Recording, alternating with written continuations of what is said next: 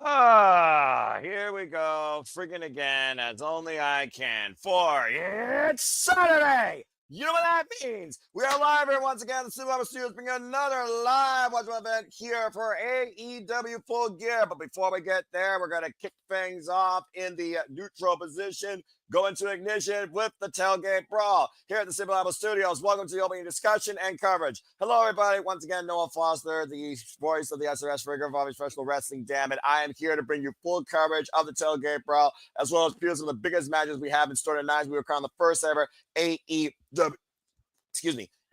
National Champion. The AEW Women's World Championship on the line. Chris Statler defends against Mercedes Moné, Samoa Joe, him and on page 2 inside Steel Cage. Darby Allin versus Pac. Kyle Flavors, Mark Briscoe 6, where Mark Briscoe risks his freedom or he joins the Don Callis family. We have $1 million in line in a trios match. And speaking of big money affairs, if you are watching exclusively on TNT or HBO Max like me, you can see Big Bill and Bryan Keith against the Outrunners as we get ready for a four-way $200,000 tag team brawl here on the Tailgate Brawl. Again, thank you all for tuning in. Please like, subscribe, comment, tell a friend. Want to dictate the conversation, super chatter, PayPal the passions. It is truly as simple as that. If you are part of the All Elite League, you still have until quarter till to get those predictions in and make them final officially. So get those predictions in if you haven't already. Anthony Bowens, the 5-tool player, of course, the Unacclaimed entering the ring. A nice little modified folding set here we have here for tonight. Sandy, good to see you once again as you listen to New Kids Corner while listening to me again. Sandy, always grateful for you. Appreciate you. Charles Saltz, it's also good to see you. It's good to see everybody here once again as we see if we truly can survive the best wrestler alive, as here comes Max Caster in all of his ego. $200,000 fatal four-way. I understand that Tony Khan's a billionaire. I understand you want to make pro wrestling like a combat sport, but that's insane, honestly. We got $1.2 million on the line tonight between this match and the other match. Just put that in perspective, folks. And of course, we've also put in perspective how Max Caster and Anthony Bowens clearly do not want to work together, but they have no problem in this case if it means taking Tony Khan's money. Reluctantly, we are seeing Max Caster and Anthony Bowens once again team up. And speaking of teams, by order of the Bang Bang Gang, guns up! And here comes Juice Robinson and Austin Gunn to finish out the field for this Tailgate Brawl opening affair. Of course, the Bang Bang Gang are running on a high ever since beating FTR on Collision the previous Saturday night. Of course, FTR has a chance to become record-setting 3-time AEW World Tag Team Champions if they beat Bro Dito tonight. And of course, we got Ace Austin also joining them, and Colton Gunn, of course, who is still out injured, by the way. And of course, we wish the best to Colton Gunn. I wish the best to anybody that's out there dealing with an injury in this wrestling business. I also wish the best, particularly to one Rebel. If you can, folks, send your love, well wishes, prayers of strength and healing to Rebel. Of course, you all remember her from AEW earlier, as of course she is dealing with many health scares right now. Our thoughts and prayers goes out to Rebel during this time. And of course, Don Castle joining commentary right now with Tony Schiavone, the regular voice of Collision, alongside Nigel McGuinness, as the Outrunners and Don Castle have formed their own trio here. For those that don't know, fatal four-way tag team match, referee Mike posing for this contest. The first team to win will be $200,000 richer. The bell rings are officially underway as capacity crowd is still filing in the Prudential Center. And again, you can be part of the conversation, folks, using the hashtag AEW Full Gear or Tailgate Brawl on the X. And of course, you can follow AEW on all the social medias. If you're following right now on YouTube and other social media platforms, you might be hearing Renee Paquette, RJ City, and of course, Jeff Jarrett talk about what's ahead tonight as we are here at the hashtag AEW Tailgate Brawl. 54 minutes and 38 seconds. Cover away from the preview going live exclusively cover on HBO Max here in America. Of course, you all can get it on other retails like Fight and Payview.com and Triller, as well as other outlets, Dave & Buster's, all over the world. And again, you still have 54 minutes to join us live as we keep you in tune with the action the entire night. Then stay tuned, of course, for Aaron Riff and No DQ to do his review. Happy birthday to the boss man, No DQ. And of course, stay tuned for us bringing you once again the weekly moderate conversation wrestling madness that is the Saturday Shenanigans. Big right hand of Bowens by Austin Gunn. And right now, Anthony Bowens taking out a place here, swinging a miss. Still to come tonight, we have a Boom and taking on Trent, Beretta, and Romero, the Don Callis family. The CML Trio styles will be on the line as the Sky team defends them against Kazuchika, Okada, Konosuke, Takeshita, and Hechicero. And again, there's Max trying to get his chant going. That is too wordy of a chant still, in my opinion. I don't know about y'all. We also have Hulk and Kingston versus the Workhorsemen as they look to rise in the tag team ranks. Now, Max Caster in with Rockhard Juice Robinson, who also came back recently from an injury. Manhattan drop by the former IWGP United States champion. Inside Russian leg sweep. Big jumping senton crushing Caster. There's a different form of a drop for you there. It's a cover and gets a 2 count. So referee Mike Posey. Good to see Safet, by the way, and also the Tailgate Brawl is on the Sports on Prime YouTube channel. Thank you for that, Safet. And thanks for following along. Sidestep, though, by Turbo Floyd. Great drop kick to Max Caster. Excuse me, Truth Magnum. Let's have the Outrunners. Oh, in comes Big Bill. Biggest thing, not in New York right now. And just thrown off in the corner. Of course, Big Bill and Bryan keeping their odds in with this entire tag division, particularly the Bang Bang Gang. Up and over, Trip Magnum, lands on the apron. Bryan Keith looking for a cheap shot. Oh, and Big Bill driving him down with that boot. Now Bryan Keith on the attack. And watch out, Nigel McGuinness. Again, at this point, perfectly legal, no disqualifications. Who's going to be turning $1,000 listeners? Stay tuned if we got Restaurant Quiet picture-in-picture, unless you're on Max like me with full commercial break. So, again, folks, I hope that you all have had a wonderful Saturday, as I've had some good rest, took my blood pressure medicine, got brand new glasses today. I hope that you all have had a great feast of things to come. Of course, ahead of Thanksgiving, I hope you're grateful for not only what we do here, but what life has also brought you, and that you all are doing good mentally, physically, and spiritually. As we have a moment to breathe here, why don't we go ahead and talk a little bit about some of the marquee matches that are ahead tonight at AEW Full Gear. Again, multiple championships are on the line, as well as multiple grudges. We also have implications that could have influences in the AEW Women's Tag Team Championship Tournament. Tonight, of course, we'll see Megan, Bayne, Marina, Shafir, Toni, Storm, Mina, Shirakawa, the Babes of Wrath, Sister Sin in a fatal 4-way tag. Well, the winner will get to pick the stipulation for their semifinals match. The semifinals are currently set as Megan Bayne and Marina Shafir versus Toni, Storm, Mina, Shirakawa, and the Babes of Wrath versus Sister Sin. And one of these 4 teams will be your inaugural AEW Women's Tag Team Champions. So again, place your bets on who you think is going to be the winner here tonight. A thing to consider, though, Megan, Bayne, Maria, Shafir, and Sister Sin were on the winning side of Blood and Guts. And again, this tournament will conclude later on this year, too, so stay tuned. I also want to encourage you to stay tuned here for us for more coverage of AEW, as we will be covering Thanksgiving Eve Dynamite Wednesday night, the start of the Continental Classic. So again, as we are back here at Tailgate Brawl, what do you all think of this lineup? What's your pick to win? What do you think would be the damnedest stipulation that one of these crazy duos can think of? I mean, Mina did say a Taipei death match. I'm not sure it gets more lethal than that. Off! Big Bill in the top ring post here. Critical moment now for Truth Magnum to make the tag. Turbo Floyd might be turbo time here shortly. Yes, I just made a Disney reference. The damn it's a fact!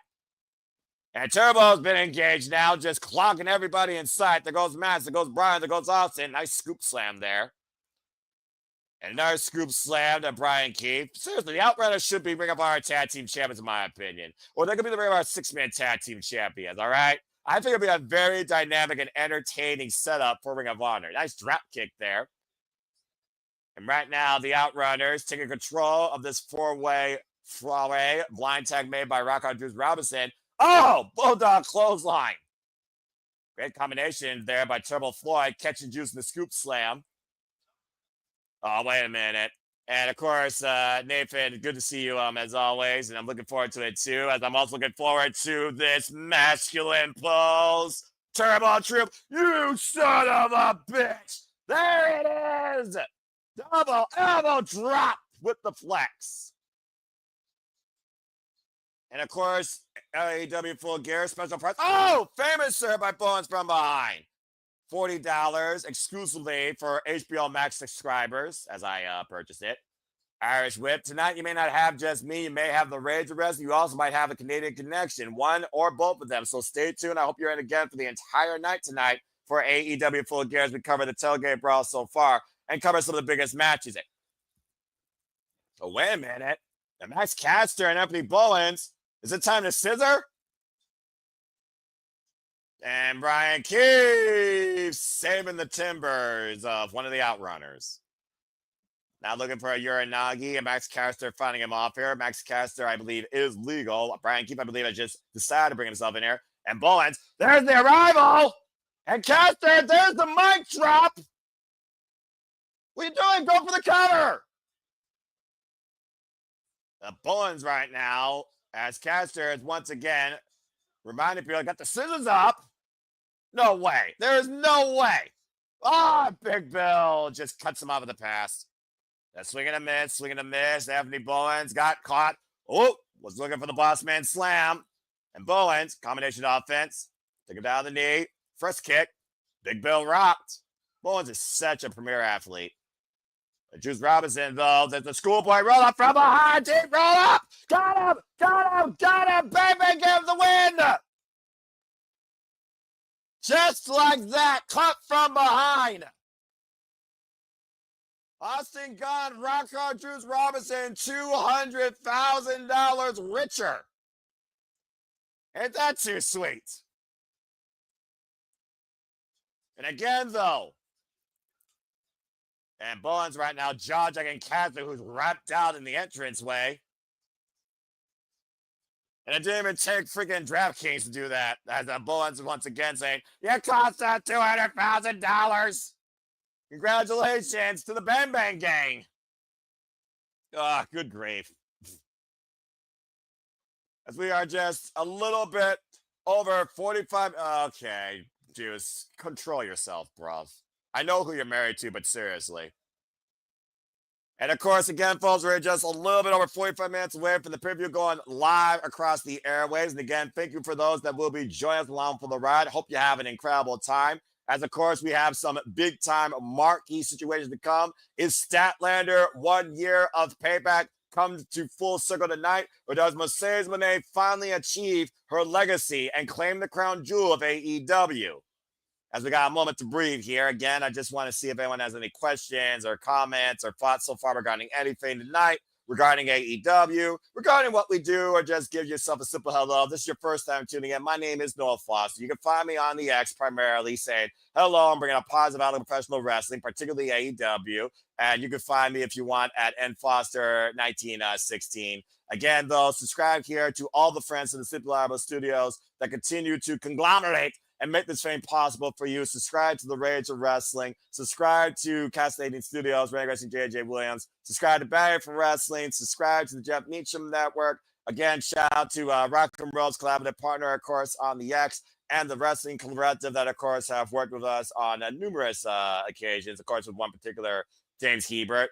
Again, subscribe to Jay Hebert's side, 95, follow him there. And also check out my Mind Morphin friend, Attila. She'll be on the next Simple Session with me here to come here very soon at my Superman's brand. Subscribe to Rangers of Wrestling today. Speaking of family, conglomeration, feuds, tensions, destiny, freedom, willingness, what do we believe Mark Briscoe could be if Don Callis has him part of his family?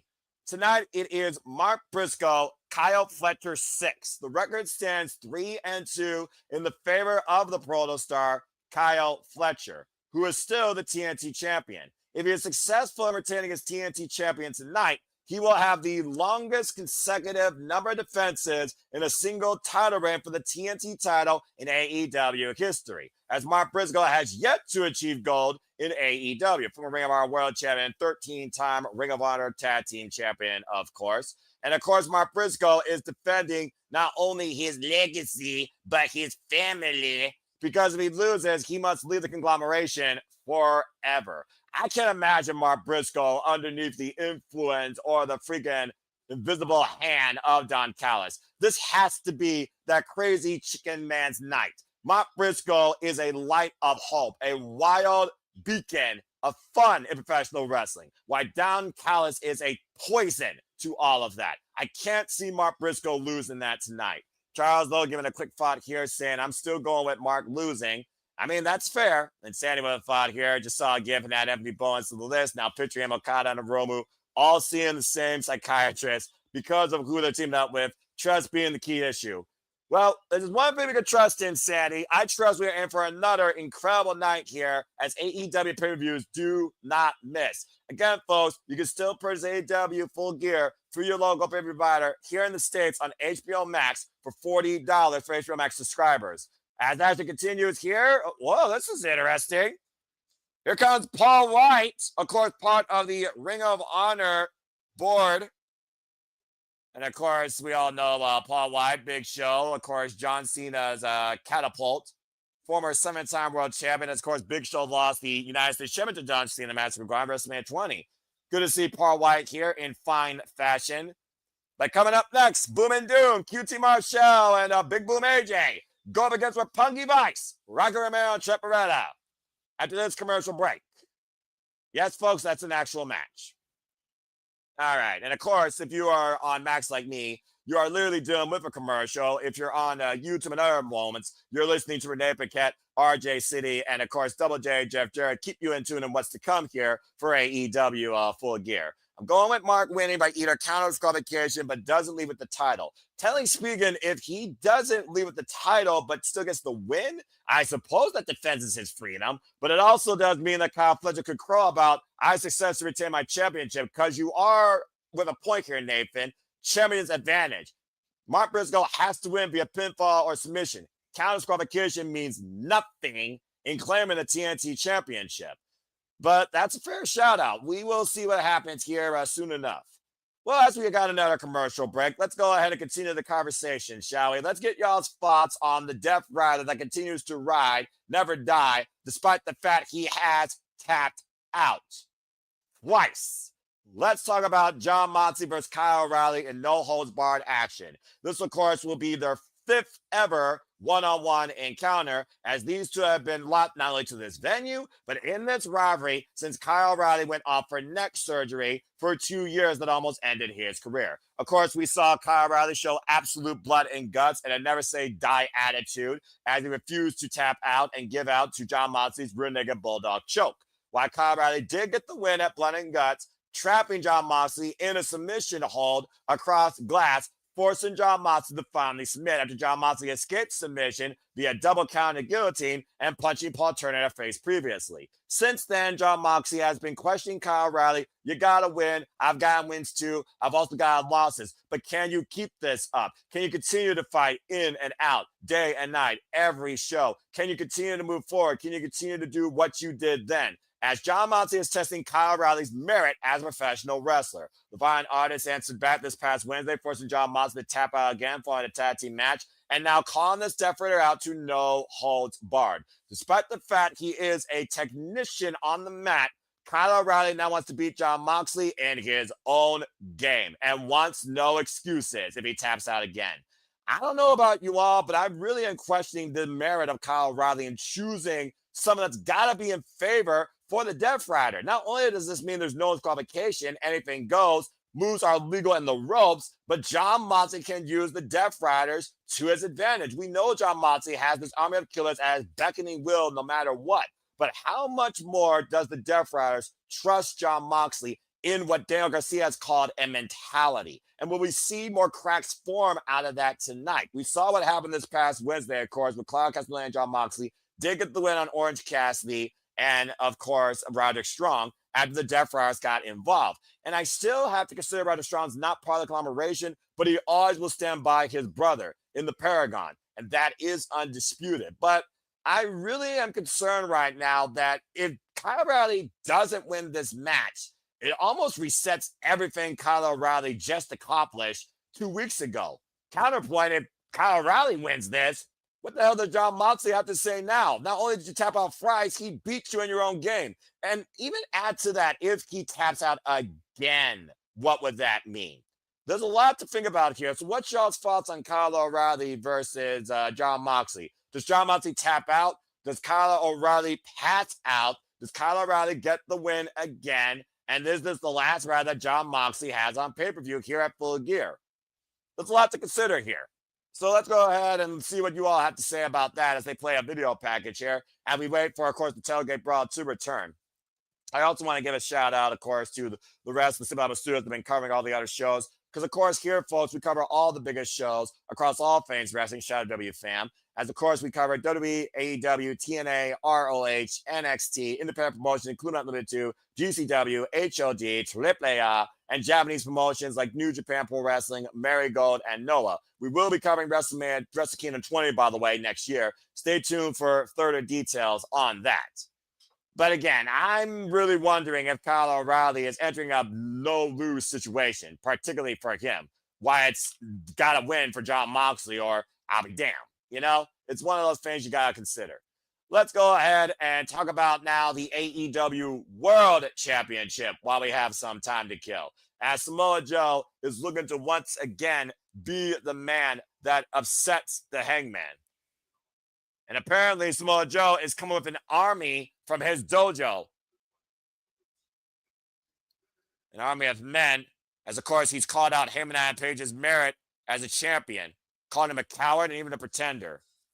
Saying that Samoa Joe will give what AEW has been missing, a real world champion.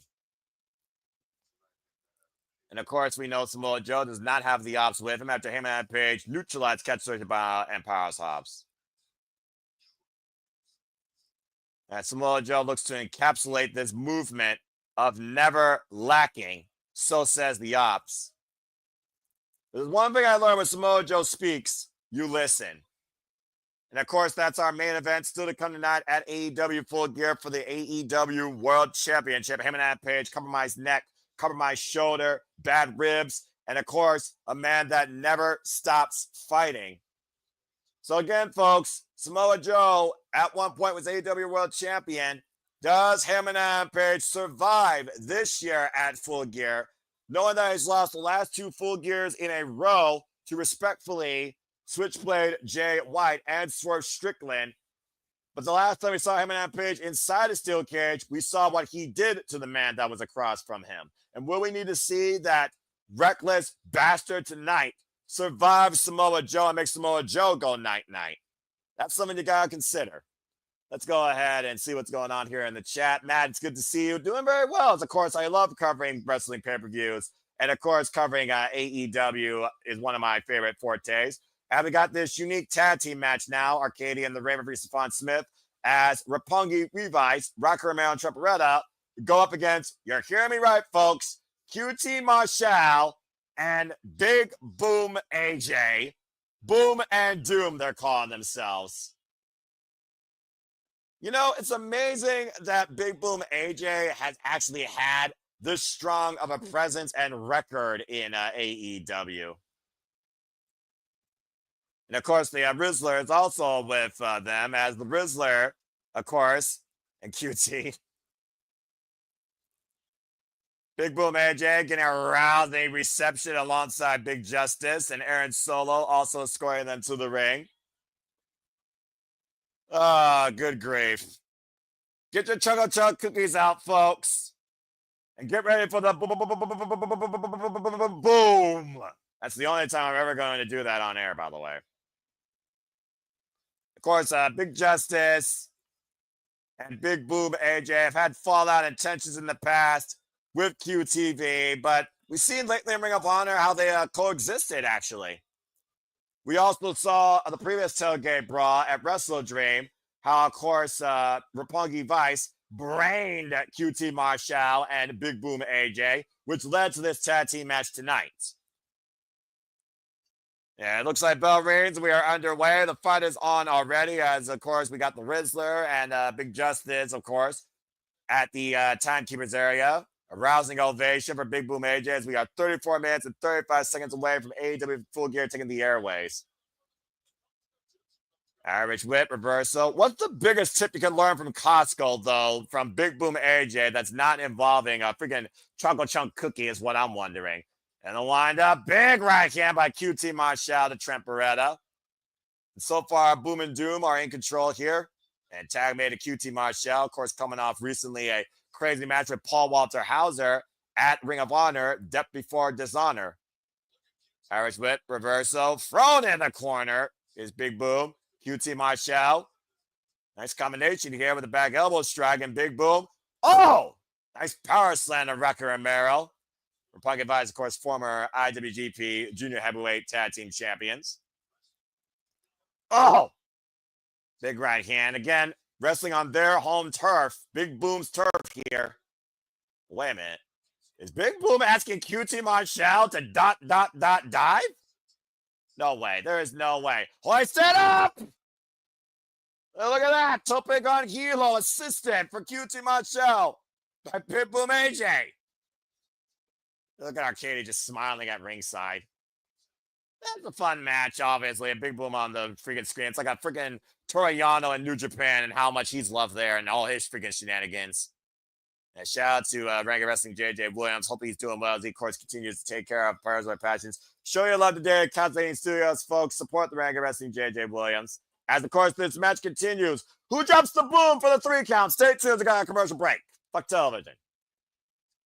And by the way, for those that are wondering, I don't got chocolate chunk cookies, but I do have my favorite form of cookies, the golden double stuffed Oreo. So, by the way, shout out to the bunny, Allie, who's, of course, an Oreo aficionado who had a nice little recipe video on her Patreon. You, of course, follow Laura Denise on Patreon and follow her on Instagram and follow Chainsaw Girls podcast that her and Allison K do for all your latest horror enthusiastic tips and then some. Again, support them today. Congratulations on their 1 year plus anniversary on that podcast and the success with it. Anyway, if we have another commercial break here, let's go ahead and look more towards AEW Full Gear and what's in store tonight. As I said earlier, it is Saturday night, but for me, it is always Saturday night. As we have Chris Statlander defending the AEW Women's World Championship against Mercedes Moné 1 year later, where Moné handed Statlander, of course, not 1, but 2 consecutive losses while she held the TBS Championship.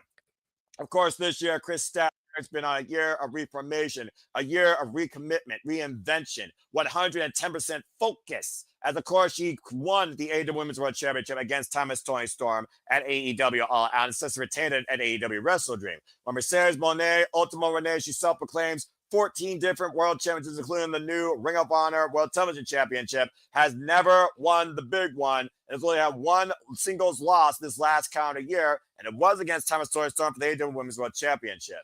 It's one of those things where you look at the value of a competitor versus the value of the champion and the value of the championships versus the value of the champion. 250 different small things do not equal to the one big thing. In my opinion, though, you don't need to give the 1% everything while the 99% struggles for scraps. Chris Statlander earned this. Focus 110% on this, as Walter Cruz is reliably going to agree with me on this analysis. And I do believe Chris Statlander has the CEO a long overdue fucking payback. But again, let's go ahead and get y'all's thoughts in the comments. Also, welcome to Rage of Wrestling, Walter Cruz to the Comedy Booth. Walter, welcome. Better late than never. How are you? Good. My bad. I don't know why I thought it was 7:30, not 7 o'clock. Well, that's well again. Tailgate Brawl. Imagine a pre-show of an hour-long wrestling thing. But anyway, we're talking about the AEW Women's World Championships. Why don't you go ahead and lend your thoughts? This GTA stripper twat waffle thing better not get you, okay? She better not dance her way to another title. She better not. 13. No, I think Statlander's stat is where it's at, and she's gonna finally give her second loss in AEW. I think Moné only lost 1 time, right? But she's never been actually. Yeah, she's never been beaten in singles action. She's only been literally pinned once in her AEW career, of course, by Toni Storm. And again, looks like we got a thought here. Claudio Castagnoli is currently not booked on the card. We're right now estimating that he might be part of the Casino Royale to crown the first ever AEW National Champion. So stay tuned and see if Claudio Castagnoli makes history. We'll talk more about that here in a moment. But thanks for tuning in. Hope you continue to be along with us. And please like. That's a good choice, actually. I didn't even think about him. Yeah, right? But again, I don't think much more needs to be said. Tonight, it's Stats Night. It's Saturday for a reason, damn it. Chris Statlander is the present and the future of the AEW Women's Division. In my opinion, the most valuable player, the most valuable AEW original, not named Dr. Britt Baker, DMD, that deserves to be the AEW Women's World Championship in this era of this evolution of this women's division. And I'm just going to leave it at that. And thanks, Walter, for, again, the hashtag bisexual bedroom brawl thoughts. Of course, we talk about that AEW women's tag four-way to, of course, determine the semifinal stipulation here as the tailgate brawl here continues with Big Boom AJ and QT Marshall and Roppongi Vice. Well, that being said, while we are talking about Clark and while we are talking about the Casino Royale, let's go ahead and talk about this standard, of course, Casino Gauntlet, Casino Royale is a James Bond movie. Anyway, shaken not stirred. Here's your number 1, number 2 entrance, folks. The Hurtson against Bobby Lashley and Shelton Benjamin. This title will be a brand new title AEW that will be showcased and defended at AEW, ROH, CML, and New Japan. And tonight, we crown the inaugural champion. The way a Casino Gauntlet match works, 2 entrance start, first pinfall submission at any time will determine the AEW National Champion. It could happen as little after 2 people. It could happen as late after 21 people, as we've seen in the past. Kyle Castagnoli is not even booked on this card. His name has been mentioned. The only ones that have actually mentioned their names for this are Speed by Mike Bailey, Jet Speeds, Kevin Knight, and Ricochet.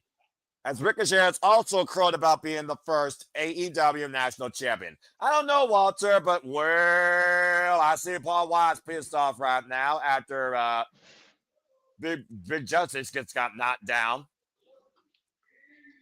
Boy, are you watching on YouTube? I'm watching on HBO Max, bro. I'm on HBO Max. So what? 27 minutes and 30 seconds right now as tag team match continues. But Walter, why don't you go ahead and lend your thoughts? Oh, wow. Oh, Tailgate Brawl. That's why. I was watching the wrong thing. Why don't you lend your thoughts to who you think should be the inaugural AEW National Champion? We talk about Claudio Castagnoli. If not him, who in your opinion you think deserves it?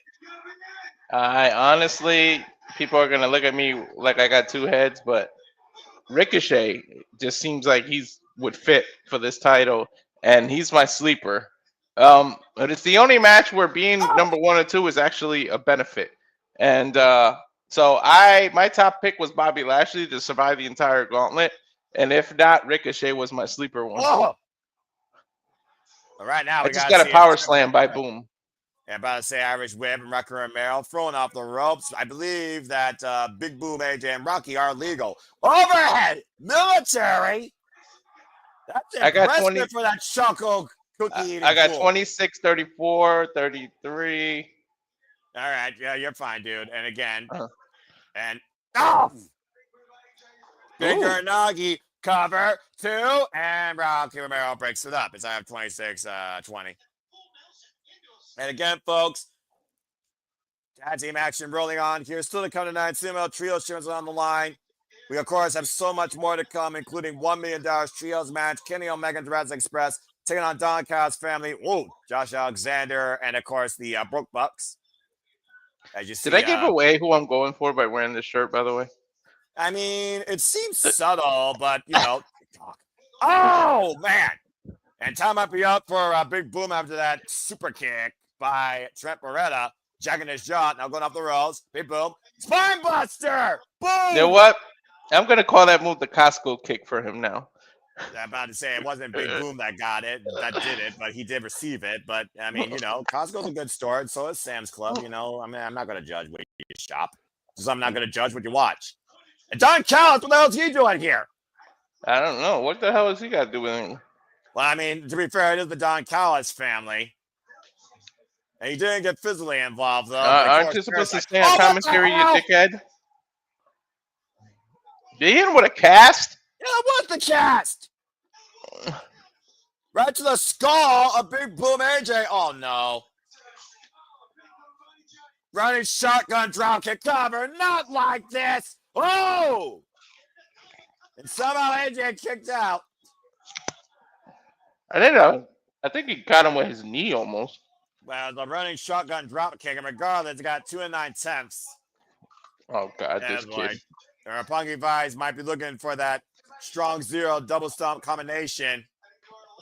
This will definitely put him down. And, oh, jeez. And a strong zero might do it for the night. Oh, man! That's a crazy move. Off our screen, dropped the elbow across Trent's back to bring up the cover. I forget that these two are together.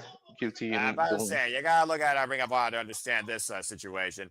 Up and around, running sliced bread by Rocky Romero. Didn't they go one-on-one? So this turned into a team out of respect from the last time they fought? Sometimes you breed the most weirdest form of respect, the most unique individuals out of the most unique circumstances. So I would say yes, as Rocky Romero's going on with those forever clotheslines against QT and Big Boom AJ. And you see right now Trent trying to distract the referee here. Why is he doing the Eddie Guerrero thing? Well, what's Rocky got? Rocky's got the cats and wait, what? What you doing in that ring, kid? Oh, get the midsection out. Stop her. That kid is almost bigger than Rocky. Can you believe it? He is bigger than Rocky. Big Justice just dropped the freaking diamond cutter on Rocky Romero. What the hell?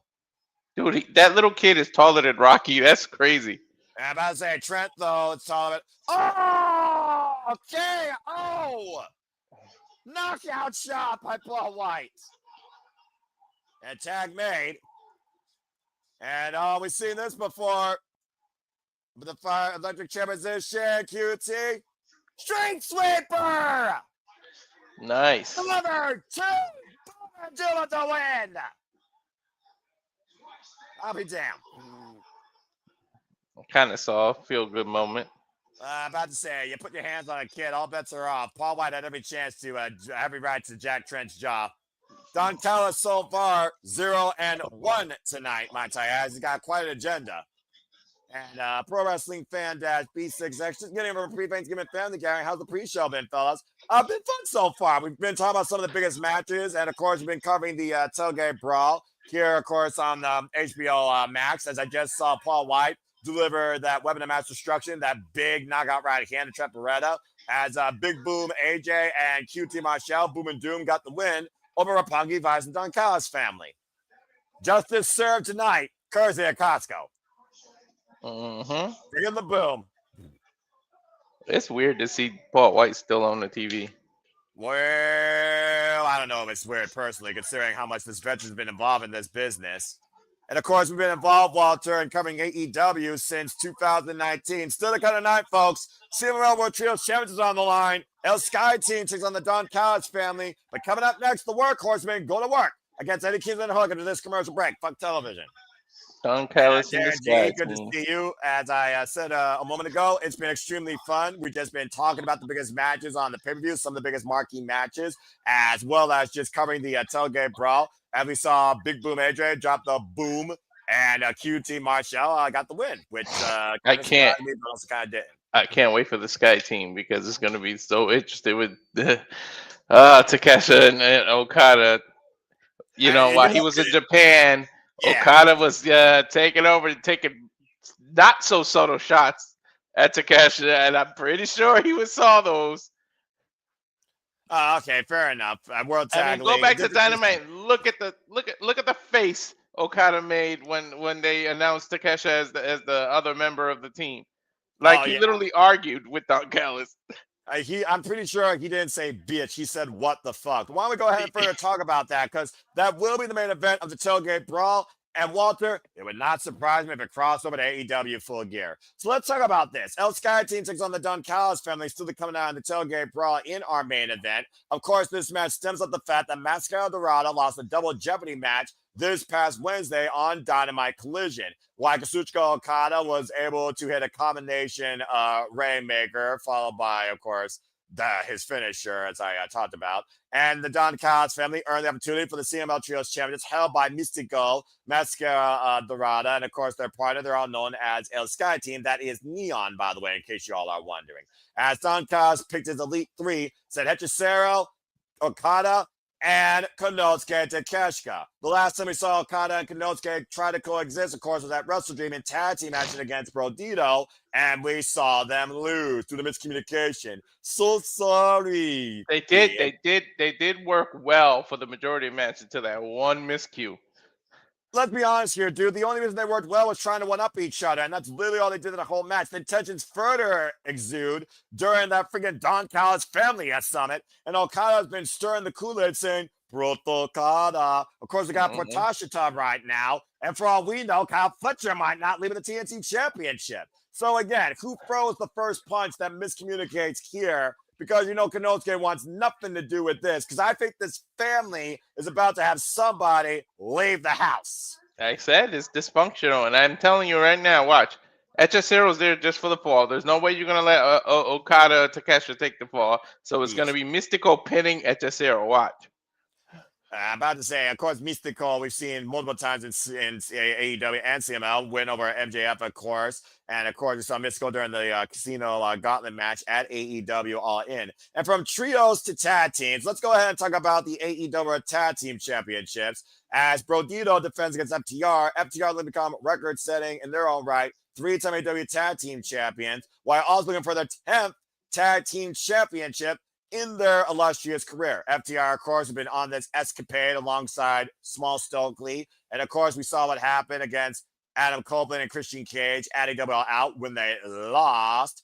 But they dropped the Glamazon Beth Phoenix, and Christian Cage was dropped thanks to the patriarchy. We haven't seen higher tail of any of those three since. So far, FTR have only gotten one win to earn this number one contendership, but have lost 8-man tags and other tag team matches to this point. And speaking of teams and coexisting in the Don Callis family, we go backstage to, of course, Alex Marvez with Josh Alexander and the Broke Bucks. As, of course, the Young Bucks did not give an answer this past Wednesday. Anyway, before we talk about I just got backstage now. There we go. Before we talk about the trios match, Walter, give your thoughts to the tag team title match. What do you think about Brodito's run and Brodito, who have not had nearly as long as a history together as a tag team as FTR, who have revived tag team wrestling since NXT in 2016? What do you think about this? Do you think FTR can get it done tonight? FTR is the epitome of tag team wrestling. This generation's Hardy, even though Hardy's still wrestling. They have literally seen gold everywhere they've gone, but I think Brodito can still keep it going. I love this tag team of Brodito, the way it came together and everything, and like they just so much fun. However, Brodito he's still the ROH champion, so I don't know if he wants to focus on that or what's gonna end up happening, but I'm hoping FTR don't pull it away, but I mean, it'll be crazy. What is that? 10-time champions if they win again this time? 3 times AEW.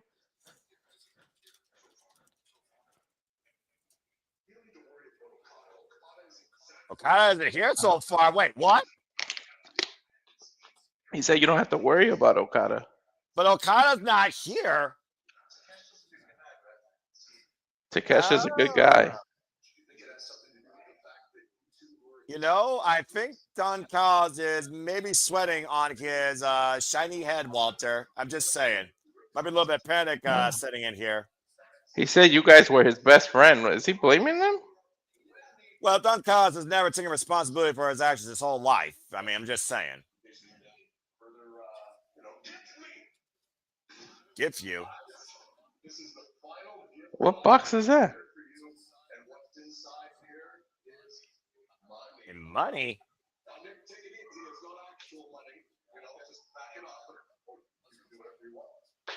Go try it on. Wait a minute. Is it an outfit made of the Don Callis family? I don't think it's a money. Well, anyway, I see a signal in the sky, so we'll go ahead and change gears here before we talk about the $1 million match. Send Hook! Hook to the rescue. Yeah, I'm about to say Hook to the rescue. Freaking hell. And listen here, I've actually lost count of how many times we have actually won tag team gold. No, they won NXT once, Raw SmackDown once, I think. IWGP, AEW twice, only kind 6 as of typing. AAA, Ring of Honor titles also are added to that mix. And NXT, they won twice. They were the 2-time NXT Tag Team Champions, the first 2-time NXT Tag Team Champions in that company's history. That adds up to 9 overall. And Eddie Kingston, of course, former 2-0 Tag Team record right now with Hook. Oh, and the Workhorsemen immediately meeting them as, of course, Eddie Kingston is the former Continental Champion and Continental Classic Champion. And, of course, we have the Continental Classic coming up this Wednesday, folks. Safet, I have no idea what to make of that segment, but I think Okada is telling Don Callis, I don't work for you, bitch. And we'll see what happens. So I your don't tentacles off there might be know. disowned. I want to. I cheer both of them. So, but who do you think officially is going to turn face? I mean, I think the Alpha, he was the first one to join the family. He'll be the first one to leave it. Yeah. That's just my opinion. As of course, right now we have this tag team match going on. Of course, JD Drake and Hook right now squaring off here. Correct me if I'm mistaken. Was it not any keys in the Hook? Shots! The Workhorsemen cover. Two. I kick out. Wrestle Dream during the Tailgate Brawl there, and did they not beat them? Yeah, I think so. I think there's a rematch actually. So clearly Yeah. they got a little bit upset. And of course, Trios Championships, of course, still held by the Ops. Knife Edge Chop. Hook, former Trios champion before going injured. And of course, Powerhouse Hoslow's added to Samoa Joe's Ops. The double Irish whip now, the Workhorsemen. Good to see Anthony Henry back. Meet on the mind. And oh, man! Damn, Hook. Suplexes by Hook. Hook takes his father's suplex and amplifies them. About to say the suplex machine. And look at this double team. Double backdrop suplex by Hook and Eddie Kingston. Two New Yorkers that came together. Eddie Kingston has been up and down and all around his entire life in this business. Hook just starting. It's quite a unique duo here that's been working quite well here. Nice takedown, Eddie Kingston, and the cover, two, and that's it. And Hook traps JD in red rum to prevent the break. Did he just win from a DDT? Yes, that is correct. What is he, Jake the Snake Roberts? Is Eddie okay? His knee is bothering him. I mean, to be fair, he's been out on knee surgery, injury, and recovery since last year's resurgence. Now 3-0 as a tag team, though, are Hook and Eddie Kingston. Again, it's good to see Eddie Kingston back here. It just adds to AEW, in my opinion. And Hook said he's been maybe got to look for some new friends. I mean, Hook and Eddie Kingston could be a force to be reckoned with, honestly. Definitely the same New York mentality. Mm-hmm. And of course, right now, they're talking about the AEW Women's World Championship. Of course, we still have so much more to come in tonight, as we were just talking about the Don Callis family earlier. Walter, I'll let you go ahead and lead the, yeah, that's it for that match, exactly. Why don't we go ahead and talk about that Don Callis family and the $1 Million Trios match here. Kenny Omega, Jurassic Express taking on Josh Alexander, the Young Bucks. Josh making it as personal as possible, considering he broke Maka Nakasawa's ankle and also adds Crow to the fact Kota Ibushi's injured, and he takes credit for that happening. The Young Bucks, the Broke Bucks, who have lost to Kenny Omega and Chris Jericho on this stage, of course, 2 years ago, who have went from everything to having absolutely nothing. While Jurassic Express, brought back from extinction, Jungle Jack Perry and Luchasaurus already have $600,000 at the expense of the Young Bucks due to Prio 8-man tag and, of course, that incredible tag team match at Wrestle Dream. So can this ever-long nightmare for the Young Bucks end tonight with receiving greed and selling out their souls to Don Callis family? Or do you think Kenny Omega, who has not put his hands on his former elite brethren, the Young Bucks, and vice versa, can Kenny Omega and Jurassic Express make sure that the Don Callis family goes once again broke tonight? Take Tass Alexander out. The history between Perry, and the Young Bucks, and Kenny Omega and the Young Bucks coming in as elite. There's so much history between just the four of them. Then you add the walking weapon.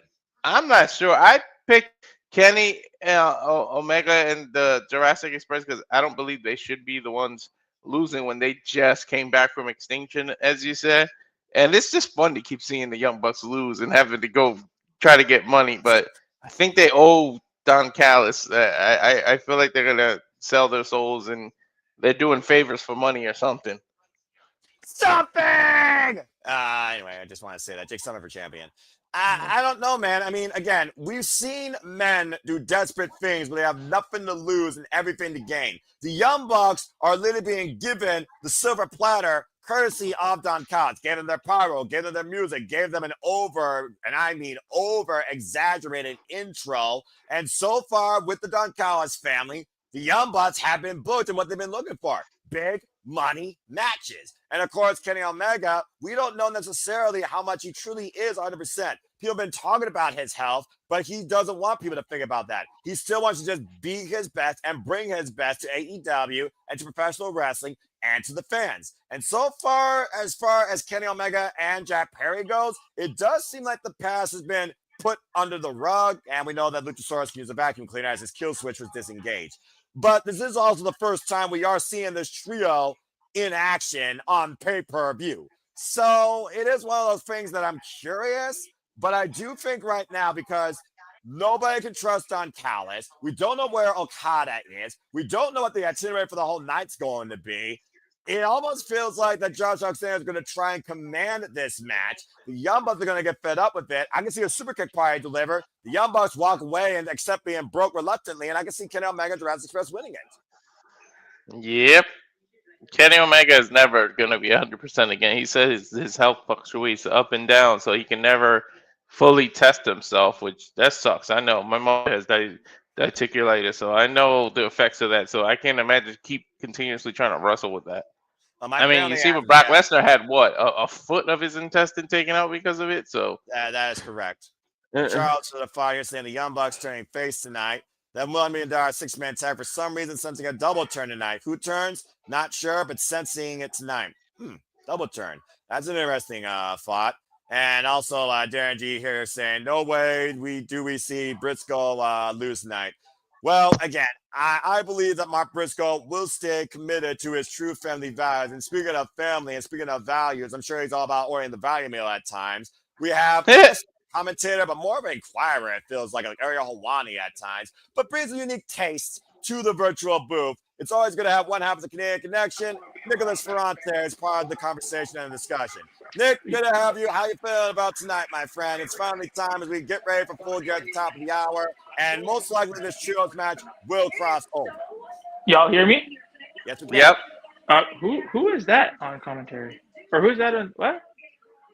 About to say, right now, of course, we got the HBO Max splash screen, folks. As we get ready for our main event here, allow me to once again run down the card for everything that has been stored tonight for you all at AEW Full Gear. Again, you still have time to order it, to watch along with us if you choose. Entirely up to you. I don't question or judge you. As, of course, I believe we have 8 card matches on tap tonight. We know that we have 4-way action where the winners will get to pick their semi-final match stipulation. Marina Shafir, Megan Bayne, Toni Storm, Mina Shirakawa, Babes of Wrath, and Sisters of Sin. The semifinals are Sisters of Sin versus the Babes of Wrath. And, of course, Toni Storm, Mina Shirakawa take on Megan Bayne and Marina Shafir. We also, of course, have the TNT Championship. Kyle Fletcher defending against Mark Briscoe. Kyle versus Mark 6. If Mark loses, he must join the Don Callis family. If Kyle Fletcher also wins, he will be the most notorious consecutive defensive single running TNT champion in AEW history. John Moxley goes 1 with Kyle O'Reilly and no holds barred action, making him tap out 3 times, including at Blood and Guts, and following the tag team match on Wednesday. Kyle O'Reilly now looks to beat John Moxley and break him at his own violent game. We also, of course, have the Casino Gauntlet matches. Byron Lashley and Sheldon Benjamin will, of course, start this thing off to crown the inaugural AEW National Champion. First pin can happen anytime, and that winner will win this title, as people will come out at random intervals. Could be anybody from Claudio Castagnoli to anyone from CMLL, ROH, and even New Japan Pro Wrestling. Stay tuned. Rodito, of course, defend the AEW World Tag Team Championships against FTR. FTR looking to become 3-time tag team champions here in AEW. Brodito going to their 6th defense since winning these titles at Forbidden Doors. FTR has made it personal, especially with Bandito's family, or should I say Bermuda, his abuela. And of course, we have the AEW Women's World Championship on the line. Chris Statlander defends against Mercedes Moné. Chris versus Moné 1 year later from their inaugural encounter. Chris Statlander 100% focused. Mercedes Moné still in question. And of course, we have the bastard Pac calling out Darby Allin as he ascends out of his fiery inferno. For a one-on-one match tonight, expect anything but that. I'm shocked that that's a regular match. Don't be surprised if it doesn't stay regular. I'm just saying. Which match? The Darby Pac? The Darby and Pac. I'm surprised it's not some kind of falls count anywhere or no rules or. No, man. If they put that on this show, it'd be overkill with the. It's Pac and Darby Allin. It's a Death Rider and Darby Allin's person to deal with the Death Riders. I'm just saying, boys. Just saying. I don't know I if you guys know. noticed, Okada is still not out with the Don Callis family. We got 4 minutes and 44 seconds for the preview goes on the air. And of course, that'll culminate with him and Page defending the AEW World Championship against Samoa Joe as the CMLL Trios Championship match officially underway. Cheap shot attacks for by the Don Callis family, taking on El Sky Team at the Mascara lost Kazuchika Okada So it's gonna be Wednesday. It's 2-on-3. Well, right now, if Okada's a no-show, I would say yes. Wait, you guys are getting the match right now? If you're on HBO We're getting Max, the tailgate match, yeah. You gotta be on HBO Max to watch the Tailgate Brawl, bro. It's the collision before the pay-per-view. Okay, so I'm on because we don't have HBO Max in Canada, right? So I'm on our feed, and they're running down the card for me. That's why I'm like, Hey, Canada's totally different than America, dude. And HBO Max actually shows wrestling before the pay-per-view starts. Hammerlock arm by Hechicero to Mistico. So was there a big pop for Mistico when he came out? Well, they came out as El Sky Team. They didn't do like the usual entrance, and of course, it's about the CMLL World Trios Championships. As Hechicero sacrifice against Mistico's arm inside the chin. Hechicero is fucking crazy. He's an alchemist for a reason, dude. It's mad science. Konosuke gonna catch going with a chin hold right now on Mascara Dorada. Noah, my elbow hurts now. Yeah, I'm about to say, how you think Mistico feels? You see AEW Medical checking on him. Wait, I see what they're doing. Did they try to take him out so it goes down to a 2-on-2? Well, I think Don Callis senses urgency here, considering Okada has more to be found. Konosuke the catch guy has Mistico down on the ground. It's like instead of having it a 2-on-2, they take out the one guy and then Okada comes in.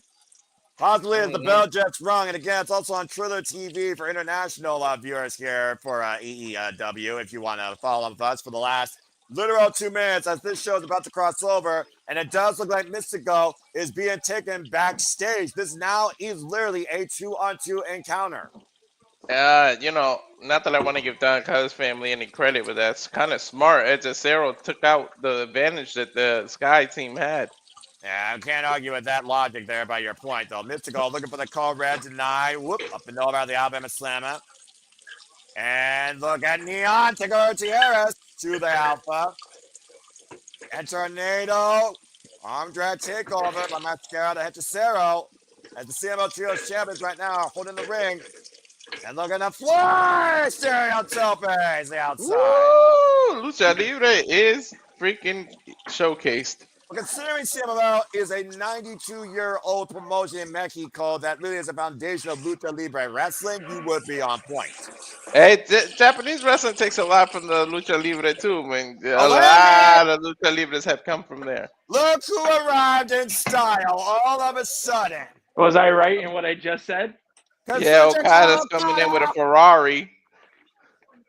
Oh boy! I told you they took out. They waited for Okada to come out, so they took the other guy out first, and then he made his entrance. Yeah, about to say the very lackadaisical walk though by Okada. Ooh, look at Konosuke's look. Folks, I also think they did that to prolong it so it feeds into the pay-per-view. Exactly, and folks, you got literally a minute to join us live on pay-per-view as this match will continue as float over into the pay-per-view as AEW Full Gear is about to start officially right now. I'm gonna back out and go back into the actual. You gotta do that, yeah, exactly. It's annoying, but you gotta do that. And again, folks, we hope that you enjoy the conversation, coverage, reactions, and discussion. We are here with you the entire night for what's sure to be another incredible non-professional wrestling from AEW as this pay-per-view is about to start. Oh boy. I got the flashing AEW pay-per-view event will start momentarily. Well, of course, the same thing with me. And again, folks, get your predictions in right now if you haven't already. Let your final thoughts be known. Do you think we get a new signing, a debut, a returning? What's the craziest thing you think happens tonight at AEW Full Gear ahead of the Continental Classic and possibly winter is coming? As we know, we got New Year's Smash, Diamond on 34th Street, Holiday Bash, and so much more to come to holiday season. Can you imagine if Sting's son pops up for this tournament? Well, we also this gauntlet. That'd be cool to have. You might be trying to create your own Justice League here as we're brought to you by DC.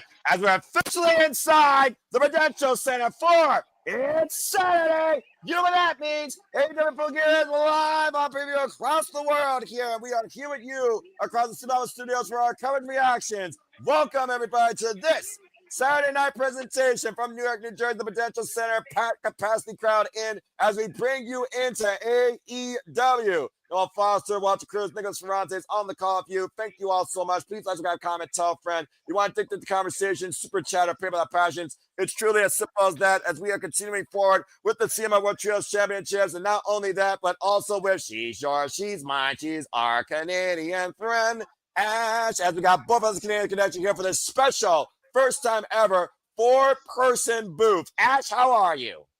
I'm good. How are you guys?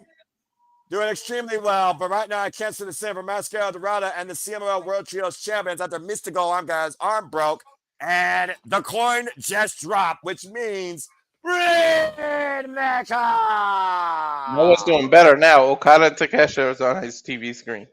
I know you're doing better, Walter. You've been waiting for this implosion to happen.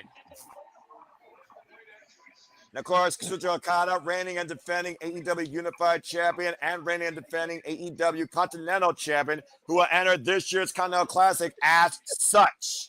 Did Okada already come out for you guys? Sorry. Yeah, his entrance, he's walking now, but he's got to steal the spotlight. As Okada does, damn it. Konosuke has not taken his freaking focus off Kazuchika Okada yet. Okay, so I am behind from you guys. Just let me know when you see Kazuchika Okada do a Unified Champion banner. That will be insane. Let's make sure we get this thing all right, people. Dang. Yeah, I'm just seeing Okada right now. I'm just looking at Okada right now. Good to see Elizabeth and Safet and Charles and Sandy and everybody in the chat. Shout out to all that tuning in continuously or for the first time as we do this for the biggest pay-per-views, specials, and shows live. As soon as you see AEW Unified Champion Okada, let me know. All right, let's get this thing right. Good God Almighty, dude! Konosuke is staring a hole through Okada. Yeah, no kidding. Well, I mean, again, we've seen both these men at odds ends since Okada's been part of the Don Callis family. I see Kazuchika Okada, the banner. All right, very good. And now we should be pretty much right in sync as Ash is right there too. And then, of course, we're going to see Konosuke and Okada. Like I still think one of them's going to hit each other. I'm just waiting for it to happen here at this point. Oh, you nearly stole it there. So funny thing we should mention, or not funny thing, but interesting thing we should mention for everybody that complains. It's been now, I think a month. Okada has only come out with the unified title. We have not seen the continental or the international title with him. So far, bitch. He stuck his middle finger at him. I mean, again, same for the having the Don Callis Family Summit. Double drop kick here. And to your point, Nick, that's right. Of course, we've only seen the AEW Unified Championship because, again, that is a merged legacy of the Continental and International Championship. Nice double super kick combination there by El Sky Team, who's now one member since his arm got broken. This is CMLL rules? Yes, so 20 count on the outside of the ring, of course. Lucha Libre rules, Lucha style tags. Everyone's pretty much just going at the same time. And right now, Konosuke and Okada, both men opposite corners, possibly looking to send a couple luchadors for a superplex. Hechicero taking out of the equation for now. Tell us a 3-on-2 handicap match. Yeah, wow, how fitting. Don Callis has numbers. Well, I'm about to say, the Don Callis family has got more members than I don't know what. Your freaking reality show from TLC with Octomom. They could definitely be on freaking Family Feud. I don't think Steve Harvey can handle this virus. So I will say I love the stage setup and how the screen. Yeah, that's a cool setup. Dynamic set here. That's what AEW brings. Presentation, personality, family-friendly pricing. And Ash dropped out for some reason. So he must be having technical difficulties. Big headbutt there. I didn't even notice. Of course, I have to notice everything. It's what I do. And right now, the crowd is popping. What's going on? Well, wait a minute. Mystico's coming back. That's what's going on. Mystico's back. Oh. Remember, Hechicero, we saw him take Mystico's arm outside a steel chair. Springboard, take out to Harris. Oh, my God. Look how heavily taped they got his elbow. Now, apparently, one arm be damned. He's not going to make this. Springboard back elbow strike, wiping out Okada and Konosuke. Swinging a miss. Now the waist lock. Meet on the minds. Miscommunication again. Mistico right now. Take a fake kick to Konosuke to Keshko. Okada right now. Wits end. Cut with a Gamaguri. And Mistico spring it off with a double cross body. Oh my goodness. Mistico has turned this match completely around right now for El Sky Team. Takes down the Alpha. Now Okada Mistico isolate. I want this one-on-one match. Me too. That's a nice takeover. Higa. Escalera. And the deep arm drag to Okada.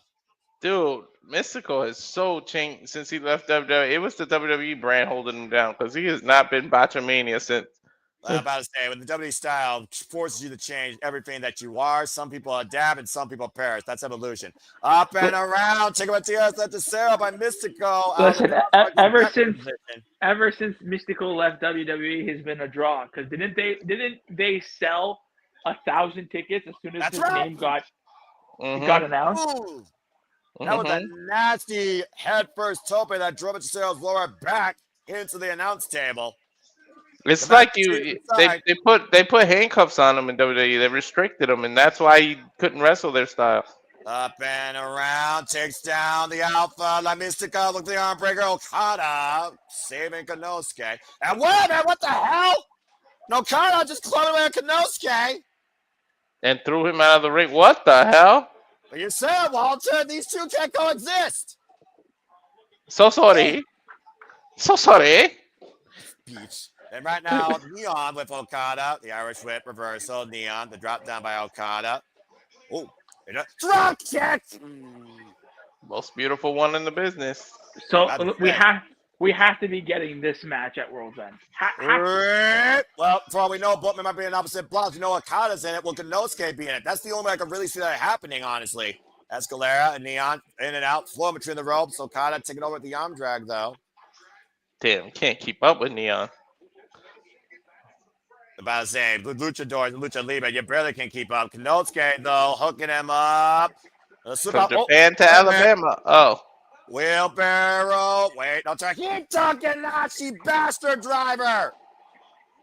And now the wheelbarrow suplex by the man that wrote a thesis on that move.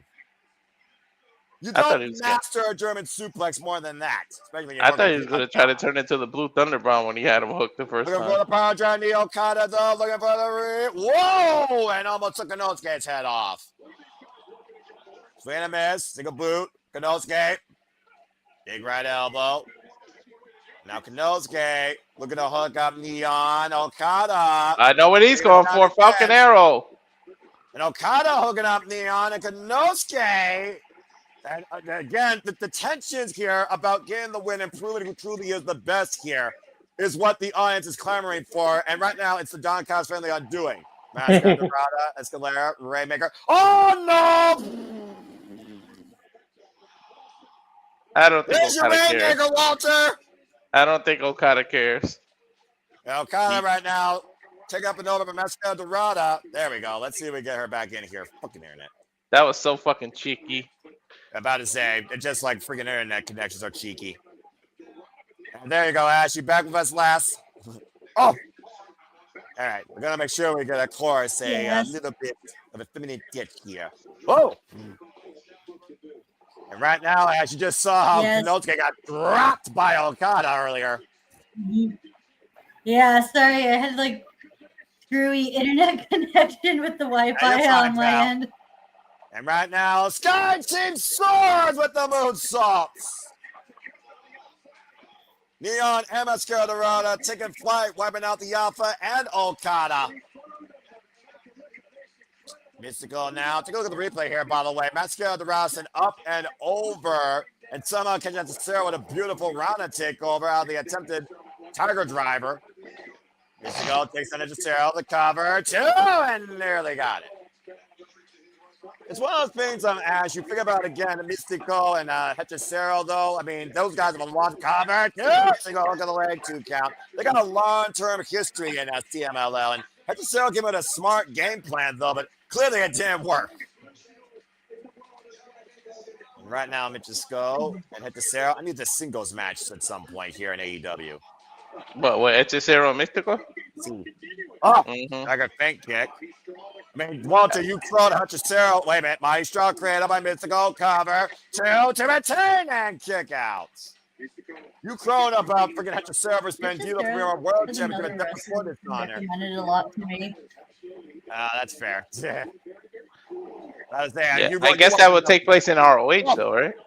I mean, you know, ROH, CMLL, we've seen Arena Mexico, of course, had Global War, so I suppose it could be anywhere here right now. And the Mad Alchemist is trying to conjure up a wicked concoction for victory. Set up and over. What is this? Up an electric chair and Poison Rana! Ah! Dropped on its head, Mistico up and around, hooking it to Sarah, taking down the Mistico armbar. That's it! It's immediately tapped! Scotty retains! I thought it was Mystico's arm that was hurt. He tapped that fast at Hechicero. About to say, you saw what happened earlier when Hechicero crashed the announce table, and as soon as that P-lock is hooked on you, La Mystica by the man himself, you have to tap out. You risk losing an arm. Keep the camera on these two, please. About to say again, though, Okada and Konosuke at each other's end cost each other here. Come on, go at it. Come on, hit him, Takeshita. Hit him, Takeshita. Yeah, something has to give her at some point, though, and Don Callis right now coming into play again. I told you Hechicero was just there to get the fall. Yeah, you're absolutely right, though, and you see Don Callis right now. Discretion, the better part of valor. Come on, Takeshita. Damn it. Okada literally beat you in the back. Think about this, Walter. That's the second time now these two have had fallout in the same match. Next time, I think you're going to get your wish. I know there's a lot of meditation in Asian culture and patience, but damn, Takeshita. In the meantime, everyone can see Mistico's theme in victory. Congratulations to Neon Masquerade and Mistico's Sky Team. Still, CMLL World Trio Champions. That elbow is killing Mistico. Speaking of being killed and coming back to tell the tale, what about Darby Allin's back scorched in fire if he still has burns as Pop goes one-on-one with Darby Allin if he shows up? We haven't heard nor seen Darby Allin since Blood and Guts. Will the Bastard get his 1-1 match or will it be a forfeit? That's our match next year at Full Gear. How would he even make it right now after what he just went through? I'm about to say, why don't we get Ash to pin on this since we got Stable in and we haven't heard high nor tail from her yet. Ash, Darby Allin, Pac. We've seen these two at odds ends far before this Death Friars campaign, but you can honestly say that Pac has been Darby Allin's undoing since his return. Ever since that T-bone car crash and tasing Pac, literally the Bastard has done everything possible to break Darby Allin, including set him on fire. Table and silence be damned, Nick. We saw a man's back scorched and was not part of the victory window at Blood and Guts. No. That's I wonder how he's gonna feel. I wonder how he's gonna feel coming back. He that was a nasty bump that he took. So exactly. If he doesn't come to the ring by the count of 10, they're probably gonna forfeit. I mean, he might just dive down from the Raptors for all we know, or rise from the depths of hell, because here comes the Death Rise. It's the first we're going to hear that theme, folks. Won't be the last. So, Ash, go ahead. Lend your thoughts towards this. thinking. Ash, he's throwing it to you. You can go. I should have muted. Okay. Difficulties on my end. Yeah, I was about to say, Darby's a crazy boy. Nothing's going to stop that guy. Water, fire, nothing. Right? He's Mr. Elemental. You can throw all the elements at him. It's still somehow. Darby's the avatar. Is that a DC hero, Elemental? No, I just made that up. I don't know. Okay, fair enough. It sounds like a DC property. That's why I was like, what the hell is that? It really does, actually. Look, when I was once a wee lad, I watched a little bit of superheroes in Justice League. I know that DC is not Marvel because one is highly overrated and highly overbudgeted. It's like WWE versus AEW. But anyway, that being said, Pop the Bastard going one-on-one, I didn't say anything, with Darby Allin. And of course, Pop really saying that was his magnum opus, setting that man on fire and watching from above as he burned from hell below him. Pac has got muscle in places people don't even have places. I'm about to say, though, but what is Pac's point here? What has he got to prove? Why would he call Darby Allin for this? Versus the match, let's call in question Why would Pac want to do this against Darby Allin? What does he have to prove? I think he just wants to finally take him out. I mean, let's think about it. The biggest thorn in the Death Rider side has always been Darby Allin. If John Moxley couldn't take him out, maybe Pac thinks he's taking it upon himself to do it. And what does that mean, Nick, if Darby Allin somehow rises back from the dead again and beats Pac tonight? Then I think they should really start taking a hard look at the leadership that they're following, right? That's what this is all about. Let's see if Darby Allin shows up here. I'm going to say yeah. Well, you said yourself, the man survived fire, he survived ice, he survived water, he survived every element, not name a tornado or a hurricane. Little video package here. Darby Allin sitting in the hospital. Oh my God, he looked like what was that movie? Dark Side. No, Hollow Man. Or I wouldn't say Slade, but Slade had the black and orange mask. But I do no, Dark Side is the burn guy who has bandages like that. Yeah, you're right. I know that. Oh, who the hell played that? Liam. That was like Neon Neeson, the first movies. Well, I think you guys got your answer. Bandaged up or not, I think Darby Allin is in the Prudential Center. That Darby Allin is not willing to take. I bet you don't even come out with a skateboard. He's gonna be serious. Let's see. When is he not serious? Hell, he literally fights like every day is his last in life. He literally said that verbatim with Bryan Danielson, and AEW gave him that freedom. See? On a prime match winning streak, by the way, against the Death Riders, might I add. Say the same Darby Allin. He don't even have a skateboard. I'm telling you. Oh yes, he does. Oh, he got a bat. Has that bat passed off to him by Sting in what maybe have called this company's icon. Oh my God! Look at the bandages. A stoic walk by a man that's been broken physically beyond belief, but apparently still has a strong spirit to continue fighting. He hasn't even taken off his hoodie. Well, I'm about to say, I mean, how bad is he scorched? Look at his chest, completely bandaged up here, Ash. Right? That was like a nasty-ass bump he took. You were talking about the physical well-being of Darby Allin. What about his mentality? Where's his mental warfare at right now? Looks like he doesn't have bears tonight. This boy probably just has tunnel vision. He just wants to get his hands on Pac, and that's it. I'm about to say, Pac says he wants Darby Allin in a straight-up one-on-one wrestling match. Wants to see what he is with all his bells and whistles and weapons and toys, because he believes that he will never match up to the athlete that he is in the squared circle. I'm telling you, we're going to end up seeing an Inferno match. Like, why do they keep mentioning fire and keep doing fire tricks with Darby?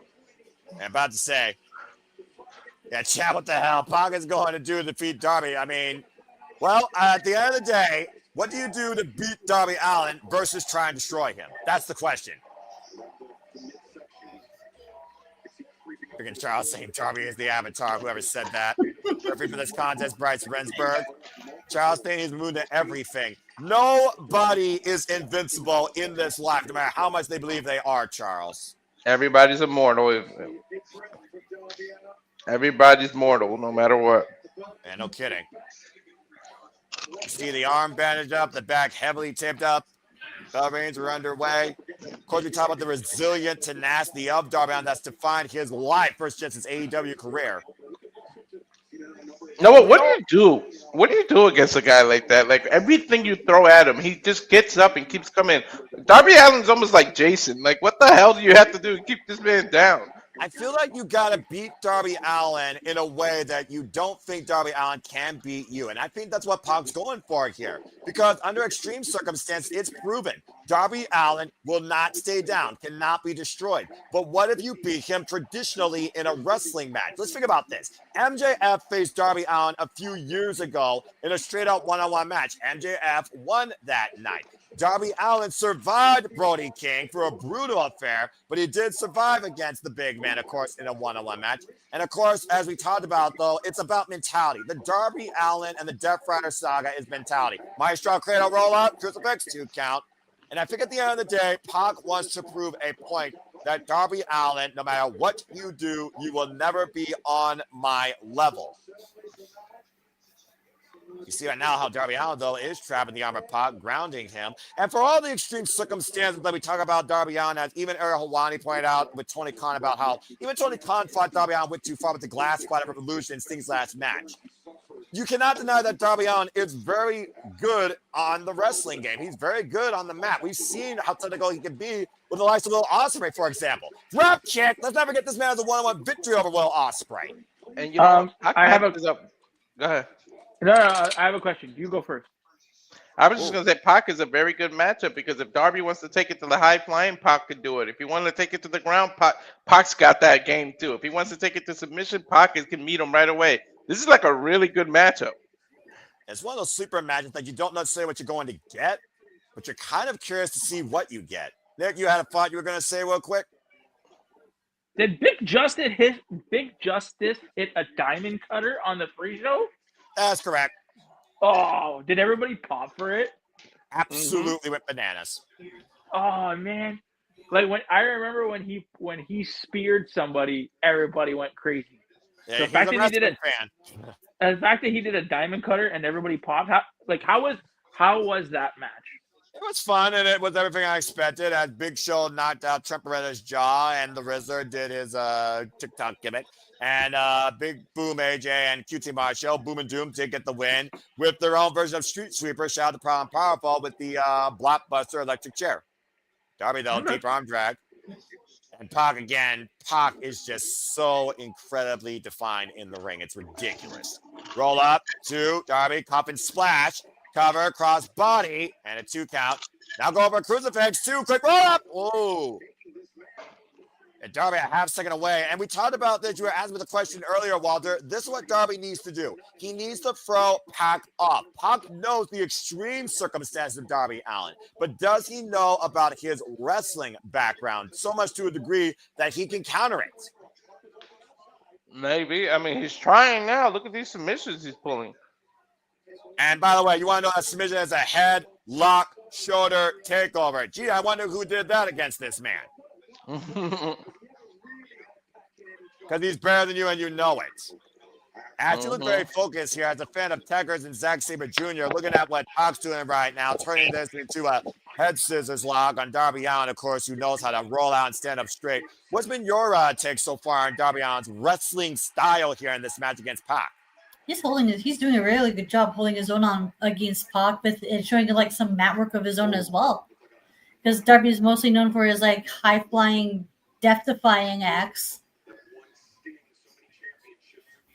There's a reason why Darby's in the Continental Classic, because not only can he do all these like crazy shit, he can work well too. And I've heard like a lot of people in like the Twitter spaces that go and say Darby Allin might be one of the best TV wrestlers. Same with like Mark Briscoe, as well as we might see later on tonight against Kyle Fletcher for the TNT title. Oh my! Uh-oh. Oh no! I sense disaster. Yo, is he gonna throw him to the table from there? No. Oh God!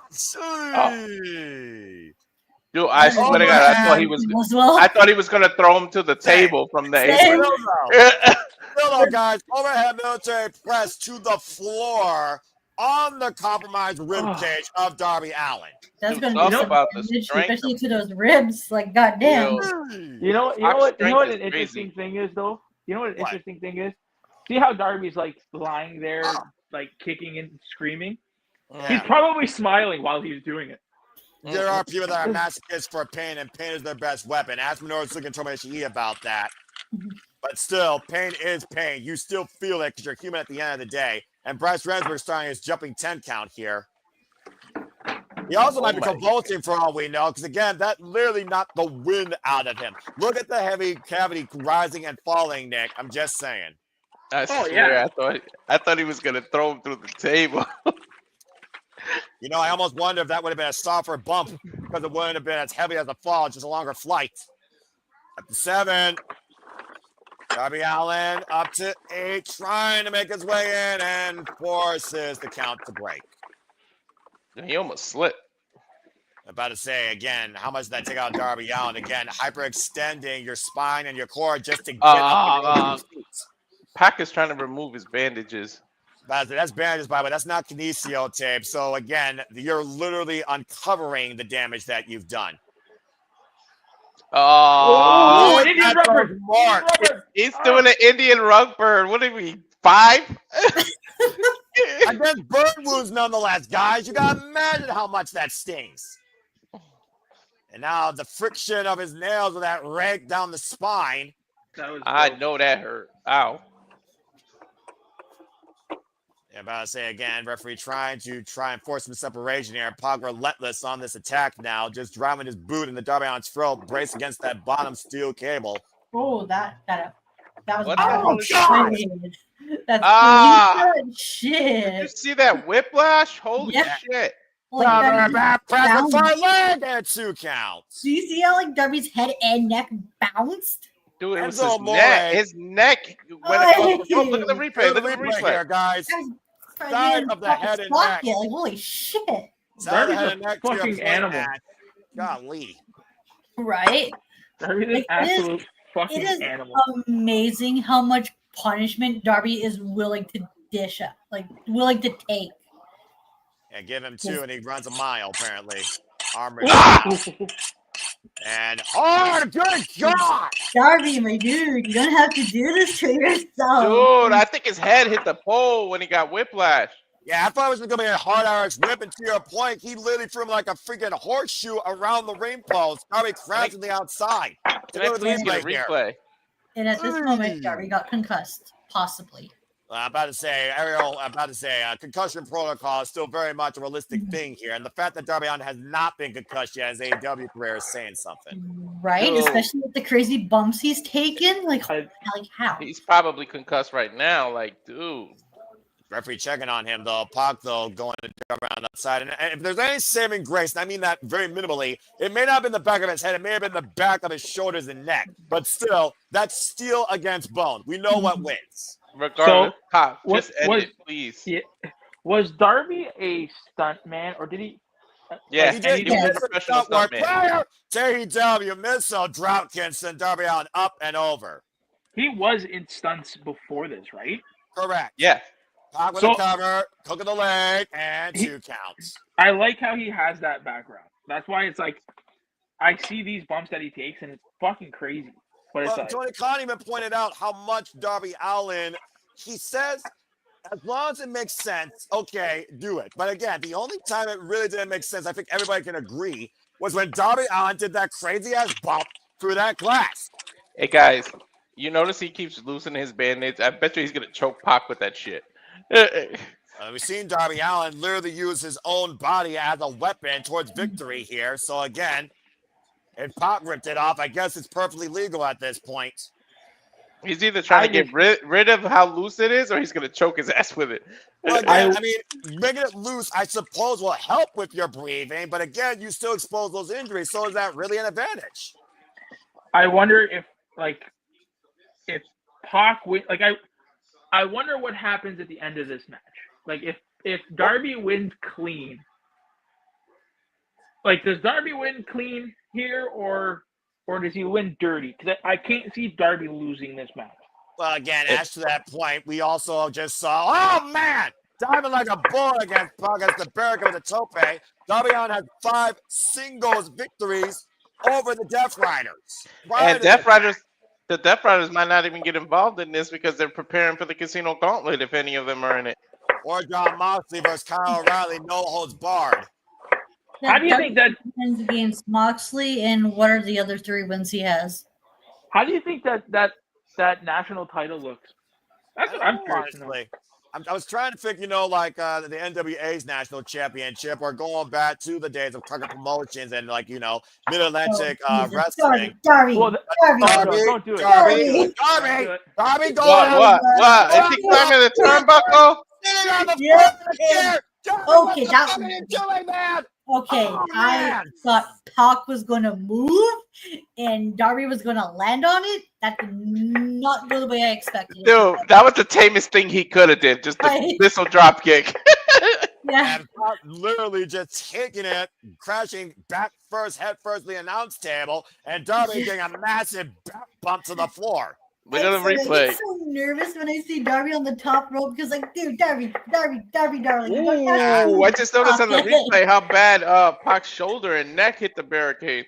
Right? With the history of his injuries, that's bad. Especially at the speed and the force the drop kick went at, especially at that high angle too. How many These times guys are all crazy. Go ahead, Nick. These guys are all crazy. Where the damnedest wrestle and some of the best wrestle. That's all elite wrestling. And I meant table, not barricade. I mean, yeah, table. Sunset flip, takeover, pop back to his feet though. Darby takes him down at the knee, and Darby guillotine! Front guillotine! What the hell? Nice. I don't think he's got the full grip though, Walter. You know me about that being a UFC expert. He don't got the grapevine high enough either. And he definitely doesn't have the body leverage or the strength. Pop back to his feet though. And now Darby up and over out of the back door. Oh God! Oh, pump kick. Bounced off the rope, sidestep, rebound, German suplex. Darby still somehow trying to fight back to his feet. Like walking out dead. Oh God! Release German suplex. Belly to belly, overhead suplex in the corner. And oh God, was that hilarious! What is Darby's just getting like the third win? Like what the hell's going on? Adrenaline is a hell of a drug, I tell you. Bro, I've never seen somebody get motivated by pain so much. Or hatred, this Death Rider vendetta that Darby Allin has now and forever. This Wednesday. And of course, we'll be covering that here, folks. Stay tuned for that at the Survivor Studio. What? Thanksgiving Eve, Continental Classic. We'll be covering that this Wednesday night. Any news or did they mention anything about the Continental Classic on the pre-show? Nope. Okay. I imagine they'll do that with a little YouTube exclusive like they did last year. For those that don't know, it's 2 blocks. Gold League, Blue League, round robin action. Further details are to come as this match continues. No one loves that shit. You're damn fucking right, I do. G1 Climax, 5-star Grand Prix, M1 victory, off the second row. Oh, man, I caught with a German.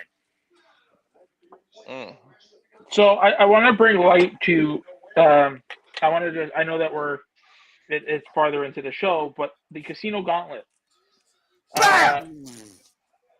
Do you think, now I know that Toni, first of all, come on! Oh. So I want to know everybody's prediction. But do you think we see any NWA talent in there? Probably not. No, I mean, yeah. Go ahead, Ash. Is the NWA partners with WWE? Because No. if they are, then no. No, they're their own individual entity, and also Tony Khan respects Billy Corgan, and again, this is an AEW championship, and right now we're looking at Darby Allin trapped in the Brutalizer. I don't think NWA shows up. God, he's cranking on that. It just, I know that he spoke to Billy this past week in regards to it, so who knows? Maybe Billy said, "Hey, let's work something out. I'm pretty sure you'll see New Japan and CMLL in it. And ROH this time we defended across all AEW partners. Darby is trying his damnedest to get to this rope. And the foot touches, which forces the break. Yeah, but Pac ain't letting go. Again, you got till 5 maximum damage. And he let it go right at 5. That's a 4.5. Again, Bryan Danielson said it best. They have till 5. Crowd chanting, this is awesome already, and this is our first official match of this pay-per-view. Yeah, technically this is the opener. The other one was an overrun. That's what AEW does. Gives you a little bit of everything. You question some of it, you enjoy a lot of it. Well, any match involving Okada does not deserve to be on a pre-show, but that's just my opinion. Yeah, but again, at the end of the day, AEW hindsight 2020 was for the CML World Trios Championships, all right? And what the hell is Pac trying to do here? I think he's trying to take the turnbuckle off, but there's like a clip on it he couldn't get to. Right now, just teeing off against Darby Allin. I don't know how the hell Darby Allin survived that pumping bomber, by the way. Big pump kick to the side of the head of Darby, who literally might be out on his feet. Bro, sometimes somebody gotta save you from yourself. Somebody come get a towel or something. I don't know if Darby Allin knows how to be saved at this point. At the end of the day, everyone might read his last rites, and he still will come back to life. Pac's gonna do his move, huh? Black Arrow possibly. Yeah. Darby Allin in the drop zone. A broken arrow. And Darby stepping through, might be looking for the Last Supper. There it is, Scorpion Deathlock. Damn, Darby does it really beautifully. And he sat down. And again, all the pressure. Oh no, it's that Stinky Wheeler He's calling Yuta. Death Riders in. He's not tapping. He's calling Wheeler Again, you Yuta. never face the Death Riders one-on-one. You never Oh do. no, there's the bat. Uh-oh. No, but look, Wheeler Yuta did the smart thing. He didn't touch him, so the match is not over. You just clocked him and Sting's back. Oh, come on. Cheap ass victory. Bob freaking wins this match. Hey, man, Wheeler did not touch him. It's the right call. And then Darby Allin's vendetta against the Death Riders became his downfall. You give the Death Riders a moment, and they will take it. Just switch gears, please. I need the 4-way tag now. Please make that next. About to say, wait a minute, Wheeler Yuta right now, and Bryce trying to quit. Hold on. And about to say, it still feels like, wait a second. Bryce again, you can't call what you can't see, despite the fact that maybe a monitor underneath the ring. Bryce Randler officially declares Pac your winner. Reluctantly. Darby Allin put through hell once again as the Death Riders continue to be AEW's never-ending nightmare. Good grief. What's the friggin' villain that never dies in the DC universe? Hey, Walter, you got your win. You shall receive. Right? Yee, Toni! Well, from men wrestling to 8 pigeons brawling, time for a 4-way tag where the winners will pick their semifinal match stipulation. Bisexual brawl, bedroom brawl. Will you stop that? Damn it, Walter, you fucking idiot. All right, let's bring people up to speed. Ash, why don't you go ahead and give your thoughts towards this match and what you think it means towards the AEW Women's Tag Team Championship tournament? All I can say is, yay, women. Yay, women. I love how simple and eloquent she is in her freaking analysis. Anything further than that? Yes. I'm hoping the Sisters of Sin win this match, and I'm looking forward to see what stipulation they pick, or whoever wins, what stipulation they're going to be picking, because that's going to be a key factor into what determines who moves forward into the bracket. These women have been involved in blood and guts. Like, where the hell can you go from there? Right? Mina Shirakawa suggested a Taipei death match, Walter. I'm just saying. And they're probably going to go with that if those two win. Well, Nick apparently is frying something. I don't know why we need to hear that like static. Sorry. We're not dreaming, but you're about to be witness to the Triangle of Madness. Here comes the Sister of Sin, Julia Hart, and Sky Blue. Easy, Noah. Easy. Yeah, well, I'm just segueing, man. Anyway, I know this. To your point, Ash, the Triangle of Madness and Mega Man and Shafir were part of the winning team in the Blood and Guts match. As the Sister of Sin punched their ticket to the semifinals, of course, beating Jamie Hayter and Queen Aminata in the opening round. Of course, Julia Hart and Sky Blue and Fekla have been injecting their own toxicity into AEW since forming this trio of spooky bitches and running roughshod over here. So you get to pick your opponent and the stipulation, right? No, you just pick just your the stipulation. Oh, and again, for those that are wondering, the opponents are Sisters of Sin versus Willow Nightingale and Harley Cameron, the Babes of Wrath, and Toni Storm and Mina Shirakawa, the Forever Love Bombs versus Megan Bayne and Marina Shafir. Those are your last 4 matches left and last 14 left, in this AEW Women's Tag Team Championship tournament. The winner again of this match will pick their semifinals match stipulation. And you gotta agree, Walter, the Mega Sis truly was a secret weapon in Blood and Guts. Oh my God. It wasn't even that secret. She was just a damn weapon. And of course, Megan Bayne and Penelope Ford, the original duo here. Of course, Penelope Ford is out indefinitely on injury, touring her UCL, still escorting Megan Bayne to the ring. And of course, brought to you by DC, it's Harley Cameron and Poison Ivy.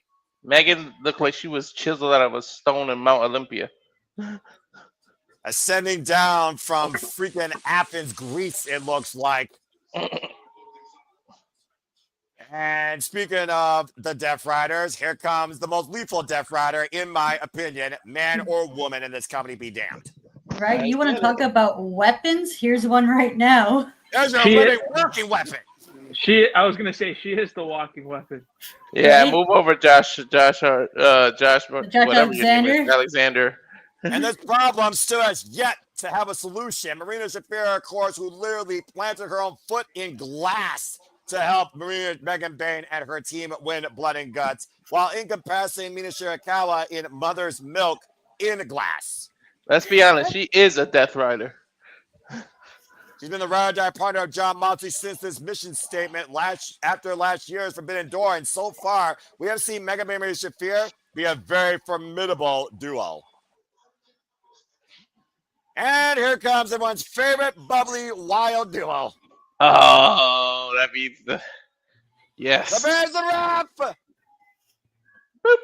It's a who's coup for whoever wins this match, and more importantly, whoever wins this tournament. Harley Cameron and Willow Nightingale, of course, who have been all inspiring people here in AEW. Smiling always.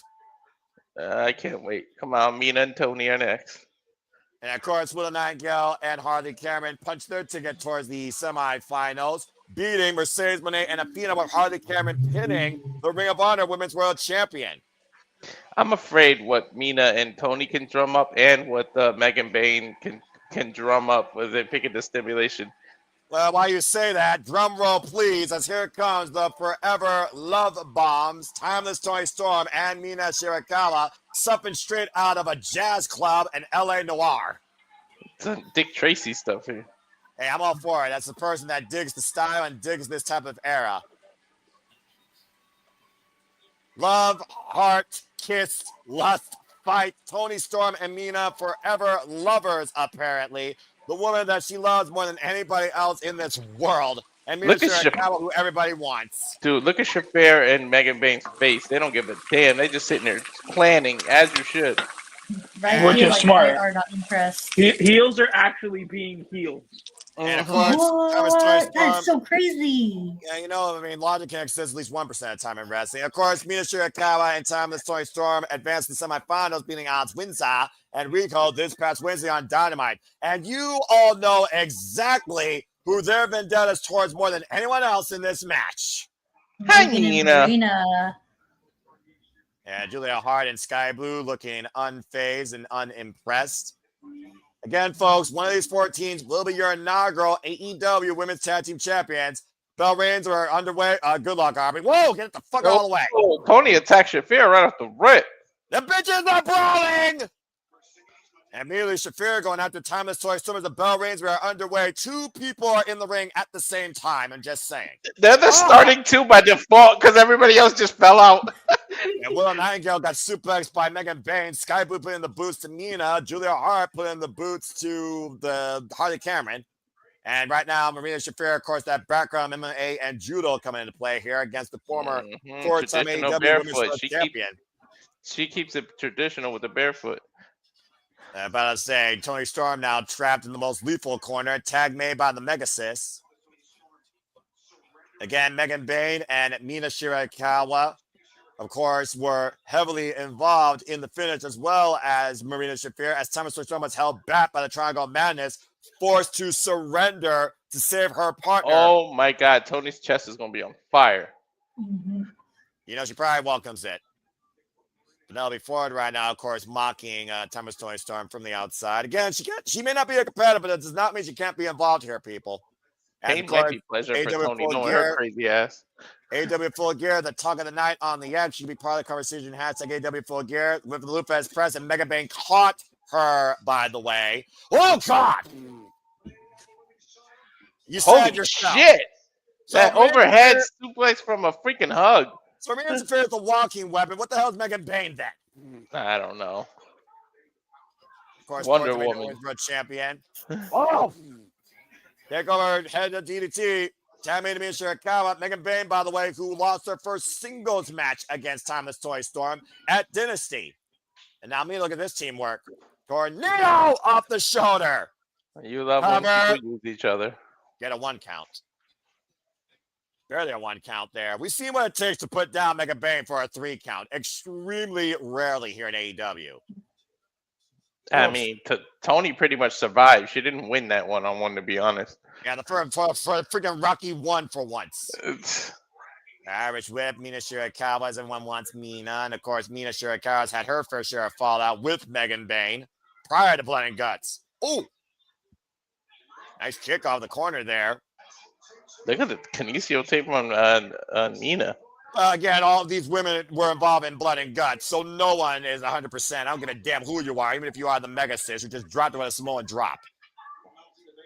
And Bayne showing her power here. Back press. Look at the far leg cover. And a 2 count by Aubrey Edwards. Let's over Aubrey. It's all women's affair here. 9 women right now. This is the AEW women's division. I fucking love it. And the love bombs right now. And Marina Shafir. Marina Shafir, again, has been nothing but a lethal combatant here in AEW. Taking on any man or woman, despite the fact she's only been involved probably in 4 matches this year. I will feel so bad for the women's division if Shafir gets a hold of that title. Ain't nobody taking that shit off her. Well, I mean, ask the Defy company about that. She's still the Defy women's champion. And wait for the time fake instead. Oh, man. Head trap DDT on the apron. I thought she was going to go for a modified Koji clutch in the ropes as Sky Blue did make the blind tag. Bro, that was a nice DDT out of the corner. And Sky Blue now legal now. Oh! Well, like DDT, I guess. Cover 2. 2 count for this is a sin off the swinging net breaker. Sky Blue, of course, coming back from that ankle injury, as, of course, that put her on the shelf for over a year. As you can tell, it's very attentive and focused here. As again, it's all about the women. We'll get her analysis following this match, folks. Stay tuned. I think it was at that show when she had that injury, because I think it took place at the Winnipeg show when she was facing Willow Nightingale. It was actually in Arlington, Texas, against Hikaru Shida. Oh, that was that injury. Okay. Tag made Willow Nightingale now, the Babe with power, and of course, Willow and Sky once fought for the TBS Championship. Uh-oh. And right now, just swinging away against Sky Blue, turning her red a different way here. Let's not forget, Willow and Sky started Blood and Guts. No, right. Tag. And a tag meets the most unorthodox Wildcat here in the women's division, Harley Cameron. No puppets tonight, just pure wrestling. Yeah, about to say, not bad for somebody that's still so very young in the business. Literally got her start here in AEW. Willow, Harley needs to make a Willow puppet. Stop it. Oh my God, yes. Yes. They're going to use each other. This is Noah's favorite. Oh. Kazuchika, great tag team maneuver. Come on, Sky. Gets a 2 count. Harley should make dolls of everybody she either teams with or faces. And do oh yeah, dude, how much you can play with that? And right now, Harley Cameron and Sky Blue squaring off the middle of the ring here. Again, folks, 4-way tag team match. Winner will decide to stipulate for the semifinals match. And we're getting a tease of our semifinals here. That will be the Sisters of Sin versus the Babes of Wrath.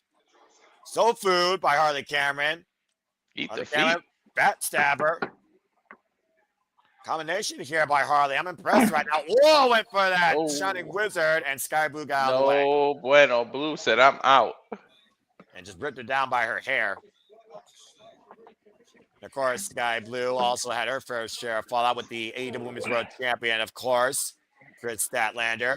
And tag made it Julia Hart. Julia Hart, who took the title from Chris Statlander at Full Gear in triple threat action, not pinning the champion, but pinning Sky Blue. She just nonchalant did a cartwheel elbow. Again, the Triangle of Madness is subtle. It's more psychological when you deal with them, and that's really their strength. Shot to Marina Shafir. Whoa! That's smart by Hart, though. Take out everybody. I don't know if it's hard to go after Shafir first, though. I'm just saying. I think Sky Blue ran and hit Megan Bayne, too. About to say, though, discretion the best part of valor here. I don't know if you want to anger Megan Bayne and Shafir if they're not involved in the match even. Old school goes Julia Hart. Former that could cost them. Former TBS champion. Combination offense here. Sky Blue with the boot. Harley Cameron. And Megan. Uh-oh. I remember my comment earlier. Oh, boy. What she did was mush her face. But this is not wise. Bro, Sky Blue, at least you know she's not scared to stand up to her. I mean, it's not wise, but... I'm about to say, she's not scared of anybody in this division. This bitch was born hardcore out the womb. She wanted fire and blood and guts. I'm just saying. Shoulder blocks now by Megan Bayne, Tammy Marina Shafir, and Harley Cameron in the worst possible spot she could be in. Dude, I don't even think Bayne tagged herself in. She just walked in. That was just legal. Body shot. Again, I'll be making it. I mean, again, we knew that this was going to break down eventually right now. Sister Sin trying to go after the Forever Love Bombs here. You're saying it's a multi-man match in AEW. Chaos is bound to happen. It's a mosh pit of women right now that are brawling for a chance to have more control in the AEW Women's World Championship tournament. Bro, you see the accuracy? She kicked her right in between the shoulder blades. Well, again, we talked about the lethal strike in the MMA background of Marina Shafir. Irish whip. Harley Cameron desperately needs to make a tag to anybody. And another stiff body shot. Keying off her like a punching bag. Shafir is just such a bad. Oh my God, these elbows to the gut. Now Megan Bayne legal now. Power and precision. That is the techniques and tools of the trade you get from Marina Shafir and Megan Bayne. That ought to be their team name, to be honest. That's what they are. Power and precision. That's a fair point. Up and around the DDT by Harley Cameron and Megan Bayne. A critical moment here now for Harley Cameron to make the tag to Will Nightingale or anyone else for that matter. Dude, she's Take a pick. Again, immediately on the attack. Great up kick though. Dude, finally! Shafir is like a pit bull. Remember, Will Nightingale said she would be the biggest problem to the Death Riders. Mm-hmm. Her and Marina Shafir already have fallen going all the way back to AEW during nothing anarchy in the arena. Oh yeah, then the hell they put through each other. God damn, that was crazy. We talked about power. Don't forget about Willow. Shit. Mm-hmm. With the power bomb with a running power slam cover 2 and kick out by Shafir. I want to point out an attention to detail. I like how even though Megan Bayne and Marina Shafir are tagging. What's her face? Penelope is still coming out with them, even though she's hurt. I admired that. Even though she's hurt, she's still coming out. She's still doing what she needs to do. Well, at the end of the day, again, this was this duo that formed out of nowhere. And right now, Bayne and Shafir scrambling against System Sin. Imagine this being your finals, Ash. Sisters of Sin versus who again? Bayne and Shafir. Oh, that'd be a wicked finals. I think Bayne and Shafir go into the finals no matter what. Let's see what Mina right now wants to change that factor. And DDT right to the legs of Sky Blue. 2-for-1 special. I'm hoping when Penelope Ford gets healthy, the three of them remain as a trios because Penelope Ford can do a good job of talking for both of them. Because that's what adds to the mystique and intimidation of Megan Bayne and Marina Shafir that they rarely talk. I mean, to be fair, we haven't seen a women's trio like this in who knows how long, and there honestly could be room for more of these. So I wouldn't mind seeing it. What is this now? Mother's milk. Yeah, you're exactly right. Dropped in Mother's milk. This was the ending scene at Blood and Guts, and Toni Storm being fitted up and Megan Bayne, and there's nobody there. That's technically. Ooh. She's holding Toni back. Yeah. Jawbreaker and Toni Storm dives to save her partner. Dude, she was pinning her. She had her right.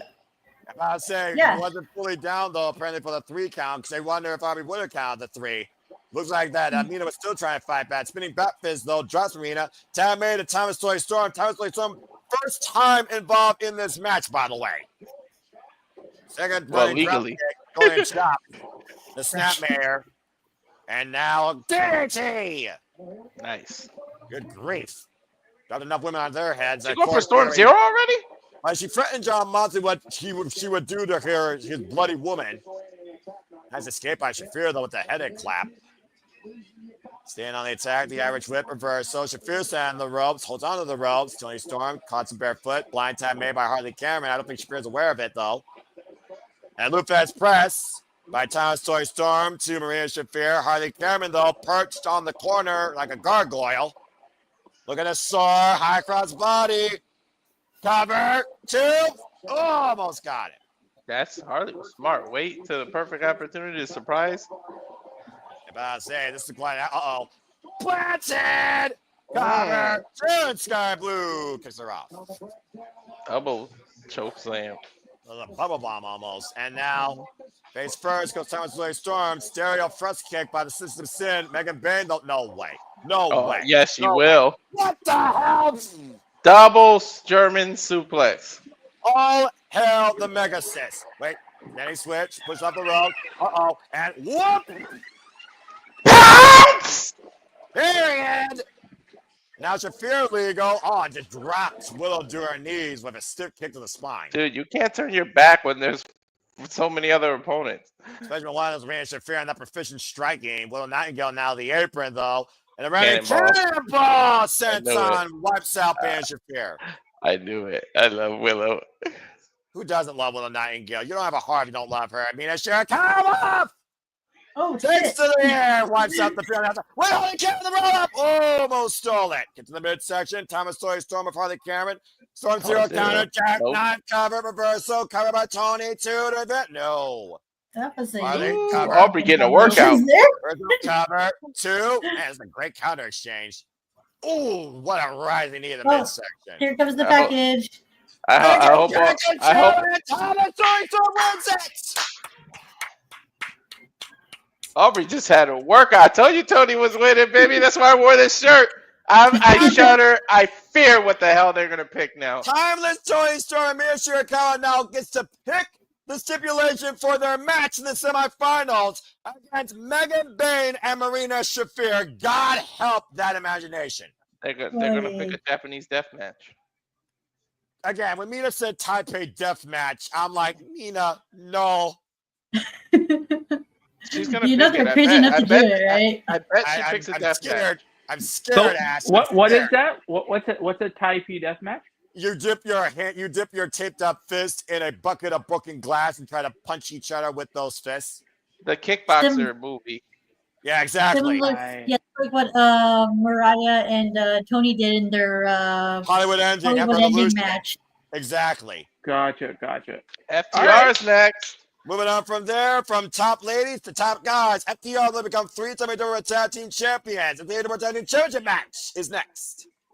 Okay, first off, let's go ahead and look at some comments. Hoping that we're sensible there. Darren saying, fun match. Safet saying, I want to Sin win. Fuck! I mean, again, when Thomas Toy Storm and Mina Shirakawa called a personal vendetta against Mega Man and Shafir, there's nothing that's going to top the motivation towards that. You had to pick him to win. That's why I think I picked Darby, and I'm pretty sure that I picked Toni. So yeah, Darby fucked me. I picked Darby as well. Damn it. First loss against the Death Riders.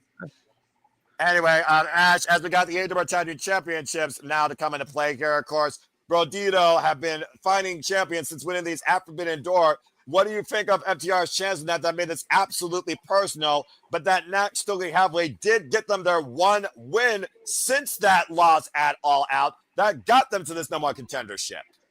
I don't want to see Brodito lose the titles yet.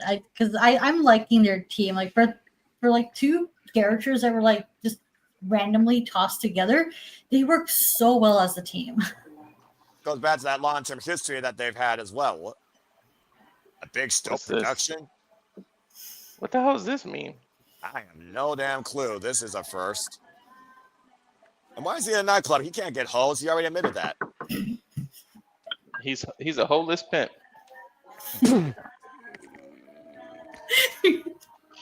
I got nothing to say. It's an interesting video package. What the hell is he looking for? It's almost like Taker's druid thing.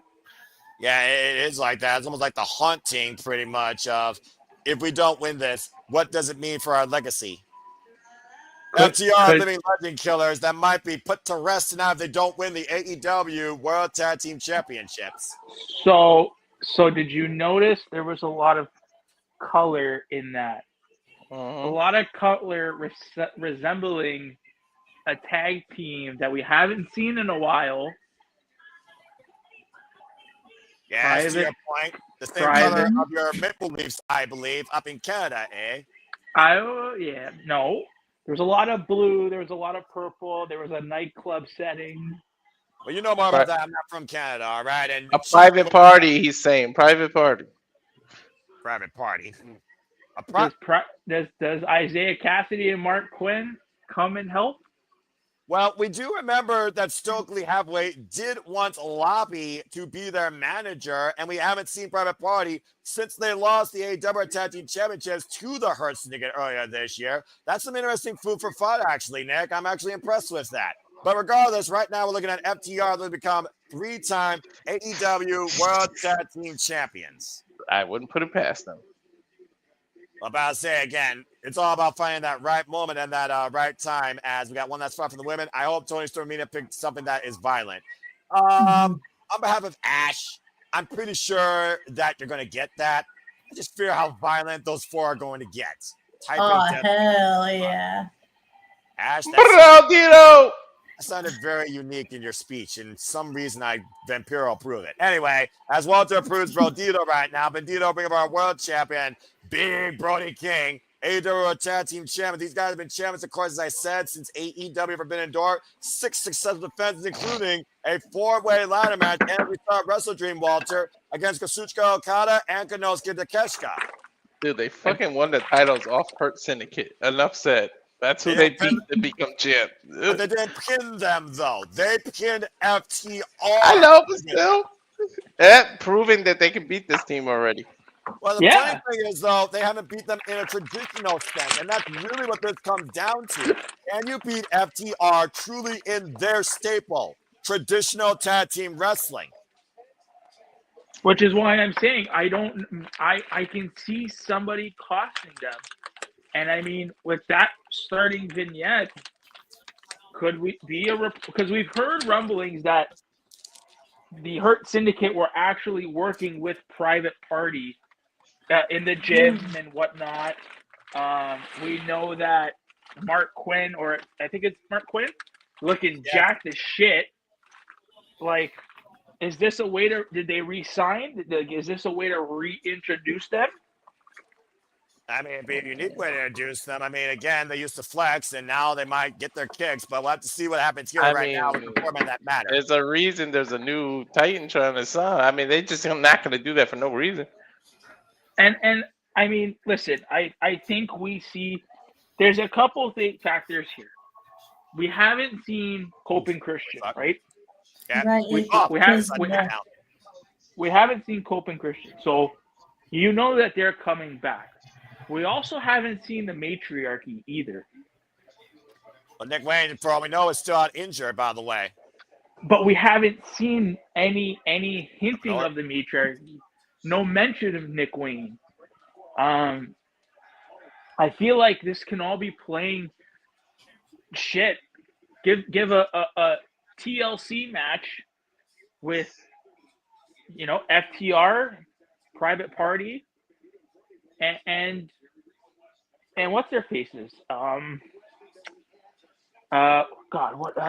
Cope and Christian, right? Yeah, but only time will tell. As one of those teams did define TLC as FTR is trying to find tag team wrestlers to become 10-time tag team champions in illustrious career. Of course, that consists of 2 NXT tag team championships, 1 Raw tag team championship, 1 SmackDown tag team championship, 2 AEW World Tag Team Championships, Ring of Honor World Tag Team Championships, AAA tag team championships, and IWGP Heavyweight Tag Team Champions. Dude, FTR just literally gave him a freaking clean break. I wouldn't expect it. Well, we've also seen how FTR said in previous fashion, no flips, just fits. But they've also adapted to their opponent's styles if need be. FTR has been one of the most dynamic tag teams literally in modern day wrestling. Dude, the FTR is confident because look at the back of their trunks. It already says 11 times. I'm wondering what the friggin' 11 is going to be. That's the thing. And right now, FTR, of course, Brody King now legal, so good at nonverbal communication and game planning. I go all the way back to their feud with American Alpha and DIY and my NXT. Dude, mine too. Amen. Ash. Oh my God, those were he uses Bandito as a weapon all the time. Yeah. Brody King, of course, former AEW Trios champions alongside the House of Black, Buddy Matthews and Malachi Black. Vicious knife-edge chop. Dax the Axe trying to chop down the big man. Have we got any injury updates on Buddy Matthews? Not that I know of. Oh! And of course, Dax has been wrestling still to this day with a surgically repaired knee as you see that knee brace. We haven't seen Buddy Matters, of course, since that AEW Australia Grand Slam to your point, Ash, back in February. Oh, again, Cash coming up behind gets chopped now. Damn, that's a long ass time to be out. I mean, again, when you literally twist your ankle, I mean, ACL, UCL, MCL aside, that's going to put you down for a year. Chris Statlander knows that. She spent probably 600 combined days on injury reserve with double knee replacement surgery, and now she's AEW Women's World Champion. For how long is the question? Well, again, a wrestler cover to, well, I just said earlier, a wrestler sometimes need to be saved from themselves. But if you want to keep yourself in this business, sometimes you're willing to sacrifice more than you need to, or what you actually need to in the first place. What's this? Bandito calling the play. What the hell? Yo, he body slammed Brody. What the fuck? Yeah, you were trying how strong Bandito was earlier. Right? The little dude got some strength. And now, I think he's in the Macarena. Yes, they are. Dale tu cuerpo alegría, Macarena, que tu cuerpo para la alegría. Oh, sorry. Not copyright. Damn it. Freaking hell. Freaking dead phrase that on. There's Stokely. That annoying cool. little gnat. Just punch him in the face. Right. Oh, Don't do that. Whoa, oh, they caught him. Tony Cartino, but he got caught. Oh, man. Face first in the announce table. Damn, he cleared him. Holy shit. And again, though, FTR able once again to take the advantage thanks to Stokely's interference. To your point, take a look at the replay here. Freaking flyer miles, and somehow FTR able to stick the landing for him and crash him into the announce table across that partition. They fixed the table and gave Tony Schiavone the thumbs up. Cover two. Well, again, Tony Schiavone, comes professional, 50 years involved in the business. Tag, but also gives no shits to tell you how he feels about you. And I respect that. You're in the knees face first. I mean, hell, I ain't going to pull no punches. I'll tell you straight up what I feel about something. Or What someone. is the crowd chanting?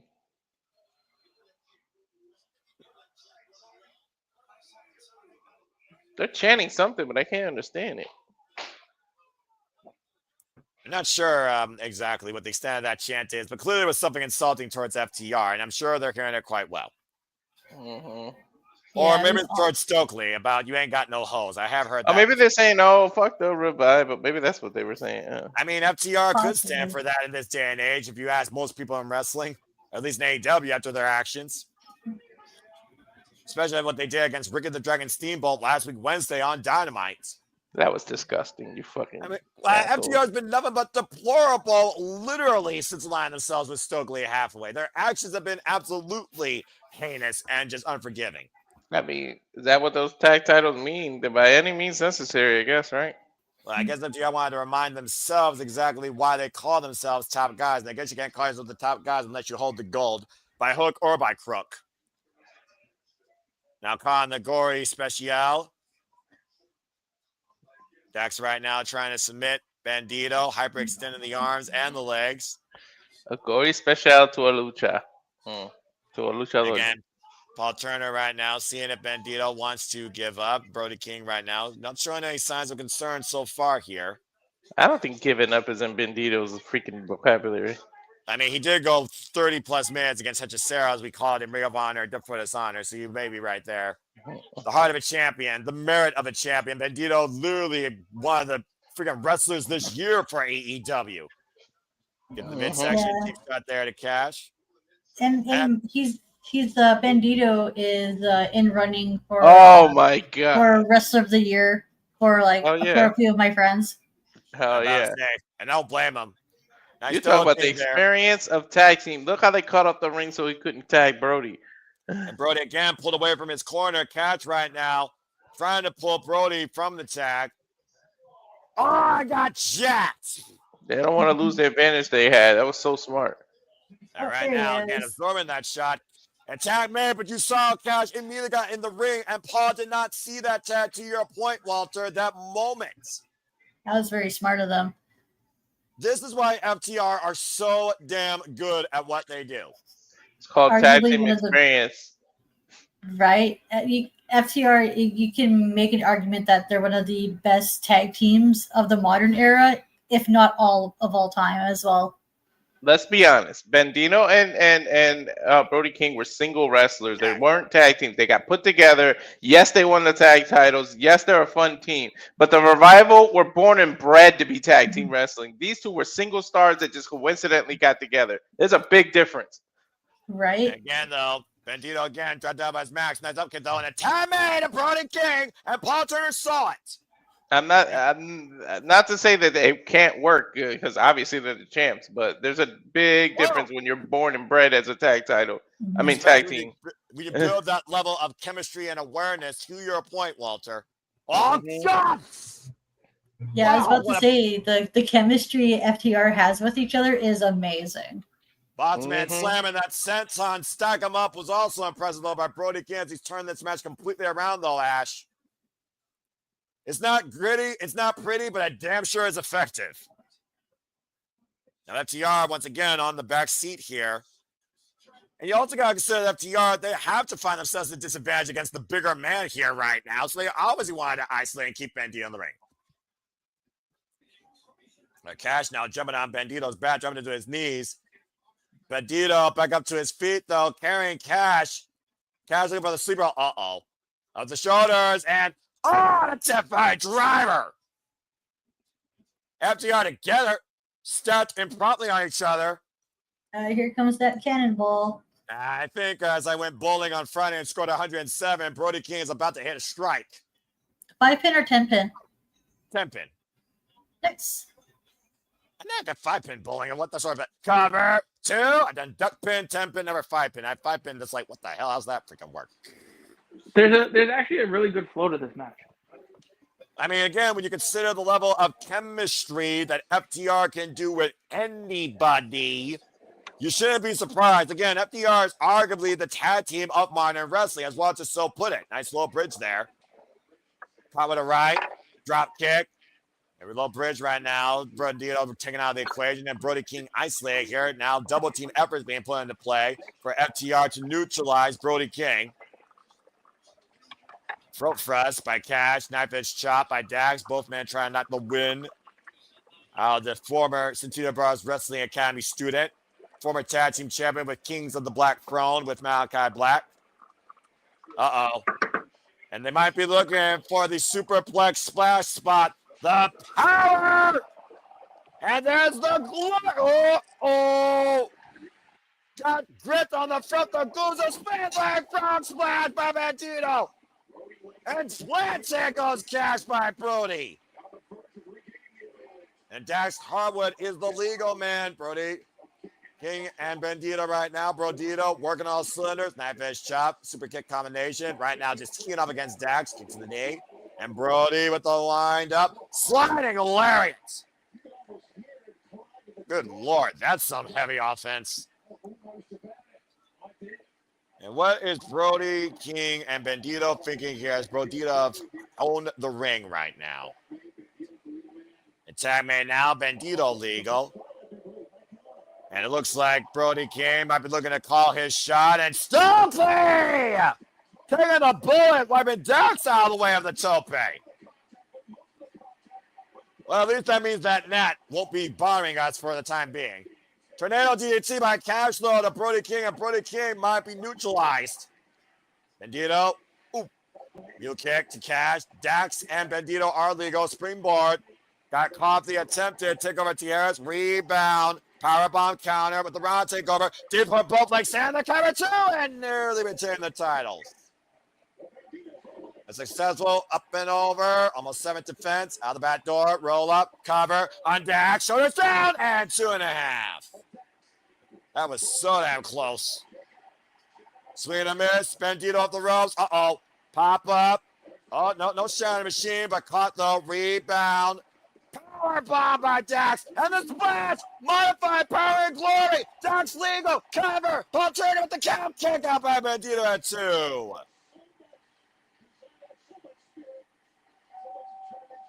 Woo! The desire and the drive, Ash, of FTR to be 3-time AEW Tag Team Champions. This has been a good match. I'm loving this. My God, the fighting spirit Bandito has. The never say die attitude he has. And FTR never quit until you get it. Brody King, nowhere to be found. Stokely Halfway, nowhere to be found. AEW Tag Team Championships on the line here. Gates of Agony, and of course, multiple other teams, including Don Callis' family, Jet Speed, and FTR previously have fallen to Brodito. First ever traditional fashion. Oh, come on, Bandito, you show off. On top is part of the outside. And we're going to go see him fly now.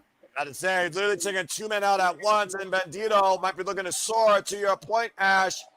From the top rope, high risk district, goes one half the wow, did you see the height on that? Yes! Did you see the height on that? This match so good, I had to go get the popcorn. About to say, yeah, I saw the distance, I saw the height, I saw the hang Look at time. this shit, it's amazing. This is one of those. This is one of those matches that have kicked every gear. Mm-hmm. Again, we're supposed to be kicking it into full gear tonight. The intestinal fortitude and the spirit of proving your value as champion on full display here tonight are our most competitive bouts so far here. Man, this is a solid ass tag team. I love this. I love this match. What are we talking about? The height of that crossbody? Yeah. Moon stop, roll through again, and popped up. Damn. Shit, Bandito's just holding his own. Like, damn. Oh, and a super kick as the dealer might show his hand. Looking for a bad check. 21. The cast him and his partner. And again, what the hell? Up and over. Drop Toho. Goes Cash. Dax dropped, though. Dax still legal, I believe. Yeah. And now the 21 plugs to Cash, but doesn't matter.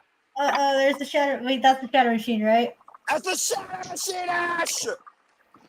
And Dax is legal. Oh, there's the money! Just in time! Holy shit! Oh my god! I thought it was over.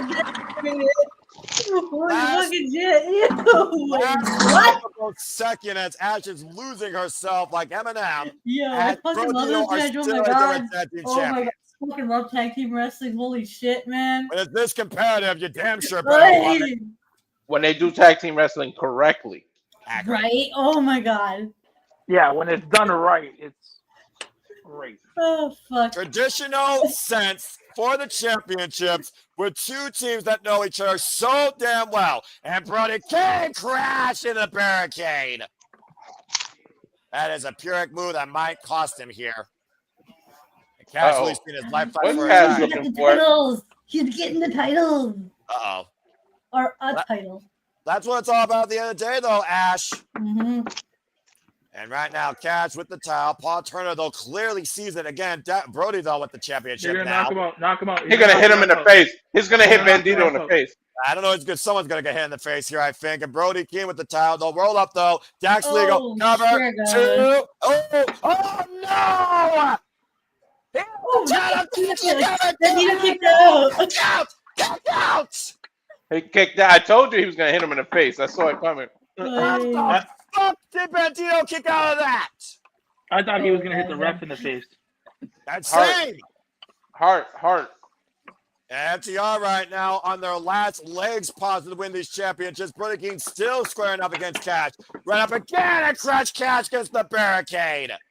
That's not a crashable barricade. That's the regular one. Now he's wheeling all by himself now. Again, Dax and Bandito are legal, but Dax left alone. Swing and a miss. Now Dax off the ropes. Pop up. A shadow machine! Shadow machine! Bandito back cover! Give them a taste of their own medicine. Whoa! It picked out!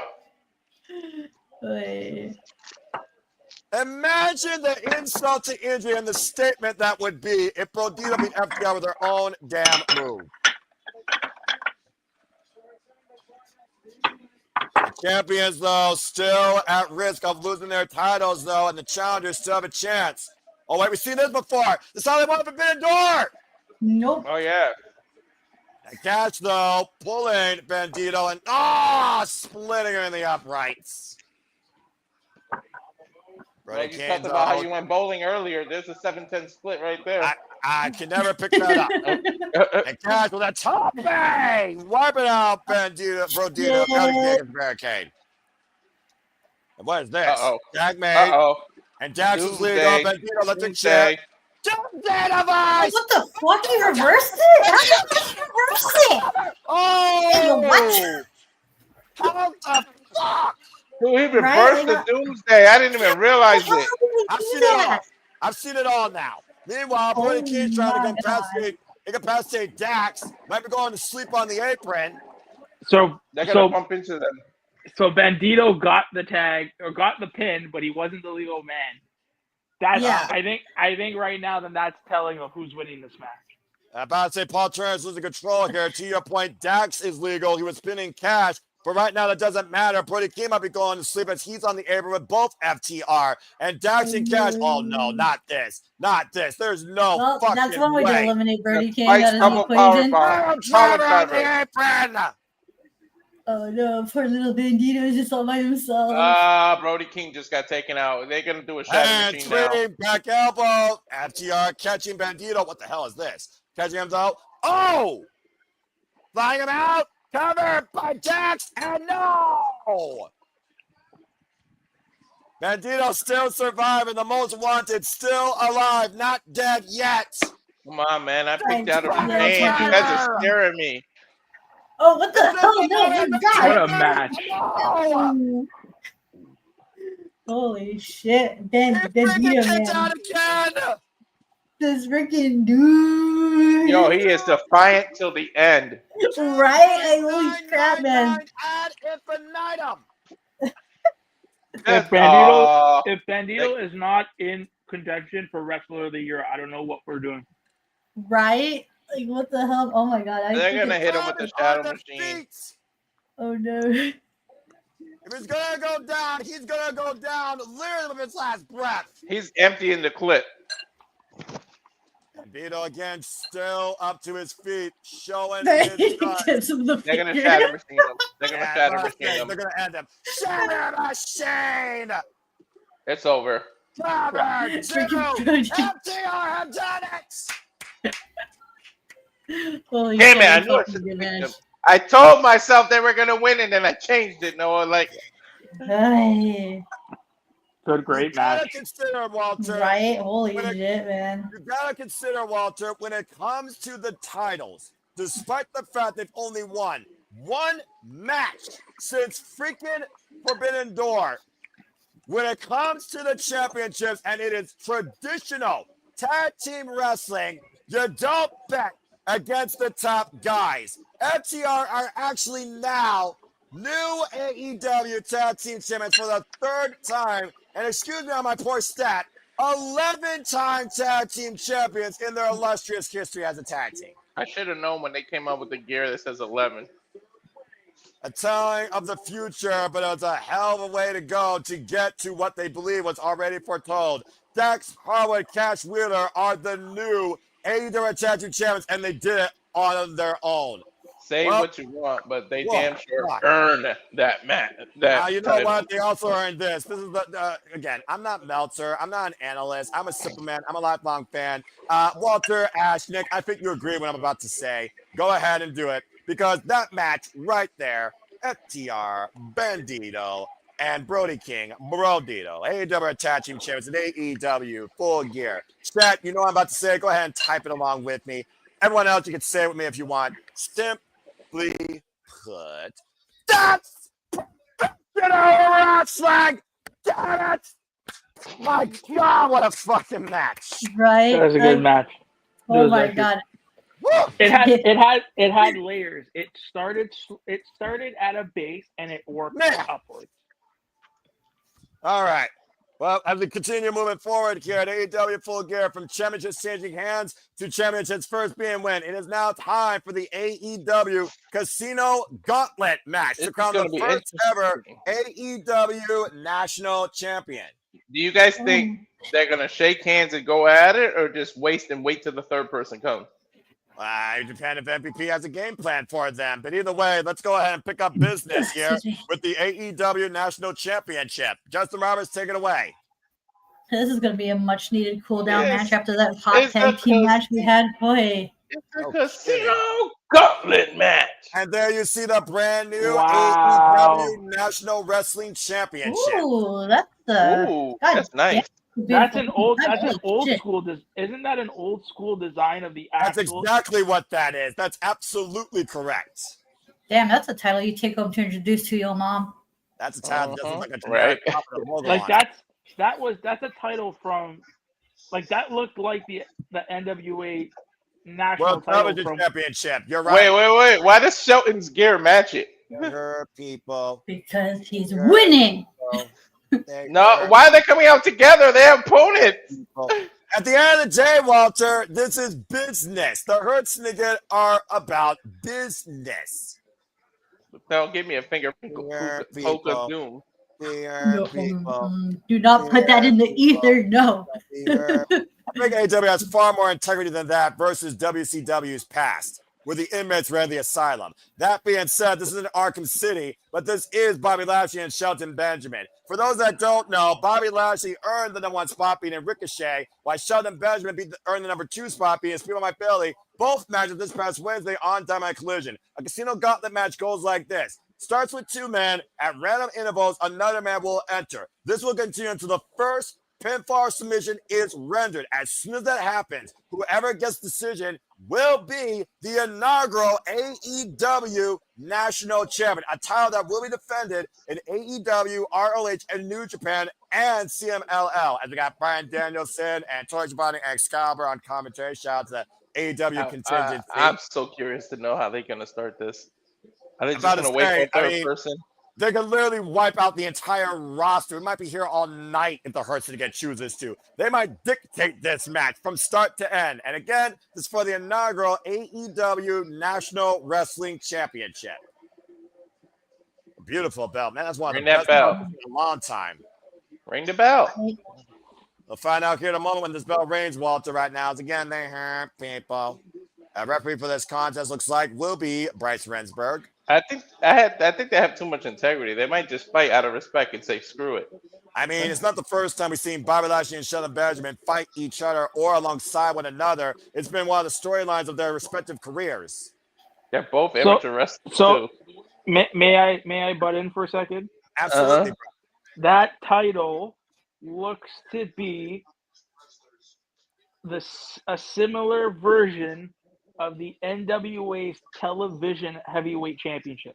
That's why I said earlier, correct. Also known as the Lucky Seven, because whoever held that title for 7 defenses would get a world title shot. That's how the NWA did it. Come on, give me my style of fight. You guys are both freaking credentialed amateur wrestlers. You're about to say, you're looking at a former MMA fighter and an all-collegiate athlete from Minnesota and a former TNA world champion and a former WWE Intercontinental Somebody's champion. coming out already. We'll find out here in a moment. I don't got that. Right now fighting. Well, I was about to say, I don't think they're just going to immediately go to the next person at the end of the day. And MVP knows that these two are going to have to fight. I see the little clock. It just hit 1. I haven't seen no clock yet, so you are definitely ahead at the moment. That's all right. I got a clock now. I see it now, yeah. 14 seconds till the third entrant comes in, as we are not going to waste any time here. And again, good luck to number 3. You're going to need it. As we get our next entrant, watch out that you're taking in 5, 4, 3, 2, 1. Entrant number 3, who is it? Ricochet. Of course. I'm not surprised. Why does Ricochet have to walk into the Hertznigan? And he's got a mic, so you know he's not going to walk. He's going to talk. Demanding respect, Ricochet. The biggest Philadelphia Eagles fan on the planet.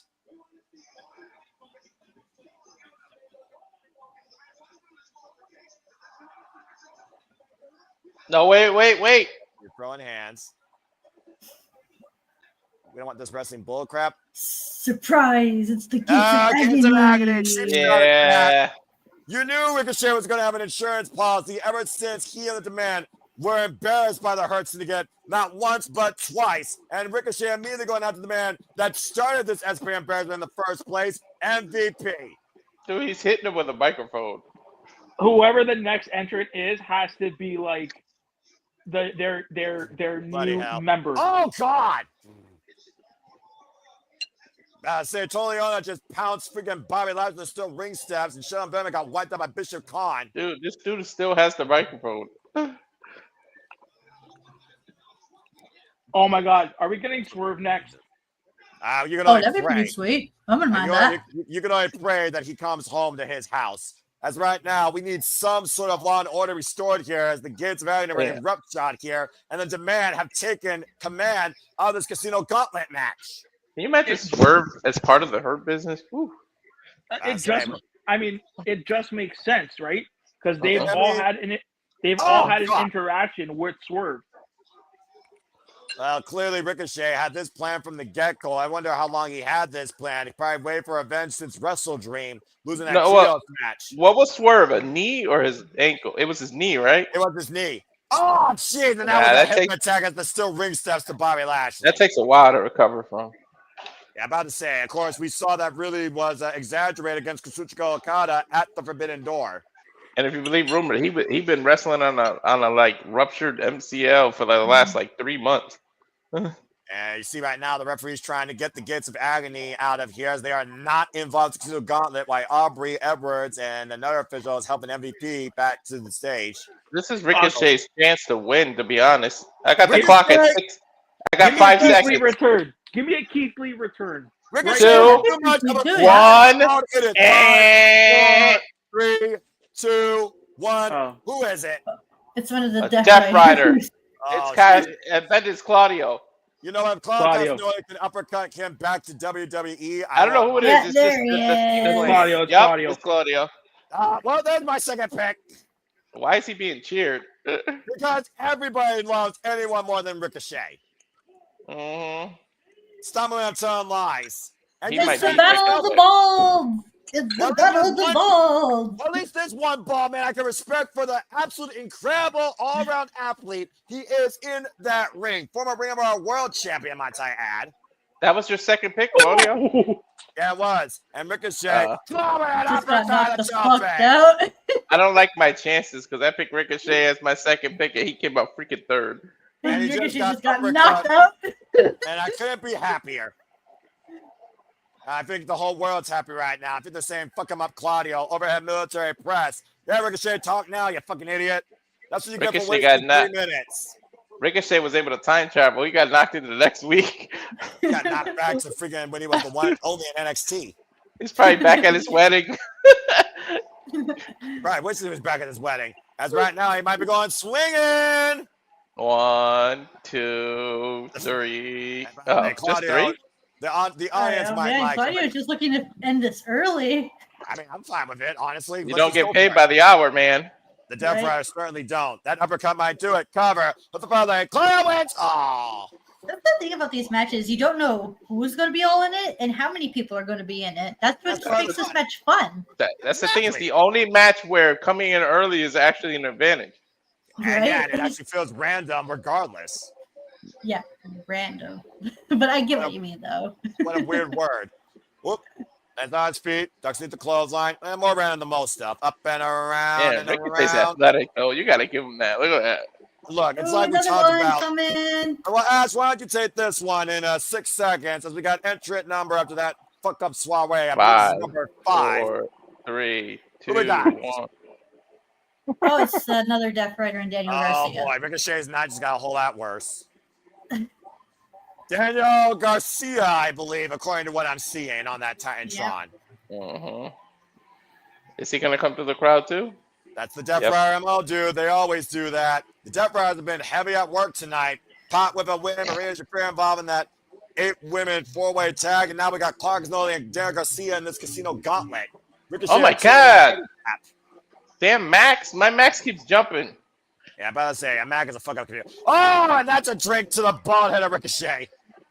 A sleeper hold by the former TNT champion, Matayad, who won this title at Full Gear last year. Oh, well, let me know when Claudio European. Let me know when Claudio European uppercuts Ricochet in the corner. Yeah, I got you, bro. And right now, Daniel Garcia with the ground and pound. Who knew that Ricochet could actually make the Death Riders baby faces? Right? Takes a special talent. I think they're saying he's still bald or he's not bald because technically Daniel Garcia is not bald. He just has a shaved head. Well, Castanoli right now, just watching on from the corner. Daniel Garcia going to give it to the people? No. Remember, folks, the Death Riders are villains, despite the fact what you think about Ricochet. And Claudio just literally set the uppercut, by the way, Walter. Just literally was set up by Darren Garcia to jump uppercut Ricochet. They're just going to have fun with Ricochet at this point. They're not looking to win this right now. Don't forget that Shelton and freaking Bobby Lashley are still in this. True, but they've been neutralized thanks to the Gates of Agony nonsense. Yeah, but we'll get so distracted by how many people are in there, they could just sneak their way back in. Well, we're up to 5 right now, based on what you said, which is also accurate. Casanoli momentum, though, going against him. He went shoulder first in the rainbows. Now Ricochet going up to the top rope. What the hell is this man over here? Ricochet's dealing with 2-on-1 right now. And just got the upright split as we are 3 seconds away from our next match. Go, you say it. Got to get up people what they want. Freshly squeezed Orange Cassidy. Oh, some orange juice. It's whatever. And, of course, the former 2-time AEW International Champion with 41 combined defenses during his runs, who also holds a pinfall victory over Jon Moxley at AEW Full Gear. He damn sure made that title mean something when he had it. He was the most recognized champion in AEW, honestly. And right now, Ricochet, yeah. But what's this? Oh no. Bald! Oh, I love when Ricochet gets his bald head smacked nonchalantly. Now, I wonder how much Orange Cassidy's going to try here tonight, honestly. He still hasn't even taken off his glasses. Oh, there he goes. No, wait. Recover. 2. You just like picked them up like nothing. 1 hand by the pants. Yo, that's how you carry a child. Right. Well, so you carry a child that's about to get beat. I think we know what Claudio faced of Orange Cassidy. Up and around, DDT denied, the strength of Claudio Castagnoli. And to y'all's point, Claudio Castagnoli uppercut decked Orange Cassidy to a knockout. Orange Cassidy roll through cover, single leg hook, and a 2 count. Able to come down, swing. Tope Suicida by Dan Garcia on the outside. Orange Cassidy also who faced Jon Moxley last year for the AEW World Championship at Full Gear, when he was one of the first victims of the Death Riders and the first people to resist them. And Claudio preventing the roll-up. Now goozing Orange Cassidy, hoisting him up. The strength of Claudio. 5 seconds for our next entrant. Centimeter 2, 1. Who we got? It's a Death Rider. Willa Yuta, I guess. And Ricochet stepped up first on his head with a DDT. Cover Orange Cassidy gets a 2 count. And there's that freaking unshaven scrapper, Willa Yuta. Dude, the Death Riders got the luck of the draw. They all got beginnings. I got the numbers game in their favor in the match that's meant for numbers game at this point. And, of course, Willa Yuta appears the best friend of Orange Cassidy and was trained by him. But you know what's going to be interesting, Noah? There can only be one winner. What are these 3 going to do when they have to win? At the end of the day, do the Death Riders want gold, or do the Death Riders just want to make AEW in their own violent image? Well, they're triple teaming Orange Cassidy now. I'm about to say, Orange Cassidy, you can see the reluctancy on his face right now as Yuta's in the ring here. And to your point, 3-on-1. Again, we are up technically to 7 entrants as Bobby Lashley, Shelton Benjamin, and Ricochet in this match.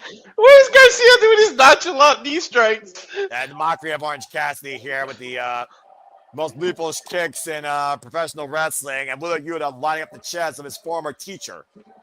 I feel like with this, all the Death Riders in there already, it only seems logical that the next guy out has to be Switchblade, no? Well, I was thinking Roderick Strong, considering his vendetta alongside the Death Riders, and also his, I would say, reluctance with the conglomeration. As Ricochet was trying to work with the Death Riders. We are 5 seconds away from our next entrant. And Ash, as Ricochet just got uppercut, why don't you go ahead and say who's next? Or it could be somebody random. Oh, it's Kevin Knight. Well, get ready to fly. Told you. Put your seat in the upright position as this guy's going to soar through this casino gauntlet. Can you imagine Kevin Knight, Leon Slater, and Javon Edwards in one match? As long as retribution, well, it depends. We're going to have retribution. Fuck it. Oh, God! What the hell? Dude just soared down the ramp. Dude, Garcia is aggressive. And freaking Kevin Knight has freaking flyer miles. Better than Capital One. Lunging with that forearm off the apron. Or American Express. Depends on who you trust for your freaking airline fare. And Kevin Knight right now to the top rope. Oh, and Claudio catching him, though. The jet cut out of the sky. Uh-huh. Working around at the 9, and Claudio getting the power cloud. I know this fucking. Ah! Claudio's neck got caught in the bottom. Ooh. Yo, I don't like the way his neck ricocheted off the, no pun intended, off the bottom. I know Walter didn't mean to say Ricochet, but Ricochet did go for a pin as he just hit him with a jumping knee. Drop check! Dude, there's no way. There's too many Death Riders. There's too many Death Riders right now. Like are we going to see another one come out soon? Yeah, it's 5 seconds, Ash, believe it or not, as this thing continues to ensue. Who is it? Who is that? I rest my case, Your Honor. Paragon. Here comes Roderick Strong. Garcia's waiting, too. Garcia is waiting for whoever it is right now. It's got to be right. Yep, there's Roderick Strong, former AEW National Champion. And remember, Roderick Strong planted Garcia through a table with the strong off. Ah! Uranagi to the damn apron, yeah. Darren Garcia knows the figure how that feels. Of course, ROH represent Roderick Strong and Kyle Castagnoli, both men now involved in the ring. Combination offense by Roderick Strong here. And Kevin Knight springing off the top. Whoop! Got caught by Roderick Strong, though, and backbreaker over the knee. Something tells me this match is not the last we'll see of Roderick Strong. Ash, I don't know what you're trying to foretell. Olympic Slam. In the present, not in the future. I'm just going to say this. Roderick Strong cannot be trusted. This is also accurate. And right now, Ricochet being turned into a horseshoe. Torture rack. Drop across the knees. 7, 6, 5, sick kick. 3, 2, Roderick Strong for the cover. And let's see who's next. Oh, no. Oh, God. That's a Don Callis family member type. Yeah. That's Don Callis' face. Ugh. Face only a mother would love, and I wonder if the mother regrets it. Big old Dunkzilla, Mark Davis. And swinging a miss right now. And again, we still wonder if we're going to see another Mark involved in this. Jumping knee blocked by Mark Davis. Got with the Enziguri, former, of course, IWGP Tag Team Champion alongside Aussie Open's Kyle Fletcher. Anyone else was a little let down when it was Mark Davis? I mean, when you hear that Don Callis, sucked air, you kind of are, just taken out of your spot. Just saying. I forgot Mark Davis is still part of the company. Oh, damn. JBL style clothesline from hell. I'm about to say, oh, God, a tombstone pile driver. And Ricochet up and around, trying to take Mark Davis down. Mark Davis looking Ricochet, though. And, oh, my gosh. It's a gonzo bomb of sorts, and PK follow-up, but Mark Davis unfaced. Popping up orange. Oh, that is fucking ridiculous. Oh, my God. Pile driving fools up and right. Okay, maybe he's the freaking messiah of the pile drive. I don't know what the fuck I'm watching. Mark Davis, the cover. Yuta breaks it up, and here goes our next entrant in 2 seconds. Who is it? Ooh. The other half of Jet Fuel. Jet Speed, but to your point, Speedball might barely. Jet Speed, Jet Fuel, whatever. Some pun with the airplanes. I'm about to say, I mean, you got the flight and you got the strike. Pump kick by Speedball Mike Bailey with a bare foot, of course. I don't know. All these tag teams, I want to know what's going to happen when they try to win, when somebody's going to pin. Like, 2 people can't win. Well, I'm sure Jet Speed did say they're aware of that, but you can neutralize the field, DDT, delay DDT, and put it in your favor. And there, the point Walter both they both pinned at the same time. Pension. About to say, Ash, you're all for this pension, I'm sure. I mean, eventually they gotta go against each other here. To your point, Walter, you might get a preview sooner rather than later. I'm saying, it's gonna be interesting when the Death Riders have to deal with that. Well, I guess we won't find out for now. As again, Mark Davis is the freaking anomaly that has refused to go down. Whoa! He went down now. Went down to your point. Springboard clothesline. Oh no, that's just them two now. I think I'm for this match. I don't know about you. All right, they're about to take flight. Fighter, fight. Up. Schoolboy roll up a jet 2. No. It's not gonna last long. Somebody else is gonna come out. Cover 2 count to your point. They gotta work fast and furious. Went for the moonsault. Speed. Whoop. If anybody can work fast, it's these two. I was saying, you told me to put in fast forward. Matrix pause there and stalemate. That was awesome. Yo, how did he duck under his kick like that? What the? It's like freaking out of the Matrix just bent back. I love that little preview of what a match between those two would be like. That was lovely. Rambo and the Continental Classic in the same block. Ooh, yes, please. Out there, Garcia looking for a submission, though, with the sharpshooter. Red Death applied. Meanwhile, in 5 seconds. His sharpshooter looks more like a I'll let the first person say it here. I don't care. I don't know. I hear music, but I can't see what it is. What the hell? Matt Menard. Oh! Matt Menard was just decked by Dale Garcia this past Saturday on Collision. Remember the fallout these two had when Dale Garcia finally told Matt Menard off. You want to take Steady? Garcia looked like he's seen a ghost.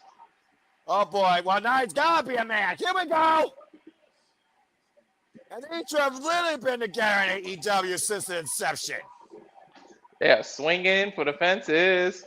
I was saying, how fired up is Daddy Magic Matt Menard tonight after what Derek Garcia did last Saturday? Just cheap shot attack him, removed it from commentary. Now Derek Garcia and Matt Menard are on the outside here. You can't win out there, but I don't think Matt Menard cares about winning. Yo, Bobby Lashley's starting to stir her up. I'm about to say, that might be bad for the rest of the field. Right now, Derek Garcia is looking for an escape. I think Garcia and Menard took themselves out of this match. I think you're correct. Well, screw the championship. It's all about personal punishment here. And right now, they got garbage cans getting involved.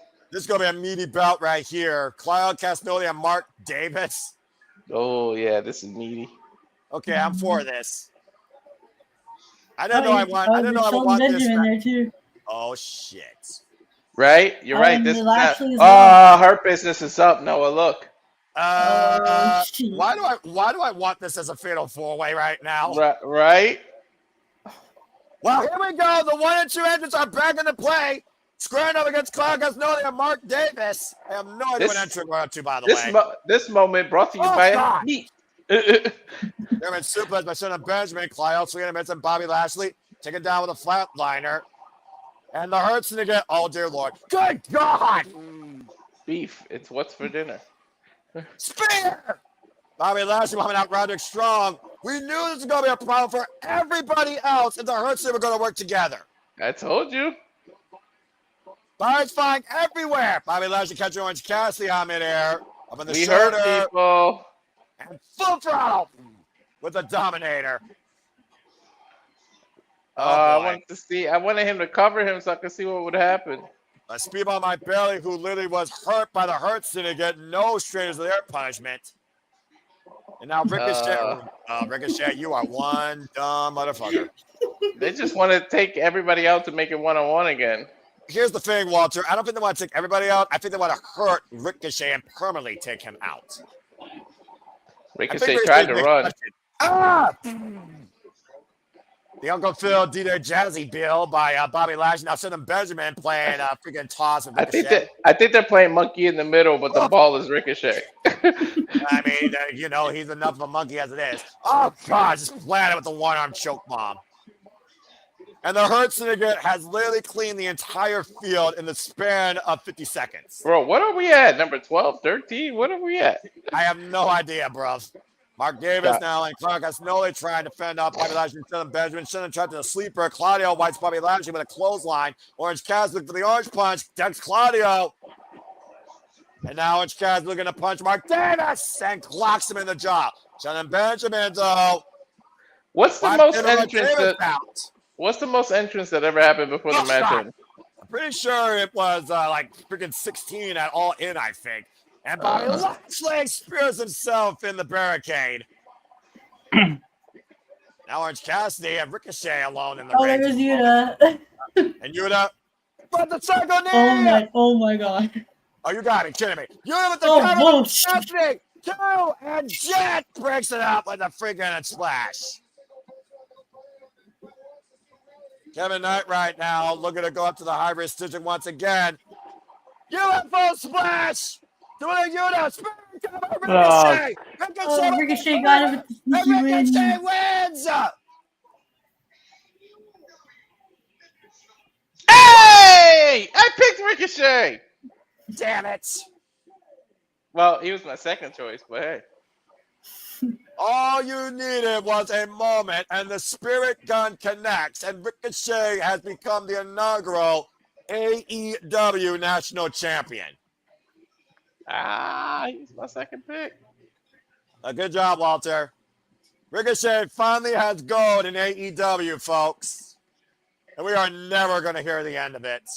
The only reason I'm happy Ricochet won is because I picked him for the points. That's it. Other than that, fuck him. An empty victory, in my opinion, Walter. That being said, Ricochet wins the Casino Gauntlet match. And I think we only got 12 entrances. Yeah, about to say, I think there was literally like 12 entrants. Who knows what else was going to come out, but unfortunately, they missed their spot. Well, if you're going to demand respect, you need gold to command it. Now Ricochet finally has it. What is this bullshit? The betting thing? Well, anyway, congratulations. And I mean that in an unbiased commentary fashion to Ricochet, finally winning his first championship in AEW. In the match that he came into AEW on, the Casino Gauntlet, as we got a moment to breathe. Well, that's right. He did make his debut in a Casino Gauntlet match. Where did you think about that kerfuffle? At All in London, wasn't it? That's right, literally in 2024. Yeah, literally last year. Wow. Well, damn. Whoosh. I'm a little winded after that. Damn, a year passed fast. That fucking Ricochet's been there for a whole year. Where we are. This Thursday is Thanksgiving, and again, I'm grateful to everybody that tunes in to us, engage with us in commentary and coverage. I hope everyone's enjoyed. Please have some comments, a friend. As we go back inside, about to get real at AEW Full Gear. We'll see what's Noah. Next. Yeah, shit's about to get real. Look what match is next. Oh, fuck. Well, you thought that was chaotic, and you've already seen violence tonight. Get ready for this. It's time for Kyle O'Reilly versus Jon Moxley in No Holds Barred. Will Kyle O'Reilly make Jon Moxley quit 4 times? Or will Jon Moxley show Kyle O'Reilly exactly what he is? Bro, if Moxley taps out again, this will be crazy. Well, we've already talked about this verbatim, how Kyle O'Reilly and Jon Moxley had 2 matches, one ending with Paul Turner being dead, and then Jon Moxley in a follow-up got double count out and was stuck in a guillotine. But we saw in Blood and Guts how Jon Moxley submitted. And again, Jon Moxley and Kyle O'Reilly go all the way back to this building over 3 years ago when Kyle O'Reilly was wrestling to the point he almost lost his career as his neck was injured and he required surgery. But again, as I said before, at Blood and Guts, we saw Jon Moxley tap out.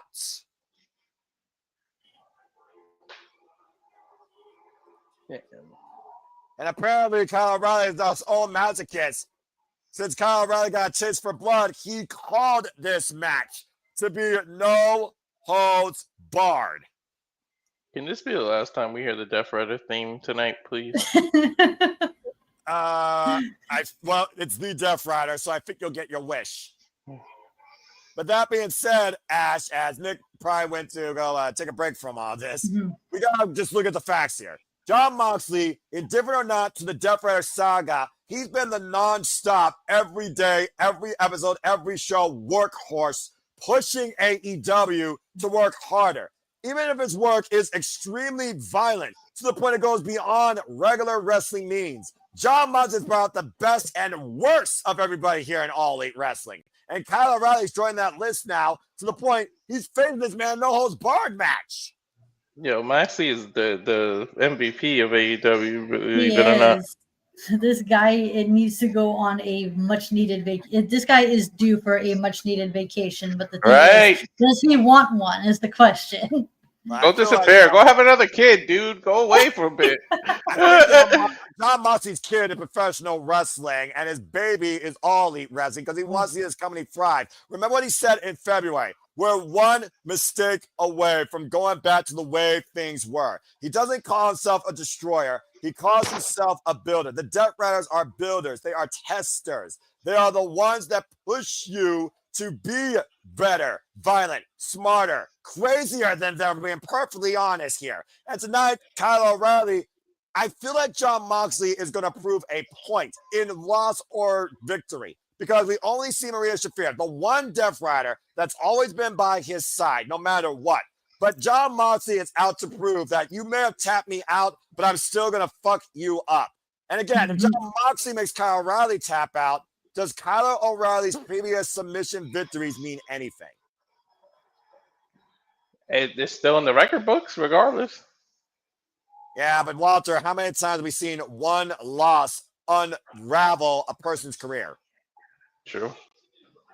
And Kyle O'Reilly's been through hell and back in his career, for being perfectly honest here. And this is not the conglomeration, Kyle O'Reilly. This is the violent artist that beat Adam Cole in an unsanctioned match in NXT. This is the Kyle O'Reilly that was formerly Red Dragon, Ring of Honor Tag Team Champion, NXT Tag Team Champion. But this is the man and the wrestler that made John Moxley tap out 3 damn times in the last 3 weeks. I'm just happy I can see him, man. There was a point I ain't think I'll never see him on TV again. Yeah, I'm about to say, I think there was a point that nobody saw would think we see him on TV again. Like I said, debilitating neck surgery that took him out for 2 years, seizures, and also diabetes.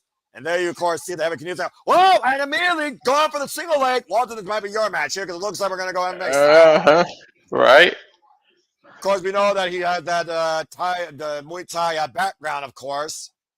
John Moxley, of course, practiced and disciplined in MMA with Marina Shafir, I imagine, who probably hasn't tested him and prepared him for this match. They're just spamming the reverse button right now. Everyone that's calling this, by the way, Rick Knox. The standing switch of change being applied here right now by John Moxley and Kyle O'Reilly here. So, Walter, let's talk about the techniques here. Let's talk about the technique. If this match truly stays technical, what does John Moxley need to do to beat Kyle O'Reilly here?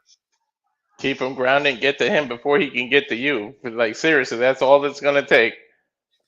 And what does Kyle O'Reilly need to do to beat John Moxley once again? We saw the transition wrestling that he did. Can he do more of that? We have to do something different. The cover right now, this match to stay very clean here. I think you want to do something different and catch them by surprise because, I mean, when you face somebody so many times, you get to know them. You get to prepare for them. You get to reverse this. I think Kyle O'Reilly has got to change his strategy a little and just catch them by surprise. The referee Rick Knox checking the shoulders, by the way, as right now we got the Juju Katami applied, Posse here, going for the cross arm breaker, and both men break. Tapping out just 10 days ago in Blood and Guts, and tapping out last Wednesday on Dynamite, and John Moxley now asking Kyle O'Reilly to square up against him. Dude, he literally has his hands behind his back. Well, again, Ash, we talked about that. Talk about fighting spirit, talk about Polkon. John Moxley is literally testing not only himself, but Kyle O'Reilly here. And right now, knife edge chop by John Moxley to Kyle O'Reilly. Kyle O'Reilly right now pushed towards the corner. Kyle O'Reilly, former Ring of Honor World Champion, by the way. O'Reilly right now teeing off against John Moxley here. I'm very surprised how clean this match has stayed, and only in the ring. O'Reilly just rounding out John Moxley with these kicks. Bryan Dance would be proud of those. And again, right now, defiant to the very end. That is the MO of this Death Rider here. I almost wonder, Ash, what do you think Marina Shafir did to prepare John Moxley maybe for this? Probably like give him like submission holds and techniques and how to get out of them. Especially given the type of wrestler Kyle O'Reilly is. Oh. Like Kyle O'Reilly has like a very, very strong mat game. Now going for the ankle lock. Again, we saw John Moxley nearly tap out to this hold. And we saw him tap out of the 10 days ago. Broken glass being involved nonetheless. And Jon Moxley immediately going outside. And what does that mean for Jon Moxley to be put in that hold this early, though, Ash? What does that do to his head? A little bit of mind games. That's what that is. A little bit of mind games. Again, the crowd's been on fire here tonight. And, of course, you be part of the conversation. Hashtag AEW Full Gear. And Jon Moxley has brought a fork into this equation. I don't know why he's trying to stick a fork in him. This ain't done. I mean, Kyle O'Reilly's still fresh. I think, again, though, it comes down to the fact that Kyle O'Reilly asked for this stipulation. He knew that at some point Jon Moxley was going to bring the violence. He's probably going to kick it out of his hand. They're trying to fly his head, though. You see right now how he's very prone, though, to have that fork stab him. And Jon Moxley pushing that down as hard as he can. Kyle O'Reilly trying, though, to fend off this Death Rider once again, though. We saw what happened at Blood and Guts when Jon Moxley introduced a fork in the equation. Again, will Jon Moxley tap out or will he make Kyle O'Reilly pass out? Oh, no. Oh, no. And, oh, God, just stabbing away at the head of Kyle O'Reilly with that fork. Oh, reversal. Going out to the ear and the side and the back. And Jon Moxley is literally carving Kyle O'Reilly. You know this man got diabetes, right? And Moxley in the face, the referee reminding him Kyle O'Reilly asked for this stipulation. The referee can do nothing about this. Dude, Moxley, he has diabetes. Chill with the pork, man. You're trying to make him bleed. Oh, my God. Yep, there it is. I'd say a fork pierced in your brain will do that. Again, Kyle O'Reilly said, since you made me taste blood, I want more of it. No holds barred. Kyle O'Reilly asked for this. We have to keep that in mind, guys. Don't tell Moxley that you want more. He would be much obliged. Well, again, we talked about Jon Moxley and the glutton of punishment that he is, a freaking violent masochist. And Kyle O'Reilly might be becoming one of them. Now these cross faces right now with the left and right forearm across Kyle O'Reilly. You see, of course, that bone across the jawline of Kyle O'Reilly now binding it at the open wound here. Jesus, the face lock and literally fish hooking the man's nose. And again, no holds barred to your point, Walter. All this is legal in the ropes. He can hold on to this forever. Dude, Rich Nass is just there to witness a tap out or count to 3. That's all he's there for, and that's all he can do. And now Jon Moxley going to the Butai knees.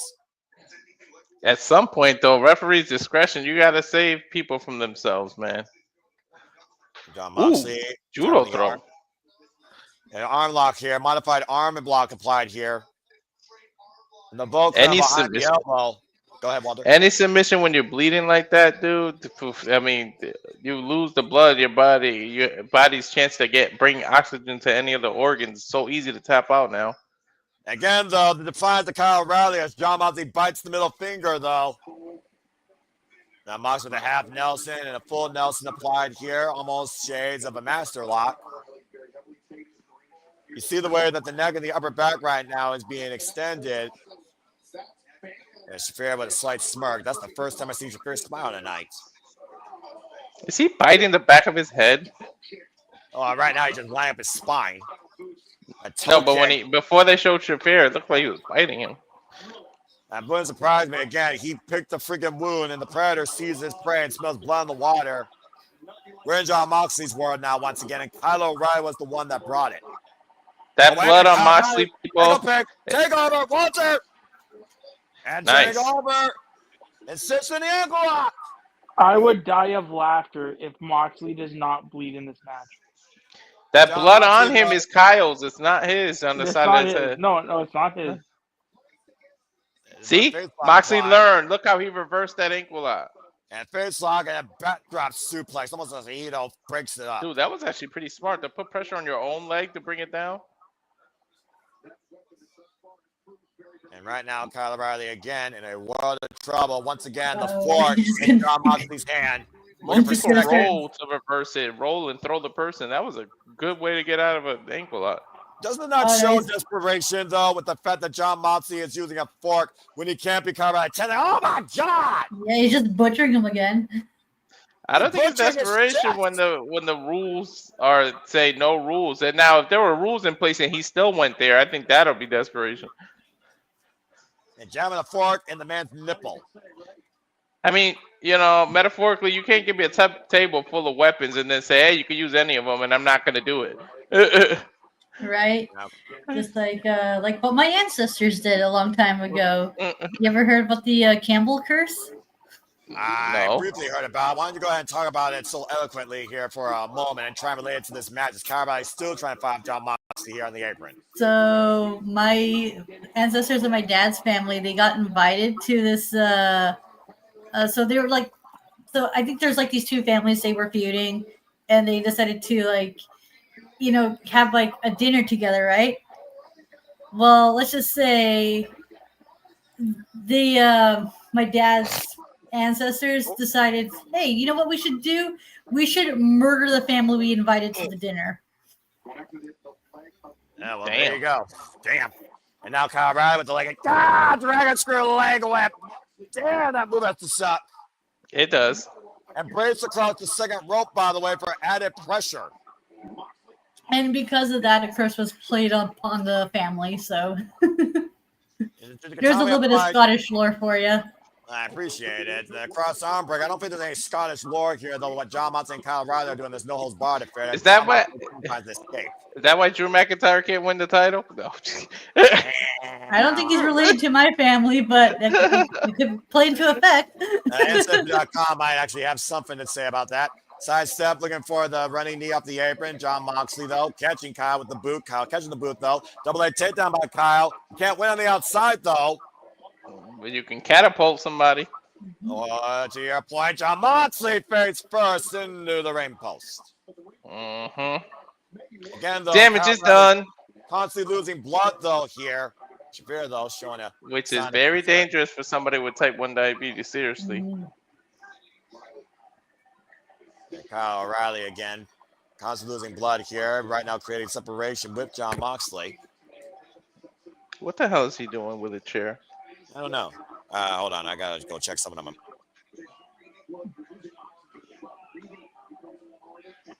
What are you doing, Kyle? Kyle with a... Ooh. Oh, my God. Bouncing him off the stairs to the apron. Kick to the midsection. He's sitting Moxley down. Kyle climbing the turnbuckle now. Or the apron, I should say. What the frick is Kyle O'Reilly thinking? Right? Because he rarely does any high. Because I don't think Kyle O'Reilly's known for doing running off the apron. Missile drop kick off the apron. The Moxley while he's on the chair. Is John bleeding? John is bleeding. Yes, he is. Yeah. I can't tell if that's from Kyle's blood or his own. When he got catapulted into the take a look at the replay here. Yeah, that will do it. I'm looking at the replay now. He goes, boing! As he got drop kicked in the chair, and Jon Moxley is bleeding. I mean, if you go head first in the ring post, considering those are square ring posts, your ass is going to bleed. I'm just saying. Again, square ring posts, folks, not round and giant LED freaking old ring nonsense. Middle line.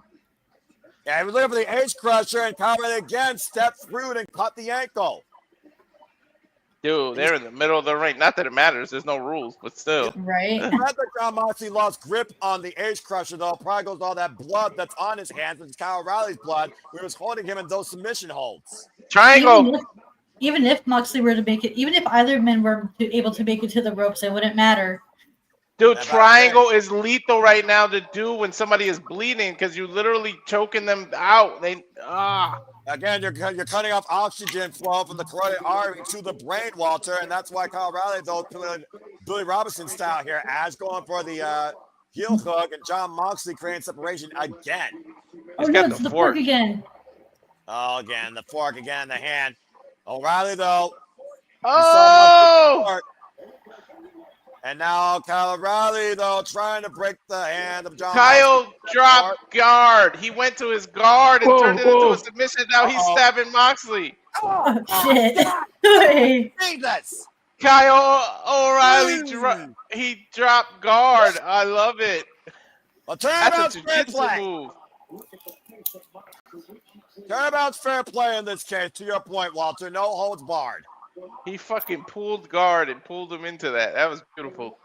Oh, my God. Ow. We called John Moxley's confidence into question. Now what John Moxley's figuring after Kyle O'Reilly did that to him. Red Cross must hate AEW because, geez, all the blood they waste. Yeah, I don't think you're going to get a sponsorship from them. I'm just saying. Kyle O'Reilly going to the outside. What is Kyle O'Reilly looking for now? Wood? I mean, Nails? Again, A chain? no holds barred. He's Anything trying to goes. get a thumbtacks. No. Oh, yeah, chain. I remember the last time he used a chain, he literally incapacitated a man when they stood and delivered on the same stage. That's a chain link. He's gonna choke him out with it, isn't he? Yeah, he's gonna do what Hangman did. Yeah, I think you're onto something here, both of you, because we've seen Hangman Page do it twice to John Moxley. You know, that's usually a sight you don't see, by the way, in AEW on Kyle O'Reilly, by the way. I'm just saying. Dude, he wrapped it around his fist, though. Look.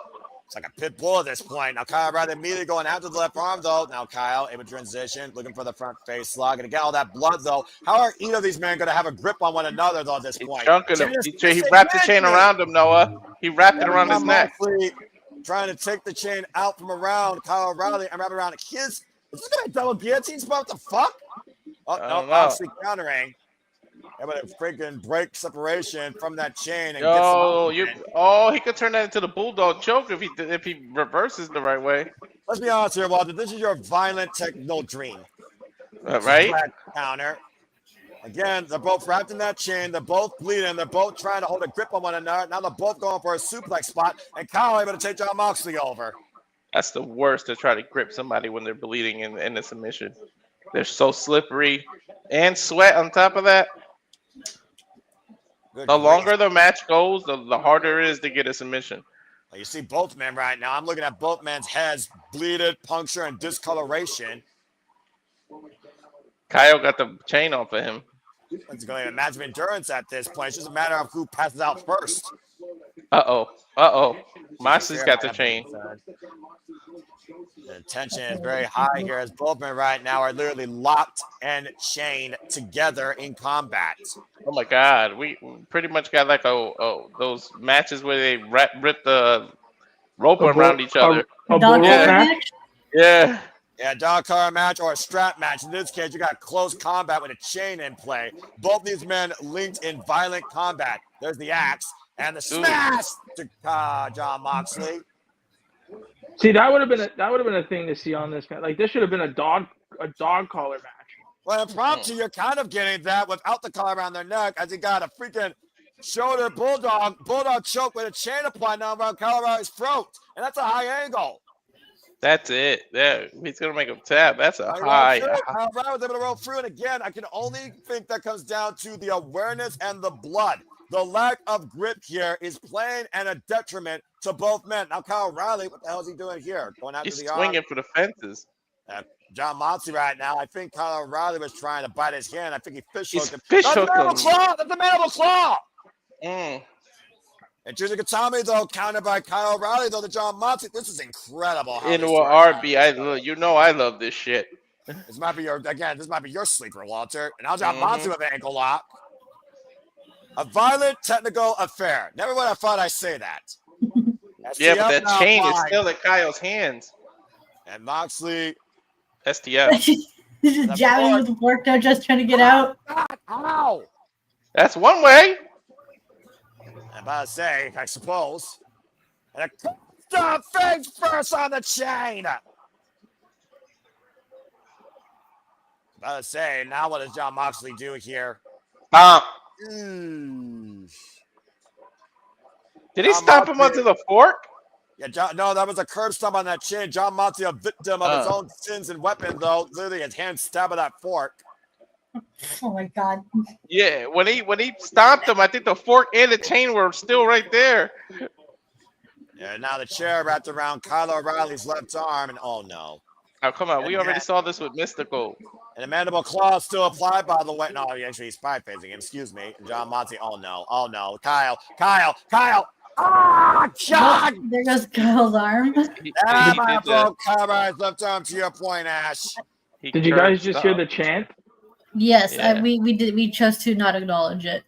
Yeah, about to say. I mean, considering that Jon Moxley and Kyle O'Reilly are burning it down here at Full Gear, and Jon Moxley just stomped Kyle O'Reilly's arm inside that steel chair, doesn't surprise me. Believe that. And right now, Jon Moxley going after the Kyle O'Reilly into a Kimura, key lock applied. Kyle's still using the right arm though to fight with body shots. Again, those knee strikes. Death Rider! I love how people called the Vision the Steph Riders. That's just so funny. And again, Kyle O'Reilly might be incapacitated right now. And look at the way that arm is hammerlocked on Kyle's tights. So there's a missing defense there by Kyle O'Reilly. Not much though. Kyle again trying to roll through. And Jon Moxley still maintaining his grip somehow. Kyle in a world of trouble. Oh, he got to roll. He rolled him through. Ankle lock now. Can he turn him over though? And can he grapevine it? He's got in. Just got to sit in on it though. Again, no holds barred. There are no rope breaks. Bring him back towards center. And Kyle stomping the ankle on Jon Moxley. Oh, he tied the chain around him. That's extra pressure. Around the now the grapevine.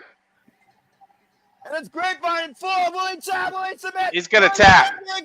He's going to tap. Will Jon Moxley give up? There's nothing. He's going to tap. He tapped again. He tapped. He tapped. Once again. Kyle O'Reilly just made Jon Moxley tap out again. What's that, the fourth one? That's exactly right. They got to kill him. The Death Riders have to come out right now. But Jon Moxley damn near killed Kyle O'Reilly, and Kyle O'Reilly still won. With one arm. The Death Riders are pissed they didn't win the Casino Gauntlet too. Yeah, they could come out beat the shit out of Moxley. The way Big Shafir's fingering right now, looming around ringside, seeing their leader show weakness once again. Kyle O'Reilly wins at Full Gear. Shafir might be the one to pull the trigger and take Moxley out of his own misery. Well, you did say how Marina Shafir is the most lethal Death Rider here, but you got to admire the gumption of Kyle O'Reilly and Jon Moxley here. Jon Moxley apoplectic as Jon Moxley, who asked for this. Kyle gave it to him, and Kyle won violently and fair and square. I think Moxley respects him in a weird way. How can you not respect that? This is what Jon Moxley been wanting to do in AEW. To push AEW to be what it's about. By wrestlers, for wrestlers. The best in in-ring competition in his own violent image. And he succeeded tonight. Come on. Shafir, take him out. Shafir, kick his leg out. Shafir, take his leg out. Somebody has to. And Kyle O'Reilly, again, I don't know if Kyle O'Reilly even realizes what just happened. Bag him. Somebody right now from behind has to bag him. Dude, Shafir, just take him out. Put him out of his own misery. And I say, you see Medical and Rick Knox, though, checking on John. Oh, no. I knew that Jon Moxley was not going to leave Kyle O'Reilly alone. And Jon Moxley on the attack again. Absolutely unsportsmanlike conduct here. Cannot accept the fact that Kyle O'Reilly made him quit again. Come on, How Shafir, many times do we need to see the same old song and dance when you just can't accept the fact there is somebody better than you? You lost it. You tapped out. Violently, I might add. Come on, Shafir. Take him out, Shafir. Hit him. Somebody has to. It's fucking ridiculous. Well, right now, come on, man. You're not going to get something like that on pay-per-view, folks. I'm just going to say it right now. It's not about winning. Remember, Daniel Garcia said it's about mentality. And as long as these people trust Jon Moxley's mentality, you're not going to see a change. But you will probably see Kyle O'Reilly once again suffer an injury. Again, Kyle O'Reilly with a empty victory here. Definitely going to need some medical attention. Let's see Claudio's face. Taps out. A valiant effort by Kyle O'Reilly. And again, you got to wonder what Claudio Castagnoli thinks about this more than any other Death Riders. Jon Moxley, defiant fuck you, even though he gave up.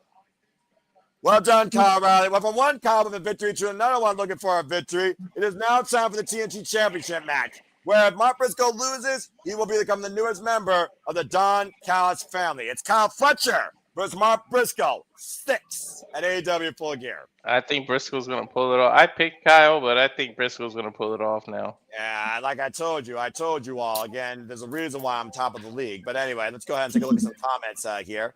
Just heard the result. John Moxley against Hubris is Kyle O'Reilly. Can't beat him no matter how many times they face her, nor how violent or whatever condition. He beat the man in his own game. There's nothing else that needs to be said. Period. It's not going to happen tonight, as I said. It's in the world's ends where Mott's going to get kicked out of the Death Riders. I think he might be on point here. The turn is coming. All in, Wrestle Dream, Blood and Guts, and now tonight, accurate. John Moxley tapped out 3 times. 3 during matches, 1 time after post-match angle this past Wednesday. It is 4. Walter is correct. Elizabeth here. Everyone has a hubris in this world. We all have someone or someone we can't overcome no matter what we do. Moxley needs to accept the fact he can't beat Kyle O'Reilly even in his own element. Thank you. And again, sorry. Too hard-headed to accept that, though. And this is the number 1 comment of the night. Professional wrestling is fucking awesome. All right, let's go. Come on. Yeah, let's hear Mark Briscoe. Here we got a video package. We love our brothers. In my life. This is going to be a redneck champ. This is his destiny.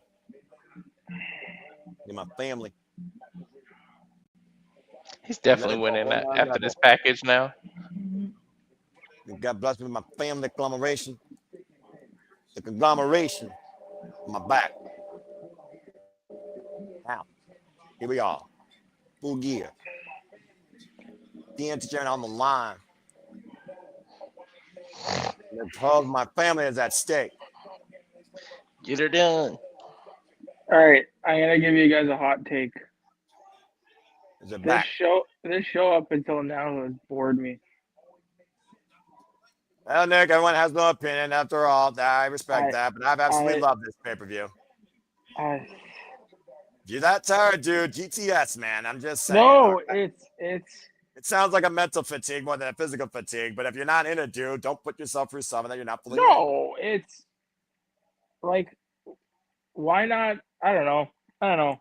You really don't know. You're fickle as Bryan Danielson so elegantly said. I know one thing for sure. We're all rooting for Mark Briscoe to man up and reach for the sky. Wait, look at Briscoe's limping. What are you talking about? He's walking funny. Look. No, that's just typical Mark Briscoe. That's nothing new. Yeah. Something ain't right. Well, we did see that post-interview assault set up by Kyle Fletcher and Kazuchika Okada.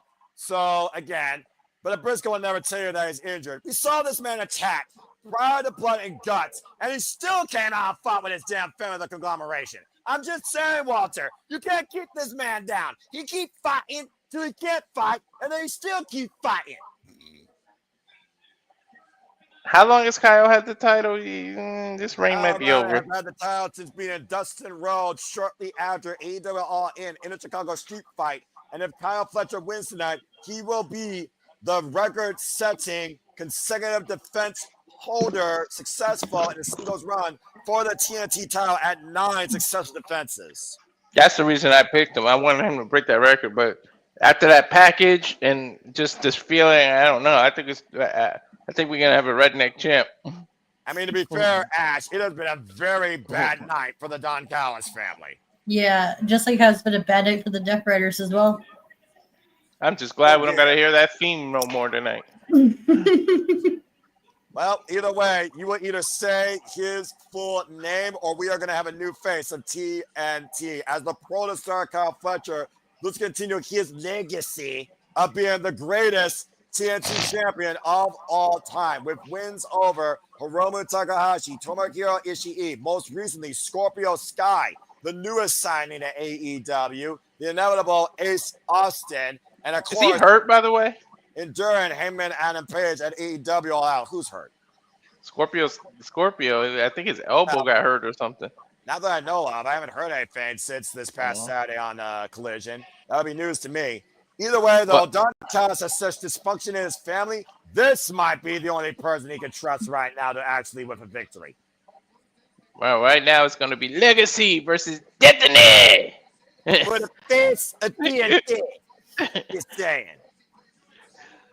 And we've seen Kyle Fletcher push to his absolute limits. Once saying, die a king. Now Kyle Fletcher wants to live in infamy as the face of TNT. That's a nice looking title too, man. TNT Yeah, the champion, TNT. folks. Go ahead, Nick. No, I was gonna say the TNT is a nice belt. Again, these belts actually have personality and identity for the most part. I'm just saying. I TNT just champion, wish- folks. TV title defense, of course. Title, of course, match only can change hands to be a pinfall submission. And this match has a 30-minute time limit. This is Kyle Fletcher and Mark Briscoe 6. There's 6 singles encounter in their respective careers. The record stands 3-2 in favor of the champion after Kyle Fletcher beat Mark Briscoe at Wrestle Dream with a low blow and the Proto Star Brainbuster. I wish that the women's tag team titles looked a little bit different though. Yeah, I do wish they'd add a little bit more personality, but you can't expect personality in everything. Bell reigns are underway. Of course, we saw earlier at Dynasty, Kyle Fletcher and Mark Briscoe faced off in the Owen Hart Foundation tournament, and Kyle Fletcher won that as well. Kyle Fletcher is currently 2 for 2 this year against Mark Briscoe. That was a vicious slap. Oh! You know, it's one of those things of professional wrestling, Ash, that somebody just brings the best and worst out of you. It's that immortal rival. And I put Mark Briscoe and Kyle Fletcher in that equation when it comes to these two going one-on-one. Yeah, especially especially how heated their match was at the Owen Hart tournament, and I love how it's just continuing over, and there's more stakes involved because of the TNT title. Of course, we saw the first time Mark Briscoe beat Kyle Fletcher was last year during the Continental Classic when he stopped his undefeated momentum. I gotta wonder if either of these men will be involved in that tournament this year. Of course, we'll find out the Continental Classic entrance soon enough. We'll be covering Thanksgiving Eve Dynamite. That will be the start of the Continental Classic this coming Wednesday, the Thanksgiving Eve tradition. We saw that exchange, of course, as Kyle Fletcher right now eyeing up Mark Briscoe here, possibly looking for a big PK. Mark Briscoe catching the boot, though, and sending Kyle almost head first on the apron. And we know Mark Briscoe is an orthodox as it comes, but I do wonder how much Kyle Fletcher knows all of Mark Briscoe's arsenal. Oh, hello! That chair launch, and let's keep in mind, folks, this is a no disqualification. Mark Briscoe said he only needs one more shot, and we're in Mark Briscoe's world. No disqualifications here. Yeah, that definitely benefits his ass. Yeah, so honestly, at this point, the only Kyle Fletcher can retain is pinfall, submission, or countout, I think. But remember, no DQ means the family can interfere. Yeah, That's right. I do wonder how many family members are on the same page, though, especially what we saw during the CML Trios Championship match. They're probably going to come out and interfere, and then Okada and Takeshita is going to start fighting themselves. Family is not just talk about one family. How about Briscoe's family? Oh, the conglomeration. Exactly. We haven't seen Hologram do an attack by Clone. We know Kyle Riley may not be involved here. What is Briscoe going to do? Wait a minute, hold on. I'm not sure. Did we find out who attacked Mark Briscoe? Kyle Fletcher said that he had nothing to do with that attack. I thought it was Mark Davis. We had Mark Davis versus Mark Briscoe. But I thought it was Callis was just trying to weaken Mark Briscoe. I don't think we know who attacked Mark Briscoe. That's a good point, Ash, because they could just come out and interfere in this match and you don't expect it. Like you said yourself, Walter, no revocation means anything goes and anyone can get involved. And Mark Briscoe went for the, got caught, was looking for that cannonball, and Kyle. Damn! Jeez. Chairs are meant for sitting, not for that. Who do you think that hurt more, Fletcher or Briscoe? Briscoe! Fletcher moved out of the way. He didn't hit the chair. His elbow did, Walter, and that's why you see him grasping it. And now what the hell's on his head? Steel ring steps, caving him in with that knee. Bounced off the steps with that impact. And Kyle Fletcher has all the tools of the trade to be an A-level competitor here in AEW and a future AEW World Champion, especially since breaking out with this Don Callis family mentality of aggressive violence and hate this year. So does no DQ automatically mean no count out either? I would say yes, because technically, why would you have a count out match and no disqualification match now that I think about it? What are the rules? And meanwhile, back first goes Kyle Fletcher on the steel ring steps after Mark slipped his feet. There goes the shoulder blades. Yeah, I'm about to say, there's no give there. That was right to the throat. And again, Mark Briscoe, we're in a Briscoe's world. Well, I mean, I've seen this man enough ladder wars. I'm just saying. Is that a step ladder? I mean, let's be honest here, Walter. He uses this chair for a step up. Maybe he wants to use a higher elevation. He used the ladder for it. Oh, I know what he's going to do. Oh, my God. You do not know what a Briscoe's going to do. Yes, he is. Look how he's sitting, Kyle. He's going to dive onto the damn ladder. Okay, well, maybe you do know what he's about to do. Maybe he bites his head. We're going to see ourselves a flying chicken. Well, chickens can fly. Doesn't mean they land right. And Mark Briscoe feeling a little jumpy here. Ooh. Going over the top of the top. Oh, no! Well, there goes Mark Briscoe's back hey, now. To be fair, I didn't say he was going to land it. Right? This is also accurate. I will give you that. This is also accurate. As Mark Briscoe just concaved his spine on that ladder. Look at the way that ladder's bent and warped. There goes the replay, guys. Jeez. Dude, that was full ladder. Yeah, that was nothing but ladder meet Briscoe's spine. Ladder wins. And then his ankle kind of hit the chair because the chair was there. About to say. Ooh. And now Kyle Fletcher just throwing that mango ladder into Mark Briscoe. Damn, he treated that shit like a dart. I wonder if it hit the bullseye. I think so. Don't get too cocky. Now just flexing. Someone goes like, "Oh, you're not impressed." Kyle, don't get too cocky, man. The moxie of the Proto Star. You should not be surprised by this. Right now, Kyle Fletcher here looking for more tools of plunder. Do we need anything else, Kyle? What the fuck? So we had chairs, ladders. Now we just need tables. Now we got another mini ladder. TLC. That looks like a ladder from the WLC match. Like, why are they using these little ladders? I mean, you know, you use whatever you can find. You're fine in the ring, right? I guess. You can't even change the light bulb with that ladder. I don't think we've let up on any gas here at Full Gear when it comes to the amount of in-ring competition variety in violence and tenacity here. And the flow has been so good. Oh, God. Well, that wasn't good from Mark Briscoe. Scoops him on the ladder. Body slam onto the ladder right now, and Kyle Fletcher firmly in control here. And each match has its own dynamic difference in feel. Dude, then he scoop slammed the damn ladder itself onto him. A double impact, as far as I'm concerned. We've seen blood, we've seen technique, we've seen classics. Now we're seeing freaking Mark Briscoe and Kyle Fletcher. We just saw a violent technique bout with freaking John Moxley and Kyle O'Reilly. Arm wringer. And now bro, how many matches is going to have blood? Into the barricade. Well, with Briscoe, it's a different conversation. Got in the center, cover, 2, and kick out. Referee Stephon Smith with the 2 counts. We have 2 more matches on after this, right? And we got the AEW Women's World Championship, the AEW Men's World Championship, the $1 million trios match. Oh, yeah, I forgot about that match. I believe that's it, honestly. I swear to God, if Mercedes fucking walks away with this other title, you are don't say that. headache be damned. I'm gonna fucking rant. Don't say that. It's okay. I have if that were to happen, I have a tweet I'm gonna put out, and I know it's gonna get a lot of AEW fans mad.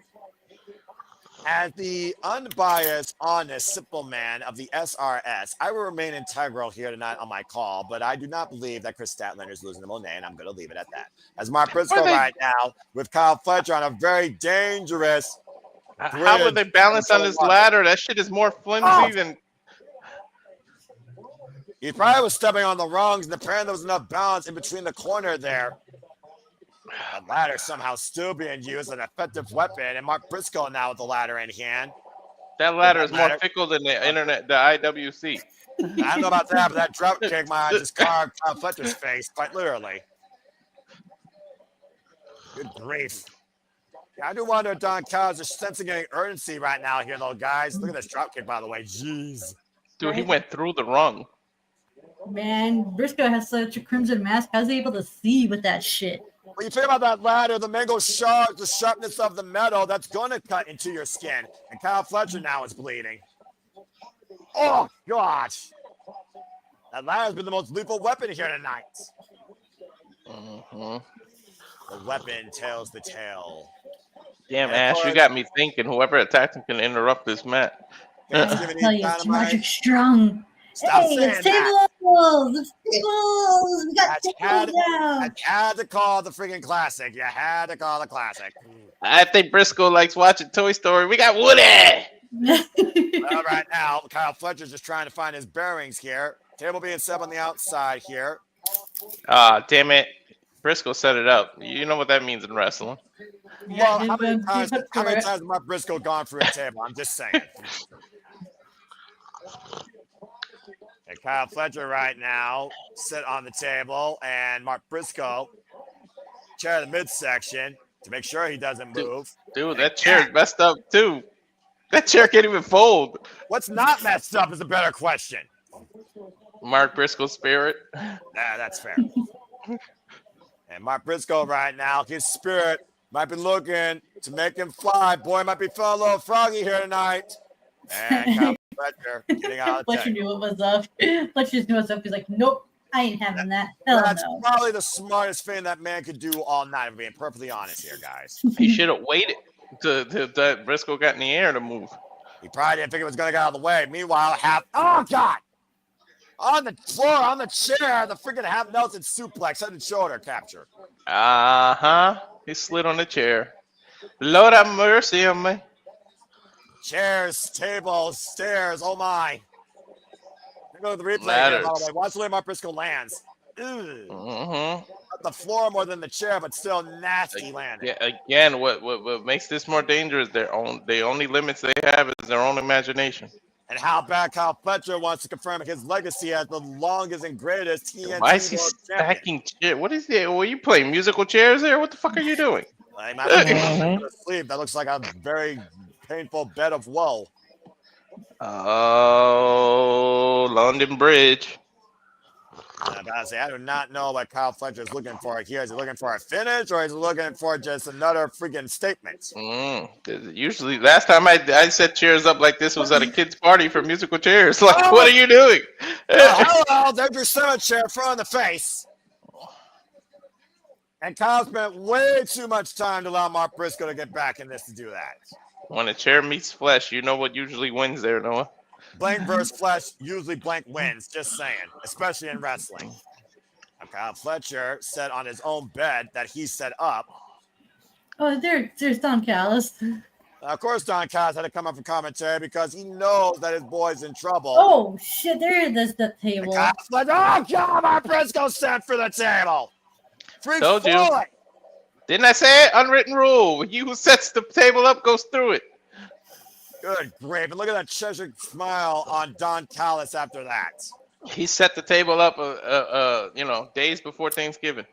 Yeah, take a look at the replay here. Literally pushed off the top turnbuckle and freaking senton through the table. Senton fall. That was the most disturbing thing I've seen tonight, and that's this saying match is getting more and more violent as it goes. It's Mark Briscoe who asked for a no disqualification. What else would you expect? But don't forget, I mean, we've seen Adam Hangman Page versus Kyle Fletcher. Fletcher is dangerous too.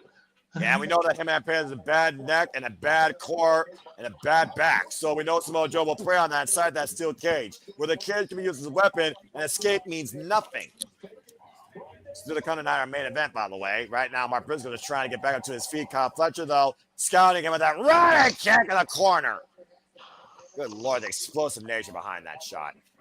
Yep. Now, Kyle hoisting up Mark Briscoe up on the shoulder, and up on the shoulder, looking for the launcher, and Mark is out of the way. Swing and a miss, Briscoe, waist slot, German suplex attempt here, standing switch and change. Now looking for the head and shoulder again. Mark able to scout it. Enziguri connects, rocks the Pro Star down to a knee. And right now, Mark Briscoe might be looking for a nod towards his brother here, possibly the J Driller. Kyle Fletcher still fine bat though. And oh no. And from Ow! Great core strength by Kyle Fletcher, especially this deep in this match. Yeah, how many tables you gonna go through, Mark? And he's gonna look for the power bomb. Last ride two. No. There's no way he kicked out of that.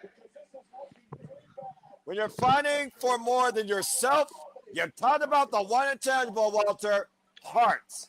Dude, his brother came from the spirit world and lifted his arm up. That's what. And take a look at this Liger Bomb, Ash. Good God. Oh, it was beautiful. The impact on that. As high as he could on that. What's he got in there? He's got a bucket. You guys remember what happened to AEW? Is that thumbtacks?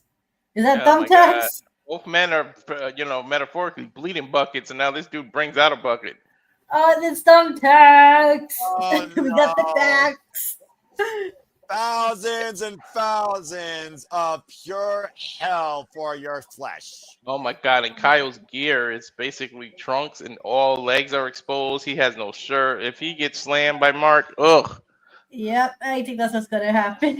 I sense a human pincushion. At least Mark has some pants. Kyle Fletcher right now trying to hoist Mark Briscoe on those tacks. And remember, we He's saw Mark dropping weight. Briscoe lace this ring with tacks at AEW All Out. Briscoe's no, using. No, come on now. That's not how you eat iron. Oh, the front kick with a mouthful of tacks. Usually you eat iron in pill form. And now Kyle Fletcher hoisting up Mark Briscoe high on the shoulders. Last right. Whoop. Hey, let's get out the back door. Mark Briscoe. Oh, here comes. Get to the midsection. And a fisherman suplex and attack. I knew it was going to be Kyle to get the tax. Oh, my gosh. Mm. The cover to no. Kyle just hit. Oh, my gosh. Kyle just hit Pinterest. Go to the replay here. Of the fisherman's buster, excuse me. Oh my God, he has so much exposed skin too. You called for it. You said it. What the hell is Mark going for now? That's a barbed wire table. You know, we did call all the weapons, right? That was one weapon we didn't mention. The barbed wire table. It's all legal. It's not on fire. At least it's not on fire. It's all legal. It's all freaking legal. Next thing you know, have an explosive table. Oh my gosh, look at Kyle Fletcher's back. And his arm and his elbow got caught in that for the matter. Oh my God, it's the Big Show's letter. Well, this is not going to end well. The first time these two faced each other was 2024 with the Ring of Honor World Championship on Honor Club, by the way. Mark Briscoe won that. 2024 Continental Classic, Mark Briscoe won that. He has not beaten Kyle Fletcher since those two bouts. Dude, that bed of chairs is still set up, too. Look. This whole freaking arena right now is a war zone of endless destruction to be happening. Thumbtacks, ladders, barbed wire tables, regular tables. What's he going to do? A helicopter spin with it? Oh. Look at the size of that ladder. You don't helicopter spin that, Walter. Kyle Fletcher, again, still has not even gotten back up on his feet, still convulsing with the pain in his back. Now, the table now being placed on those tacks. And Kyle might be looking for a reprieve. He would definitely not give him Mark Briscoe here. I'm just saying. Mark already went through a few tables. You haven't learned your lesson? But I say, this is a Briscoe, okay? What Kyle Fletcher's going through is nothing compared to what Mark Briscoe's been through his whole life. Oh! It's a great super kick. Both men on the apron. And you were talking about weapons. That pair of steel chairs is still in play. Kyle Fletcher is going to hit Mark Briscoe up. Oh, dear God, no. Woof. Needed a count. Is it his destiny to go through them chairs? Kyle Fletcher falls off the apron and once again try to find his footing. Oh, man! Ooh, he caught himself. He caught himself. He caught himself. He caught himself. Yeah, that could have gone way worse. It just did. Messy blockbuster. Take a look at the replay here. Yeah, it did. Blockbuster and Samoan drop almost. Not Kyle sure caught exactly got himself. forced in Thought that he one. he thought he was lucky, and then Mark Briscoe said, "Nope, blockbuster." Yeah, about to say, blockbuster counter out of the Samoan drop takeover, and now Kyle Fletcher laid out on the table. Mark Briscoe going up to the Is he feeling highest froggy? district possible. Looks like it. Reach for the sky, boy, and Kyle somehow is finding consciousness. Now, me and Mark Briscoe can stop it. How far are these two willing to go to win this match? Seriously. Right hands now by Mark Briscoe, big elbow. Bro, I think that ladder's at least 20 feet. Yeah, give or take. And Mark Briscoe's at the very top of it. Oh my God. Oh, he's gonna do a somersault, isn't he? Ball from the table! Briscoe with the cover! No! Oh my God. I don't know who got the worst of it. He went through the table kind of too. I can't believe Kyle kicked out of that. That was the damnedest froggy ball I've ever seen. You and Look me at both this. can't believe it. Giant ass froggy ball from the top of the ladder to Kyle Fletcher through the damn table, through the tacks. Uh-oh, here comes the barbed wire table now. Oh, hell no. I almost forgot that was in existence. Mark Briscoe's not done yet here. I feel so bad for whoever's going to land through that. That's just, oh my God. I'm about to say, Ash, you realize whoever's going for that's going to be pinned. But Kyle has something. Wait, Kyle has something in his hand. Well, I don't think Mark Briscoe's aware of it right now. Right now, Mark Briscoe's trying to set up this table somehow. It's the screwdriver. It's Oh, shit. The equalizer of the Don Callis family agenda. How many men have been screwdrivered by Don Callis family members? He's going to bait Briscoe. Oh. And again, Mark Briscoe completely unaware. The screwdriver right now, literally in the hand of the protostar. Mark Briscoe going for the grabbing. Oh no, Mark Briscoe prevents the screwdriver. Oh, a low blow. Oh man, it's stabbing Mark Briscoe in the head. Hey. Okay, we just witnessed a match where somebody got stabbed half to death with a fork. Now with the screwdriver. Jesus. I don't lick it, hot bruh. I don't want to. You sick. Is he licking the fucking screwdriver? Yes. Yep. That's exactly what he just did. Kyle Fletcher, you are one sick bastard. An absolute despicable display becoming of a freaking champion. Then again, when you're a Don Callis, you're freaking injected with a virus. And look at the stat. Whoa! The screwdriver stuck in the turnbuckle, and then low blow Mark Briscoe to Kyle Fletcher. Oh my God! I thought he was gonna do it through the freaking table. No! I thought he was gonna do that through the table. Think about this though, Walter. That was a brain buster head first on those tacks. Oh yeah, fuck, the tacks were there. Bro, how much more violent could this night get? We still got a steel cage match to go through. What the? Right. Oh, this is AEW, dude, with the damnedest wrestle and the best wrestle. All right, Did he just use the ref? Yes, and again, it's no disqualification. And now Mark Briscoe perched on the top turnbuckle, and what the fuck is he doing? He's sticking the screwdriver through it. He's gonna try and literally skewer the man through the turnbuckle with the screwdriver through the top. Is he gonna stick it in it? No, dear God, no. He's looking for a brain buster. Yo, that table's still there behind him too, Noah. Fuck that! That screwdriver's in the top turnbuckle. They were trying to brain buster that damn man. Fletcher got the screwdriver back though. Mark Briscoe has Fletcher up on the shoulders, and the screwdriver again. He was gonna put him through that that table with the barbed wire. And Defiant driver attempt denied again. Kyle Fletcher sees Mark Briscoe. Oh my God! It runs through and down with that screwdriver. Now he's gonna hit him with a brain buster of his own, isn't he? Exactly. Brain buster and the tax. Cover. That's it. No! It ain't over until someone goes through that barbed wire table. Oh my God! The fat lady ain't start warming up her voice yet. What the fuck? That lady lost a ton of weight a long time ago because she wasn't on a freaking diet of fats and sweets. And not only did Mark Briscoe survive that stabbing, he survived a brainbuster on the tax. The same movie did to Kyle Fletcher earlier. Kyle survived a lot too. Both of these men are just tough. 6-time singles match, Walter. They brought the worst and best out of each other. What the fuck is gonna happen now? I sense disaster. And right now, Kyle Fletcher looking for that Protostar brainbuster at the top turbo. Mark Briscoe to escape. Clubbing shot to the back. Oh, embraced across the turnbuckle. Chest first goes the TNT champion. What the hell is he about to do? Is he gonna... What the hell? Oh my god! He's going to crucifix him through the table. Yeah, he's gonna razor's edge him. No, he's gonna razor's edge him Kyle to the turnbuckle. last rights. Mark Briscoe. Oh my god! Crucifix bomb! He razor's edge. He razor's edged him through razor's barbed wire. Trailer through the tax. It's over. Come on. Briscoe wins. There we go.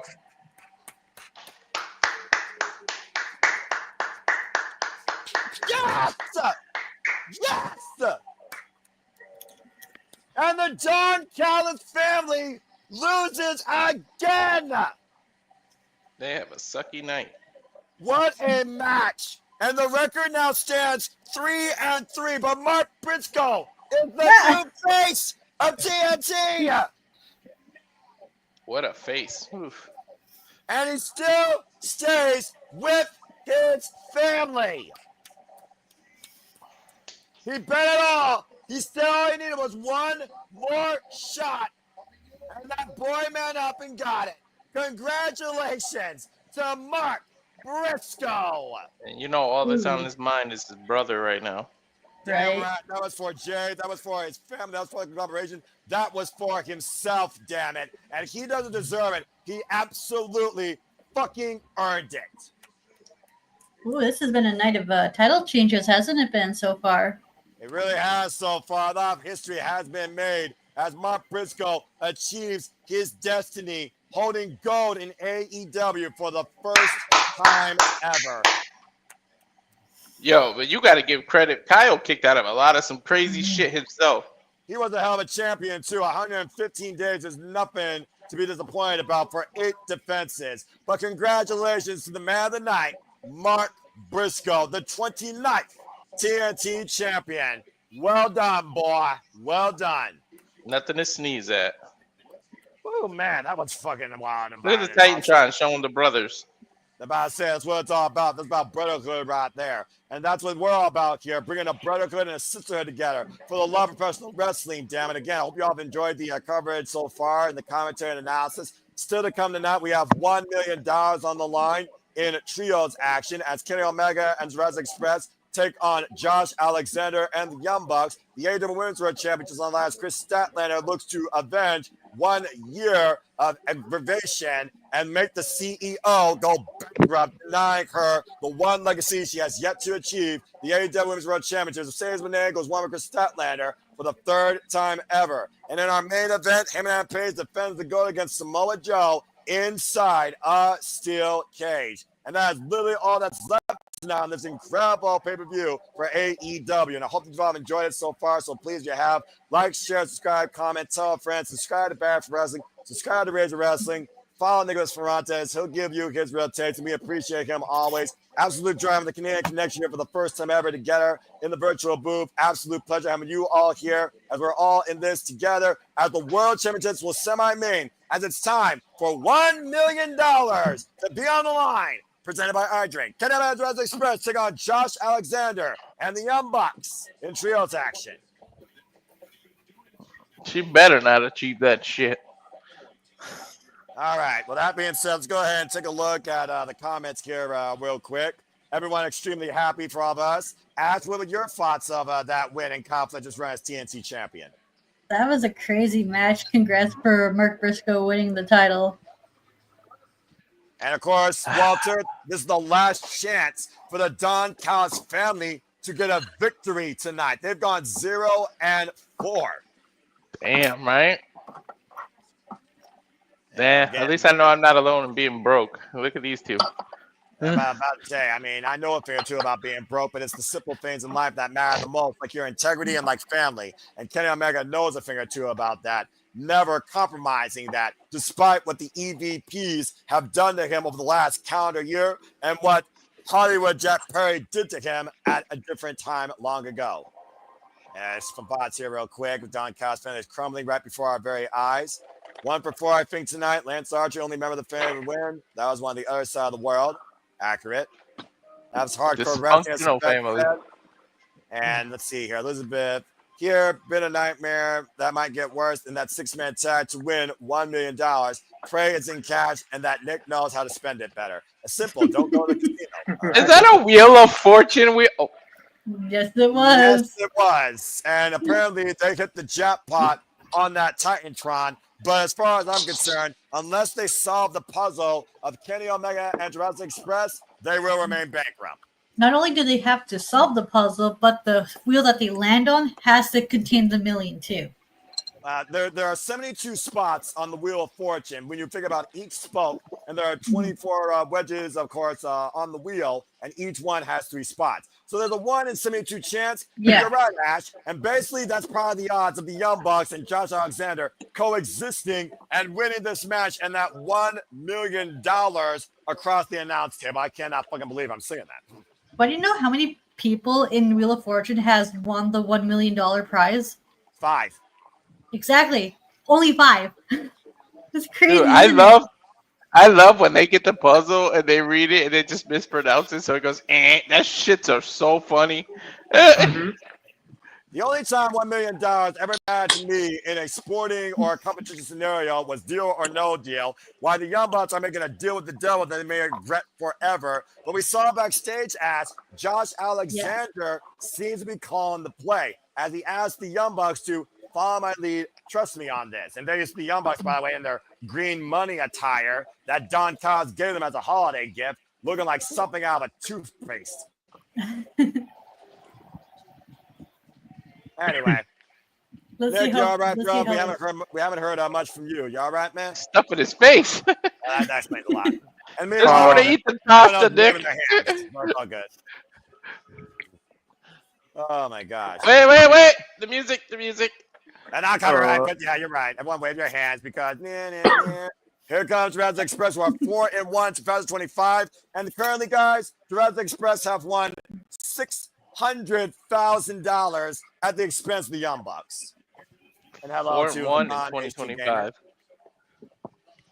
And not for the first time, but I'm seeing Nick eating some pasta tonight. I'm having spaghetti tomorrow for dinner. And I'll tell you, and I was like, yeah, I appreciate it. Do we think we see I did too, by the way, Hassan. Do you think we get Wayward Son after this match?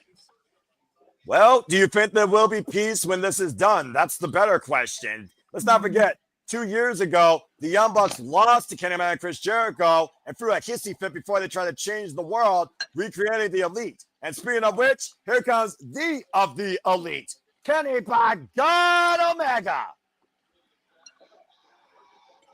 The anime music. He hears the battle cry, and he's in action tonight.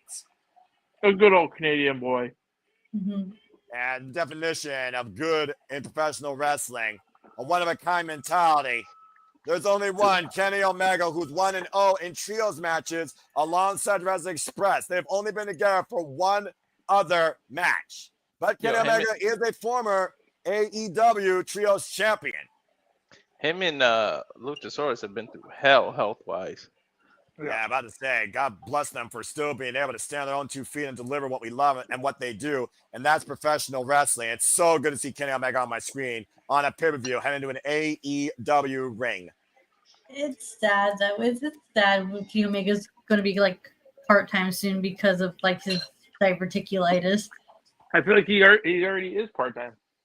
Well, he says again, don't worry about my health. I'm just here to do the best I can for the fans and still do the best I can for myself for what I love in that ring. Part-time or not, we are lucky, fortunate to still have Kenny Omega existing in professional wrestling and in life. Do you think we're going to see Kenny Omega in more of these tag matches? Or will we start to see him in like singles action a bit? Well, I think it depends on the story. And let's look at the story here. It's more than just the Young Bucks trying to find a fortune, even through the most dubious means. This is about Kenny Omega getting back against the man that hurt his golden lover and injured him indefinitely, Josh Alexander. Bell rings are underway. Perry starting for his team. And Yeah, I think that's Matt starting for his team. That is Nick, actually. Nick? And you gotta look at the way the hair is, by the way, to really distinguish the two. Up and around out of the corner. And Nick right now with the arm wringer to Jungle Jack Perry. As I said, Jungle Jack Perry was formerly Hollywood Elite Jack Perry, former TNT champion, who lost that title last year at Full Gear against Daniel Garcia. Oh, and he lost his trouble. Exercise and tripped up right now. Great agility being shown here. Young Buck up and over. Jack Perry and Nick keeping up with each other. Ooh, right in the boot. There's a jaw and up and over. Jack Perry lands on the outside. Went for the moonsault. Jack Perry scouted it though. Sidestepping the barricade. Denied. Back elbow strike. Jack Perry now off the barricade. Moonsault. Nick able to scout it. And again, these two know each other so damn well. Damn. And the ring. Deep arm drag springboard. And again, Jack Perry. Open pound strike, Escalera, slingshot, deep arm drag takeover off the ropes, drop kicks, kip up, stalemate. Oof. All part of the elite at one point, Nick. Noah. Exactly. And of course, countless times we've seen Jurassic Express and the Young Bucks go against each other. Let's not forget, Jurassic Express, Luchasaurus, and Jungle Jack Perry. Hard for me to say that sometimes. Beat the Young Bucks, Walter, in a $500,000 match at Wrestle Dream last month for the first time ever. And they just tagged in this prehistoric beast. Definition with a master's degree, Luchasaurus right now, re-engaged as his kill switch. Hey, what is Kenny doing? And right now, Kenny Omega. Again, I do wonder what Kenny Omega does think about all this, knowing his hatred towards Don Callis. And still, that's not Kenny. That's Jack. But somebody was like sliding underneath the ring. What the hell is he doing? Maybe he was trying to set up a double play there, and Luchasaurus was able to scout it. You didn't see Perry way underneath the ring. I was like, what the? He might have been looking for something or just finding his footing. Tag made, or maybe adjusting something. Who knows? The Matt Jackson legal to drop down. Good agility by Luchasaurus here. I'm thinking something special. He probably just had to go pee or something. Cover. Dude, where does the Savage go to the bathroom in the woods? I'm just saying. Irish whip. Uh-oh. Tag me! Kenny Omega legal. And the family action. This is the first time he get to have his hands on the Young Bucks, huh?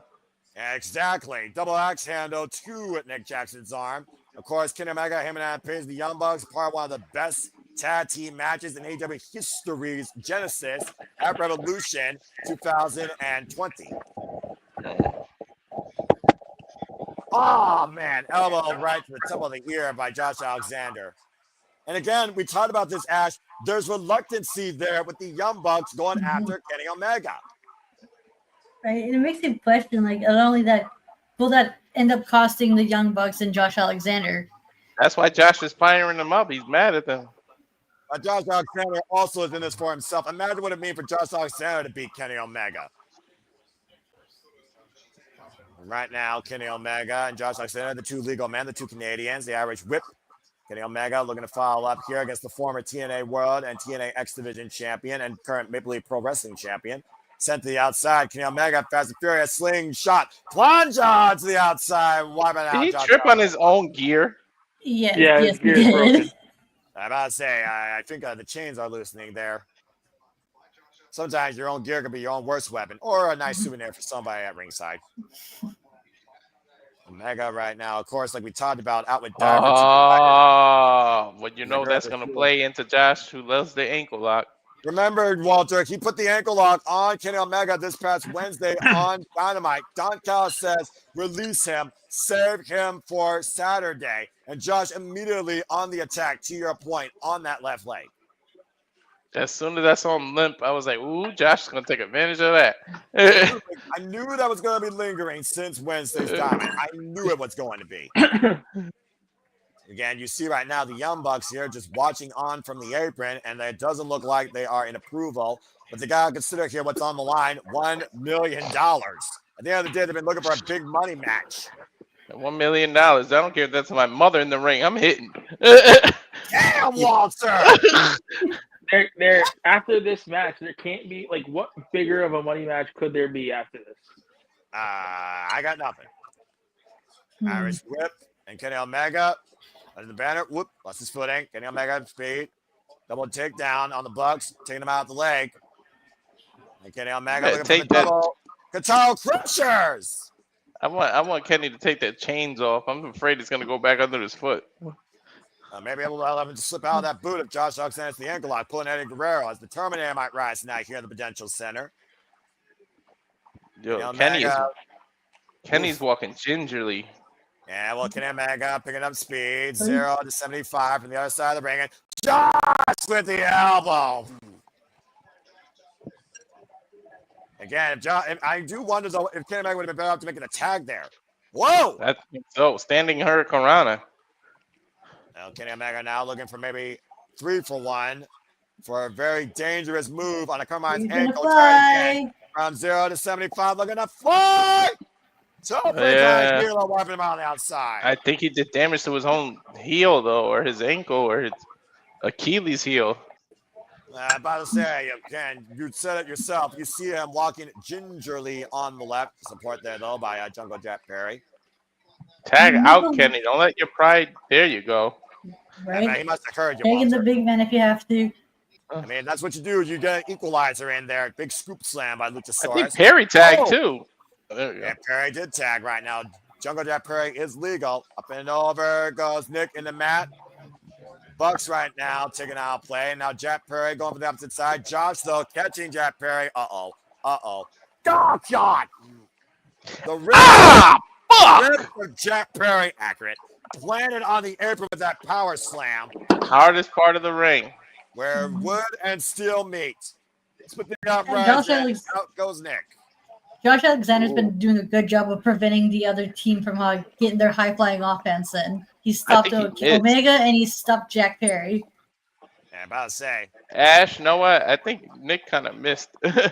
Apparently he got enough. I mean, we've seen people lose a turn and still get a free spin the next go around. So I did my last game of Wheel of Fortune. And you all can stay tuned for more Wheel of Fortune in gaming when we level up here at Super Lava Studios Gaming soon enough, where Lily still waits for my rematch against me, saying she can beat me. Stay tuned. Oh, man. Mythological heroes, Ichilus. And again, Matt Jackson now coming in, and Nick Jackson looking for. That's the one. That's the one I was talking about, Ash, where he said Achilles and got it and Nick your credit. Achilles, you fucking illiterate bastard. Are you talking about Don Callis? No, Wheel of Fortune. The guy said, okay. God, I mean, look, and then he said Achilles or something. He mispronounced it, and it just went, and Pat Sajak just looked at him. Achilles? Yeah. An orange or an orange one? Yeah. Yes, it was like the category was person, and it was supposed to be the world's fastest something like. I mean, Hermes is the fastest Greek god. Achilles, though, I mean, that's a whole different mythology. Achilles also is part of Lulu Your Body, and again, I do wonder about the Achilles heel of Kenny Omega. But I do understand what you're saying. But I was also going to point out, well, if we already proved that Don Callis can't speak Spanish, where's the problem if he can't speak English? Oh, right. That body drop by Josh Alexander, Jack Perry. Now the cover, lateral press, 2 count only by referee Rick Knox. Oh shit! I just realized Rick Knox is the referee in this Young Bucks match. I mean, he is the Young Bucks ref after all. They go all the way back to PWG. They all know that. Did he get promised some money from that the $1 million? Well, as far as I know, Rick Knox has never set out his soul to somebody that's far more deplorable than him. I mean, I'm just saying. Ooh, Perry came off the rope with a nice clothesline. Yeah, but Josh Alexander still neutralized in the opposite corner, keeping Jack Perry at bay. Ooh, elbow. And again, now Jack Perry up the rope. Oh, wow, just lunged him into the DDT. Critical moment of this match here for both sides to make the tag right now, as this is the last chance for the Don Callis family to profit. Dude, that DDT was a fucking spike. Tag. Tag made to Luchasaurus, and a tag made now to Matt Jackson. It's a nice little, I would say, cool down ahead of our two big championship matches, honestly. And whoa, big deal. Now Luchasaurus taking on both Bucks here. Just frooming around. We saw Luchasaurus come back to life at AEW, all out of the Young Bucks loss. That fatal four-way ladder match for the AEW Tag Team Championships. Double clothesline, double your buck. 2-for-1 special. Luchasaurus is one of the most physical big men you will see in that ring and in AEW, to your point, Walter. Why are you just standing in the corner? Get down. And now googling both Bucks here, but here comes Josh Alexander with a big right hand, checking the jaw. Oh, the headbutt! Don't headbutt a dinosaur. And Valiente with a choke slam. No. Yeah, that's right under not. That's right under not headbutting a Samoan. That's accurate. Oh, right. And Oh, man, the head on. Right, that'd be like a crazy head-on collision. Luchasaurus and one of the Samoans. Standing moonsault cover on Matt. Gets the 2 counts. Yo, this is a big ass dude to be doing that. I mean, we've seen people that are limitless do this, so I'm not surprised. But for Luchasaurus, I do agree, because that dude's muscle. Mm-hmm. Luchasaurus chance raining out here at the Prudential Center. And got Cruz again. Possibly. Nope, the Bucks deny it. Through the legs. That's how you take down a big man. Right. Big man off his feet for the moment. Uh-oh. Keyword moment. Tremendous agility here. Super kicks. Luchasaurus don't go down. Double clothesline denied. And takes both Bucks down and also himself with him. You might literally need a meteor to take him down. Right? I mean, listen. If Luchasaurus can survive the Ice Age, he can survive anything. That's fair. True. That is true. Tag made Josh Alexander, and we're going to get the Here tag. comes Omega. Kick. And the Canadians are legal. And the Bucks are going to let Josh Alexander do the work. And now Kenny Omega finally has Josh Alexander one-on-one himself. Time to pay your price. Ooh, get the midsection, though. Toe kick. Oh, right in the maple leaf. Yeah, a little bit above the belt, though, but I do see what you said there. Above the border. By first goes Josh Alexander. Kenny Omega in the driver's seat. Kenny Omega's been waiting to get his hands on this guy since what happened to Kota Ibushi at Bayley's place. And the fireman's carry, the steamroller. Kenny Omega, though, again, that ankle ash that you was pointing out earlier, up to second. And the moonsault, but crashed the mat, though. Now, Matt. Crash and burn. Face first. Ooh, that was nice. That was nice. And right now. Nicely spotted by Shafir there. Oh, great counter of the power bomb. And catching a bug with his own super kick. Oh, my God. That was nice. That was a good sequence. Catching Jeff Perry, though. And vicious to a backbreaker. Press kick to Josh Luchasaurus. I thought he was going to do a Blue Thunder bomb the way you held him. Right, destroyer! Bang! Right into that knee. I need all 6 men are down for the moment, it seems. I have no idea who the fuck is legal. And so did Rick Knox. I think just the 2 Canadians are legal. I think you're right, because I remember when everyone else came in the fray. By the way, look at this. Look at Destroyer. Jesus. Ooh. And then bang, to your point, at that flying, he clocked. Right, Omega just fucking lost himself. I mean, if Kenny Omega finds the target, he usually doesn't miss. I'm just saying. Right. He triggered his ass. Almost. I mean, yeah, preferably that was a V trigger. Good point, Walter. Canadians squaring off again here. Josh Alexander and Kenny Omega, former IWGP World Heavyweight Champion versus former TNA World Heavyweight Champion. Former AEW World Champion, I might also add. Second longest. Oh, the straps are down. Okay, now we're going to get serious. Again, open palm strike here. Josh Alexander asking Kenny Omega to bring it. You know, this feels like one of the matches Josh Alexander was waiting to do here in AEW. Don Callis family agenda be damned. Just something about that, you know? Yeah, it is. Do you think Kenny Omega is healthy enough to be in the C2? I don't know, but right now he's showing us Snapdragon. That can still pretty much show us why we've been calling him the best bout machine. Miscommunication by the Bucks, swing and a miss, and a I'd rather him do this match. Snapdragon. Take some weeks off so that the G1 climax comes around. Kenny can be in it. All right, Walter, let's not kill the man. I know he loves Japan, but let's not kill the man. That's what I said. Give him a break from now, all the way to January. When's the G1? July. June or July, something like that. That shot block by Josh Alexander. Immediately ankle lock. Uh-oh. Center of the ring right now. Josh Alexander busted wide open, by the way. Uh-oh. Speaking of E-Trigger. I'm about to say. And Kenny Omega dragged back towards center. And right now, the Bucks, though, undaunted this time, they might pull the PTE trigger. Kenny Omega's trying the ankle lock, and he might be unconscious here. And the Dark House family might be going to the pay window here. Rick Knox might call it. Jurassic Express kept at bay right now by Matt and Nick Jackson. Yo, that's so smart the way they're keeping them at bay. I'm about to say, how long can Kenny Omega endure this? How long will Rick Knox let Kenny Omega survive this? And Josh Alexander is not letting Kenny Omega budge. And there's nowhere to go right now. He's got the ropes. Oh, man. And Kenny Omega forces the break. Bro, that was a last-ditch effort. I'm about to say, just making it by the skin of his teeth to the ropes. But damage had to be done there, Walter, to your point with how long he was stuck in that hold. Especially his ankle wasn't 100% going into it. Tag. Now Matt is legal. Now Matt legal lets one leg Kenny Omega, hoisting up Kenny, and Nick looking for the Meltzer driver. Luchasaurus, though, interception, hooking up Josh and Nick, sending them both up and over to the outside. And now Kenny Omega reversing. What the hell is this? And a pop-up. Oh! Ooh. A pop-up tombstone pile driver by Jurassic Express and Kenny Omega. Luchasaurus moves off the outside. Wiping out Josh and the cover by Kane. A weird kick out. It's over. Oh, what the You were saying, Walter? Why would he?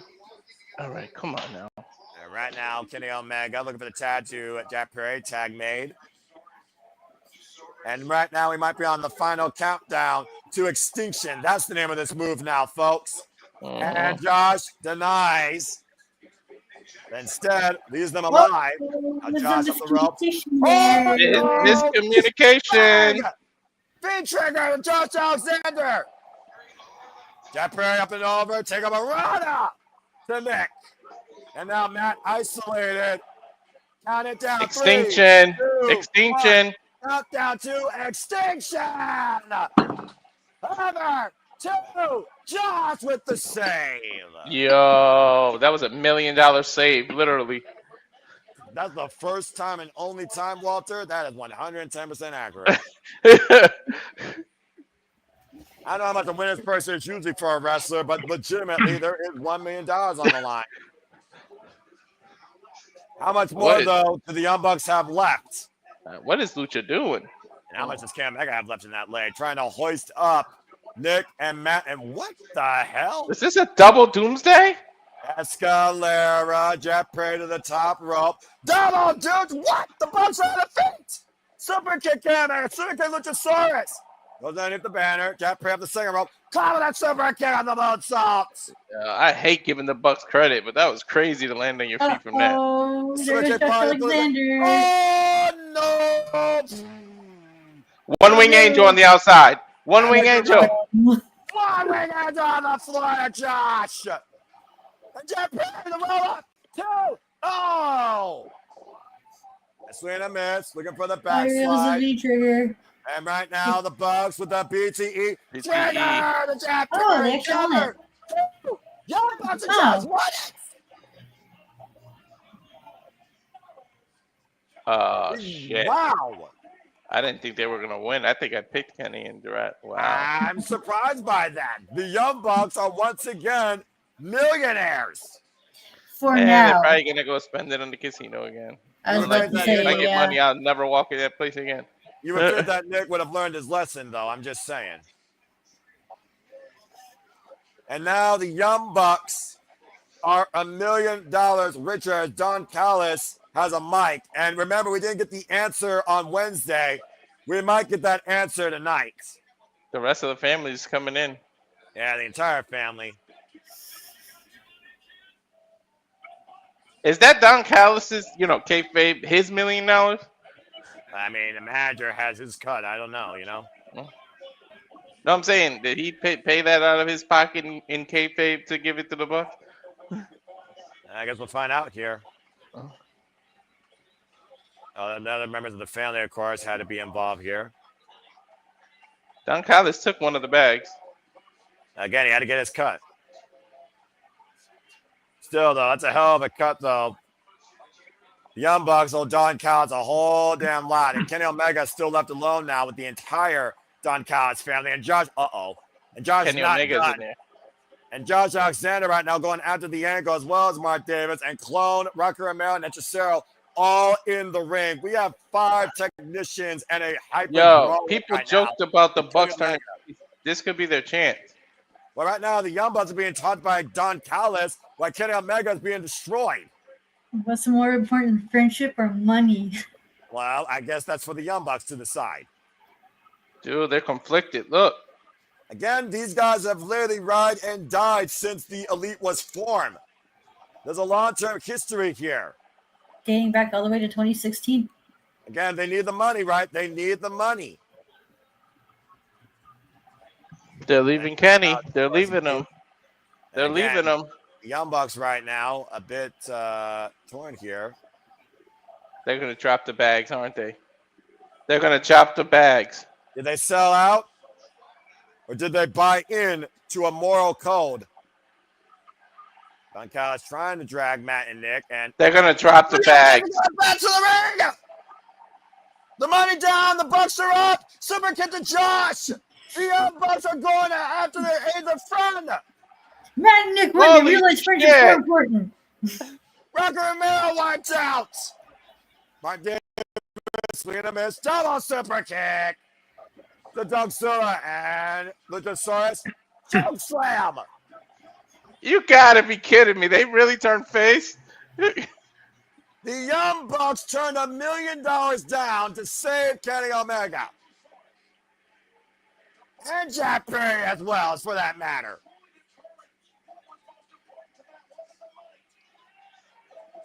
You said yourself, Walter and Ash, what's more important? Was it the money or was it family? Yeah, but are they going to shake their hands? I don't know. And it looks like it. Young Bucks and Jurassic Express on mutual terms. But what about Kenny Omega? Yo, Nick just said, I'm sorry for everything. I just read his lips. Well, he literally said, I'm sorry for everything.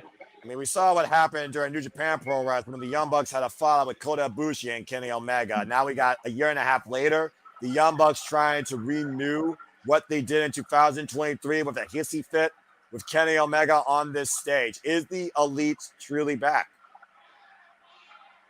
It's a whole different type of Elite.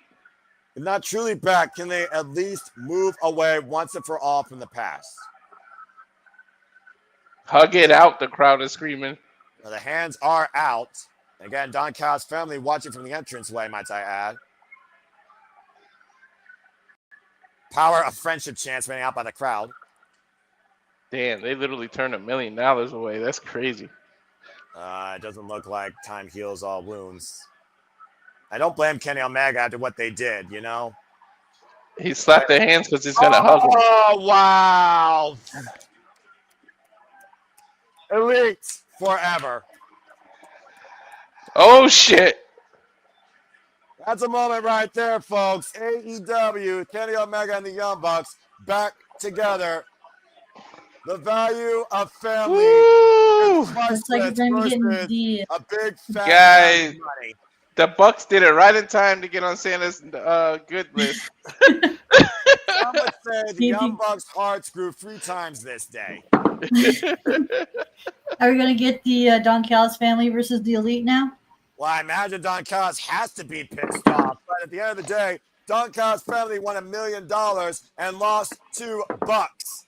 But Kenny Omega was the one that truly won. And you know Don Callis is not going to stand for that.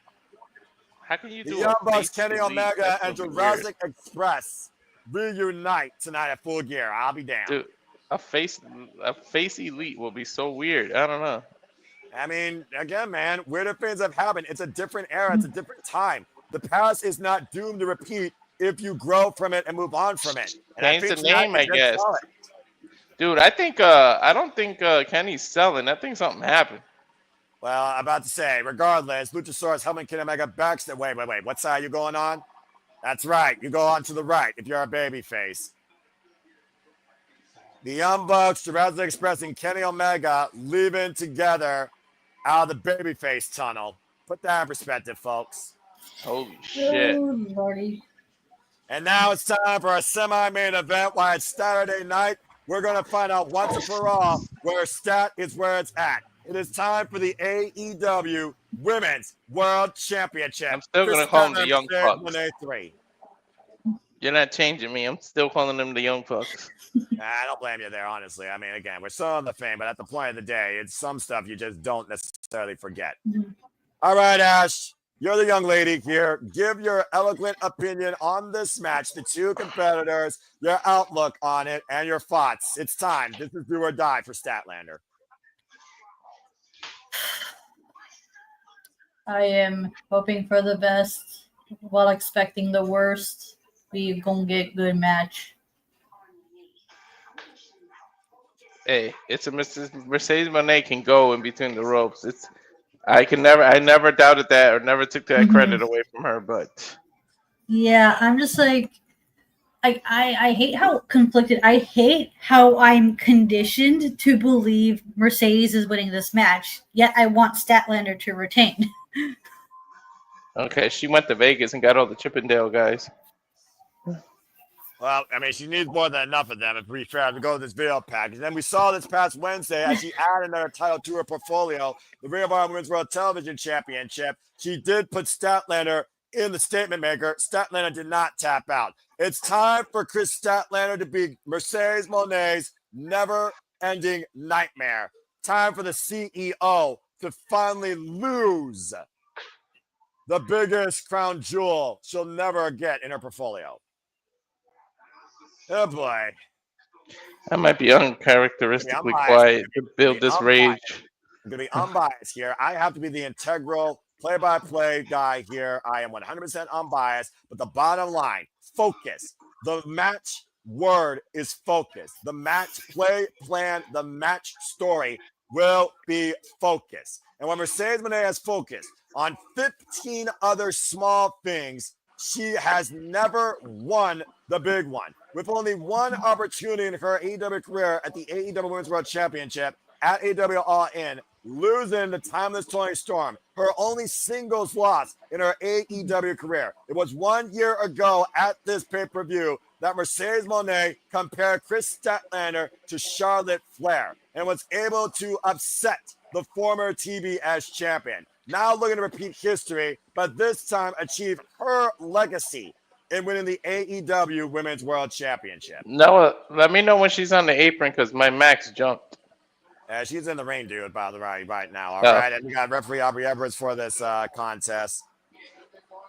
As we await the inevitable that I've been calling since last year, Stat is where it's at. She is 100% focused on the only thing that should matter, the AEW Women's World Championship. Let me know when Statlander gets on the steps. The spaceship just crashed. What the hell? Well, she was once the galaxy's greatest, turning to more than woman after a year before formation. There's only one fucking Chris Statlander. Let's fucking go, Stat. I like that sky blue gear. Chris Statlander, of course, who won the AEW Women's World Championship at AEW All Out in fatal four-way action, pitting timeless Toni Storm and defeating her one-on-one at Wrestle Dream on Mercedes Moné looked to take her moment. And Chris Statlander reminded her she is the champion of this AEW women's division. Oh, man. I'm just taking it in. This is the match I cared about the most on this card because this is where I make or die my stance on Statlander and AEW as I know it. I'm just going to say this. Based on the result of this match, you may or may not see me on this screen again. Ooh, shit. The AEW Women's World Championship on the line. Chris Statlander, the 15th champion in this company's history. Currently, day 64. Bell rings are officially immediately underway. And Statlander showing her strength. And, of course, Mercedes Moné with the technical background. Longest reigning TBS champion in this company's history, Chris Statlander. With all the tools of the trade, this will be her third defense tonight after beating Toni Storm and Mina Shirakawa. A swing and a miss, and of course Mercedes Moné went for the arm drag. Mercedes Moné trying trapper, crucifix cover, 2. Early 1 count so far, excuse me. Referee Aubrey Edwards for this contest, by the way. The fate of the AEW's women's division is determined by the outcome of this match. And right now, Statlander, Mercedes Moné up and around, looking for that Mistico, the armbar takedown immediately in the crossface. Looking for the statement maker, and Statlander with the counter, inside leg hook, and a 2 count. Super delay by Statlander. Nice forward sense on. Follow up, standing moonsault, beautiful by the former TBS champion cover. 2 count only. Chris Statlander, one of the strongest winning records in AEW. One of the longest durations of injury in AEW. 600 days injured. Double knee replacement surgery. Oh, and the first woman to hold both the TBS and AEW Women's World Championship in this company's history. Sidestep to the outside. Rough landing for Statlander there. Calculation against hands, of course. We have pinfall submission inside the ring. Baseball slide by the CEO. You see right now Chris Statlander clutching that arm. Mercedes Moné might scout a vulnerability. I also want to add, by the way, Chris Statlander is still the Pro Wrestling Eve International Champion. Tope Suicida. Chris Statlander with the roll through. Use the momentum against her opponent. Up in the fireman's carry. She's literally got Mercedes Moné up on her shoulders and walking her up the steel ring steps. The power of stats. Again, though, trying to push her into the turnbuckle. Back elbow strike by the champion. Both women on the apron. Whoop. Nice evasive maneuver there by Statlander. Inside second. Mercedes Moné right now being hoisted up. They're going to be brought in the hard way by the champion. Looking for a superplex. Bring her down. And now Statlander. Dragging Mercedes Moné to the drop zone. Maybe looking for that big area 451 splash. Why does this match feel rushed? And right now, nobody home. Well, Chris Statlander's got to have some sense of urgency here because she knows she might have an injury on her elbow. Look at the way she's grabbing her arm. And she also knows Mercedes Moné beat her twice, including on this stage last year. Yeah, they are going at a pretty fast pace, I've noticed, Nick. Yeah, this is not good here. Aubrey Edwards checking on Chris Statlander, making sure that she can continue. Yeah, I'm about to see right now what's going on here. Just give me the instructions. Chris Statlander is still grabbing though, that left arm. Oh, down! A right mirror by Sprigga Moné. Again, Moné jaw-jacking the referee as Moné again jaw-jacking everybody that she can. I'll be snapping back. Off. And again, the shoulder first and the still ring steps of that compromised arm. The jumping meteor to the floor. And now Mercedes Moné trapping that arm underneath her foot. And the stop of the elbow. Shades of Shayna Baszler. I can literally take the arm out of the socket. Ask Dakota Kai about that. Right. Mercedes Moné been TBS champion now, by the way, for 546 days with over 23 defenses. Cover, 2 count only for Moné. And Statlander right now would be a one-arm woman in an ass-kicking contest. Off. Tornado DDT, takedown on the arm. Now looking for the Fujiwara. Mercedes applying her submission background here. Yeah, we're really working on Statlander's arm. You can sense there's a unique focus here in this match, folks, with the other people that are not speaking right now and holding their breath. Again, though, Statlander might have leverage here, considering she's not flat on the mat, though, Ash. The hammerlock applied now. And Monet, again, focusing her attack on that arm, driving her knees into it. Now we're going on the opposite arm. I'm sorry. I told you I might uncharacteristically get quiet because I cannot have that happen. Yeah, I don't think this was what Chris Statlander's focus was going into this tonight, preventing Mercedes Moné from going after the arm. And again, the level of experience Mercedes Moné had against Chris Statlander, though, in general, could also play as detriment to the champion. Mercedes Moné, for those that are wondering, literally inspired by Eddie Guerrero, also assistantly trained by Brian Fury, and of course, handsome Johnny. Has been involved in wrestling now for 15 years. Cover 2, count only. You were saying, Ash? Yeah, I was about to say her working on that arm is going to like play into effect when she locks in the statement maker and the Monet maker as well. And a gory bomb, of course, to the flatliner, the pinfall finish, and of course the crossface submission hold, the submission finish. And of course, that combines also a Statlander and hooking Mercedes Moné for the big Saturday Night Fever, that weekend modified pile driver. Right, it's gonna you got to give.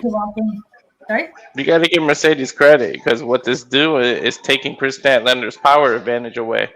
Yeah, exactly. That is the biggest strength, quote unquote, of the champion. So that's a fair point. And again, the arm hammerlock being driven into the corner right now. Statlander has only had leg injuries in her respective career. Again, 2 knee replacement surgeries, 600 days on injury in her AEW career. And you also got to keep in mind, Mercedes has a really good wicked counter game too. Yeah, we saw that with Mina Shirakawa, where she trapped her with a roll-up, and the referee did not see her grab the ropes. Lied, cheat, and still like her idol, Eddie Guerrero, to win the interim Ring of Honor Women's Television Championship at Wrestle Dream.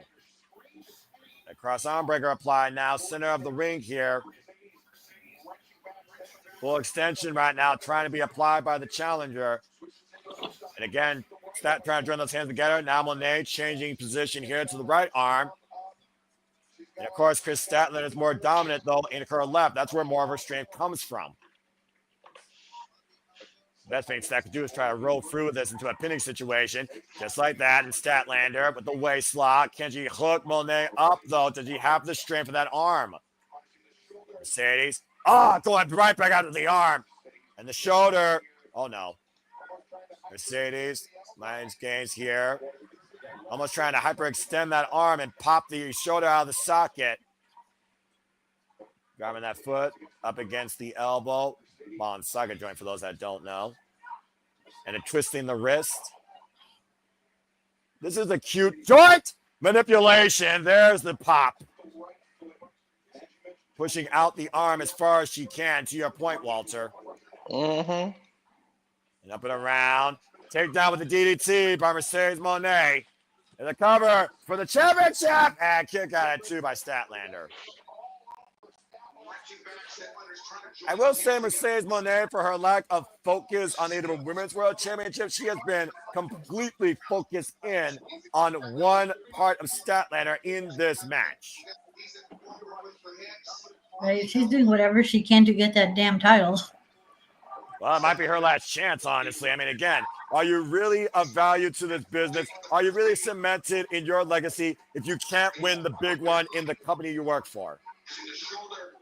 Statlander trying to fight from underneath, though, just swatting away. Kick to the midsection, though, by Mercedes Moné. Now playing mind games here, and the front face lock applied. Moné, German suplex. Oh, give me a fucking break. Pops the hip, throws over. There's a second one. And now Mercedes Moné hooking up Statlander for the Tres Amigos. And not letting go, it looks like. Possibly looking for a fourth one. Another German suplex applied. Still maintaining full head control in the front face lock. Might be going for double down here. 6 German suplexes. And Moné is still not letting up here. How much does this show how Mercedes Moné wants the gold, Ash? Right. It's like she's really want to make sure like she cannot use that arm to lock in that Saturday Night Fever. 8 German suplexes in a row and still not stopping. There is 9. Can she pull a full 10? Mind you, as man's our damn title she has. And if so, that means she needs 4 more. And right now, again, how much is it taking out of the challenger versus the champion? 11. Each one of these, though, has to be wearing out Mercedes Moné, if not more than Chris Statlander. She's exhausting a lot of energy here, guys. And 12. And there's 13. Can she do one more to complete her portfolio of championship gold? There it is. 14 successive German suplexes. I gotta get credit's due on that. Can't remember last time I've seen someone do more than freaking 4 German suplexes in a row in freaking succession. And you see how Statlander and Moné are both not moving, and Moné unable to follow up. Still in this momentum fully in favor right now, channeling her own Latino heat as we just recently celebrated the legacy of Eddie Guerrero in El Paso. Dude, she did like 9 amigas. About to say, you just say freaking 14 in Espanol, Walter. There's your answer. Yeah, 14. Let's see. Chris Statlander, by the way, has been involved in this business for 9 years. Trained by Pat Bug and Brian Myers out of Create a Pro Wrestling Academy. And now Moné up to the top rope. Statlander in the drop zone. Went for the frog splash. Statlander got the boots up, though. He took out her arm, but not her legs. He still's got like one movie putting part. About to say, you got 2 working legs, Sash, and those boots were straight up in the jaw of Mercedes Moné. Right. And Stat does have a submission hold, does she not? Where she uses her legs? Yeah, literally Koji clutch.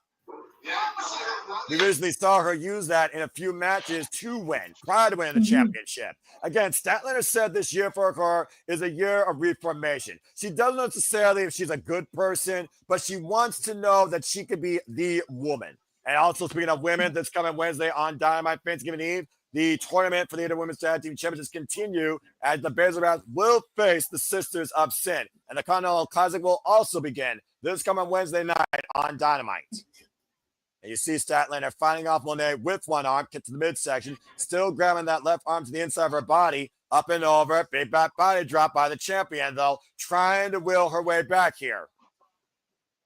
And again, Statlander following up. And the rising knee strike turns the CEO sideways. Front face lock, hook on the leg. Fish missing, no good driver, hasn't done the deal, unable to hook both legs, the cover, kick out 2. Oh.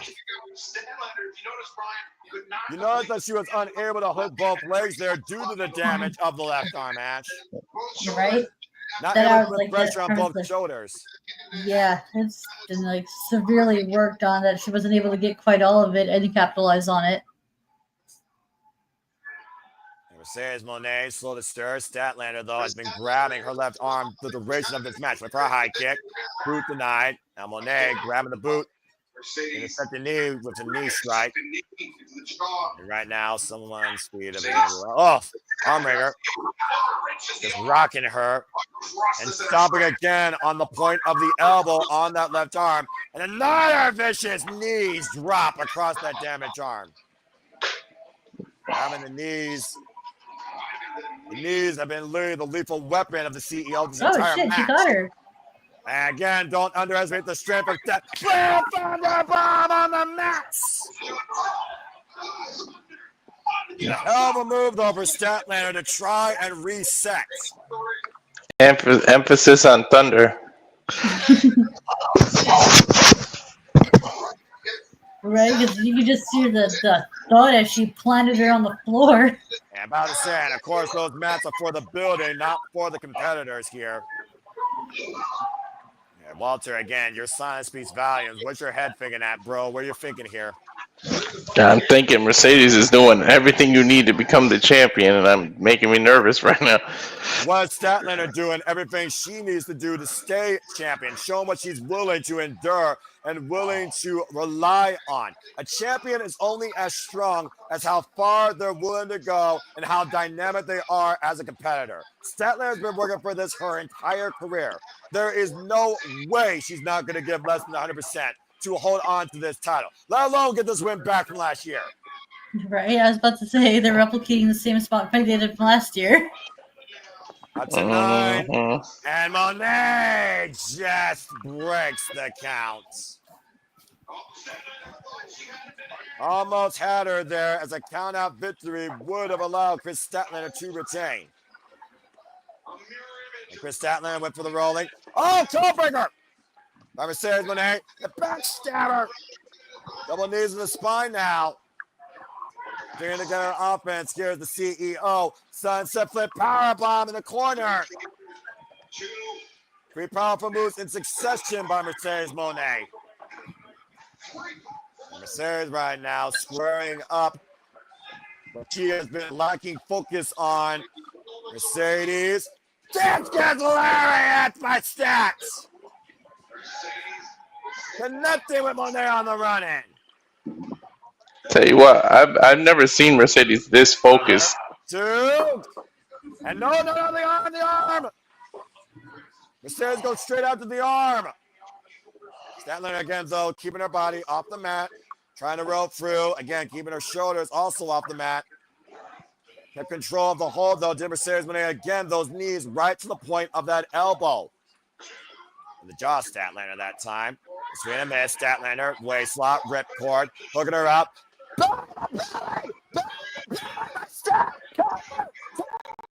Oh my God, imagine.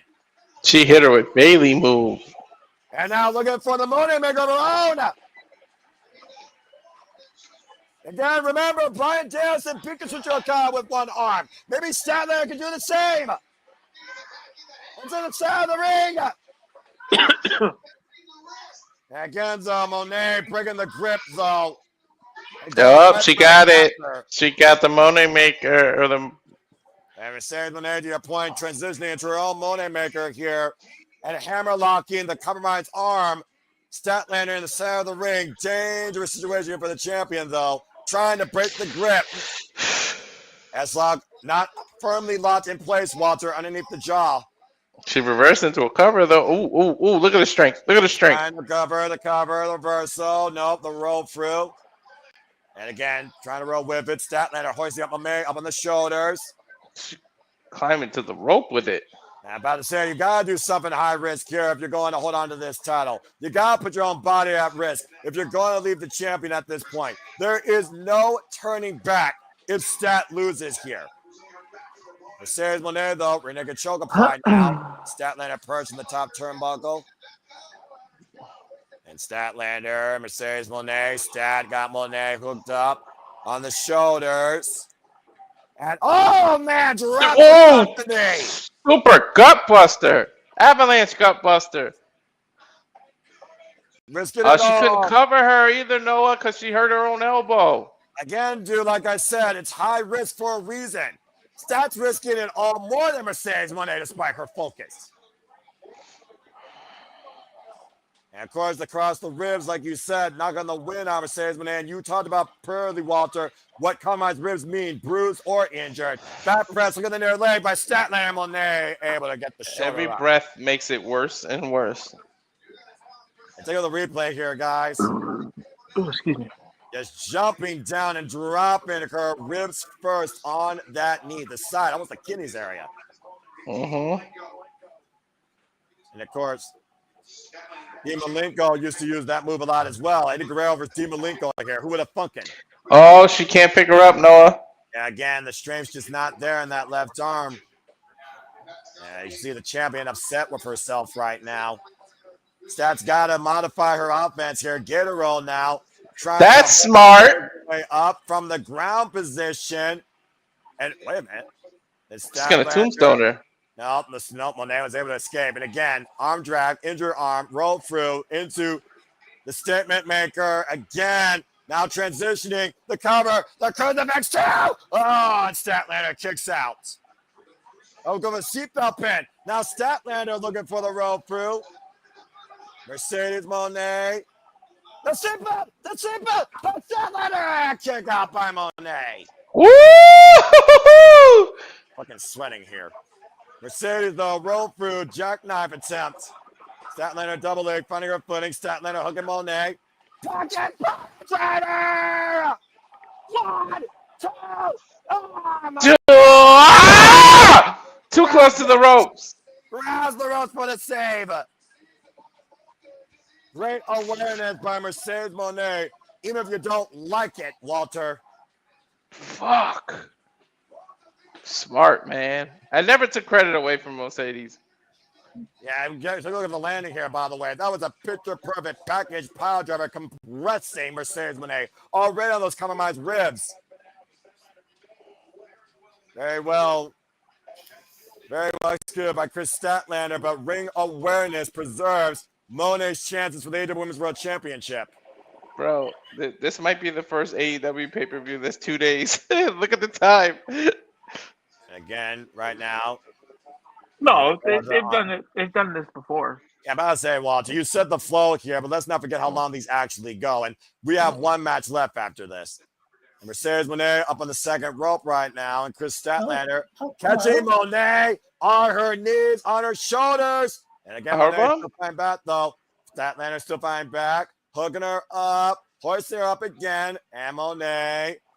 Mercedes right now up on the shoulders of Chris Statlander. Like, oh, God, Poison Rana! And Moné falls over the running knees against the bottom rope. Meteora. The cover split goes to the father kick out to my stats. Oh, God. AEW's trying to give me a heart attack. You a heart attack? I'm the one that's on high blood pressure medicine after today. Oh, I shouldn't have said that out loud. You good, Noah?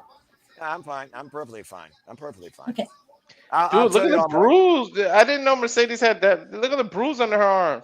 Again, Mercedes Moné has said in the past, no one's pushed her to the limit like Stat. Their first one-on-one encounter at Full Gear last year literally went for 19 minutes. They surpassed it at World's End. It went for 24 minutes. No one's taken Moné closer to the deepest edge of the water of AEW versus the deepest end of professional wrestling as a champion than Chris Statlander. Mercedes is going to a different place. Y'all see her face?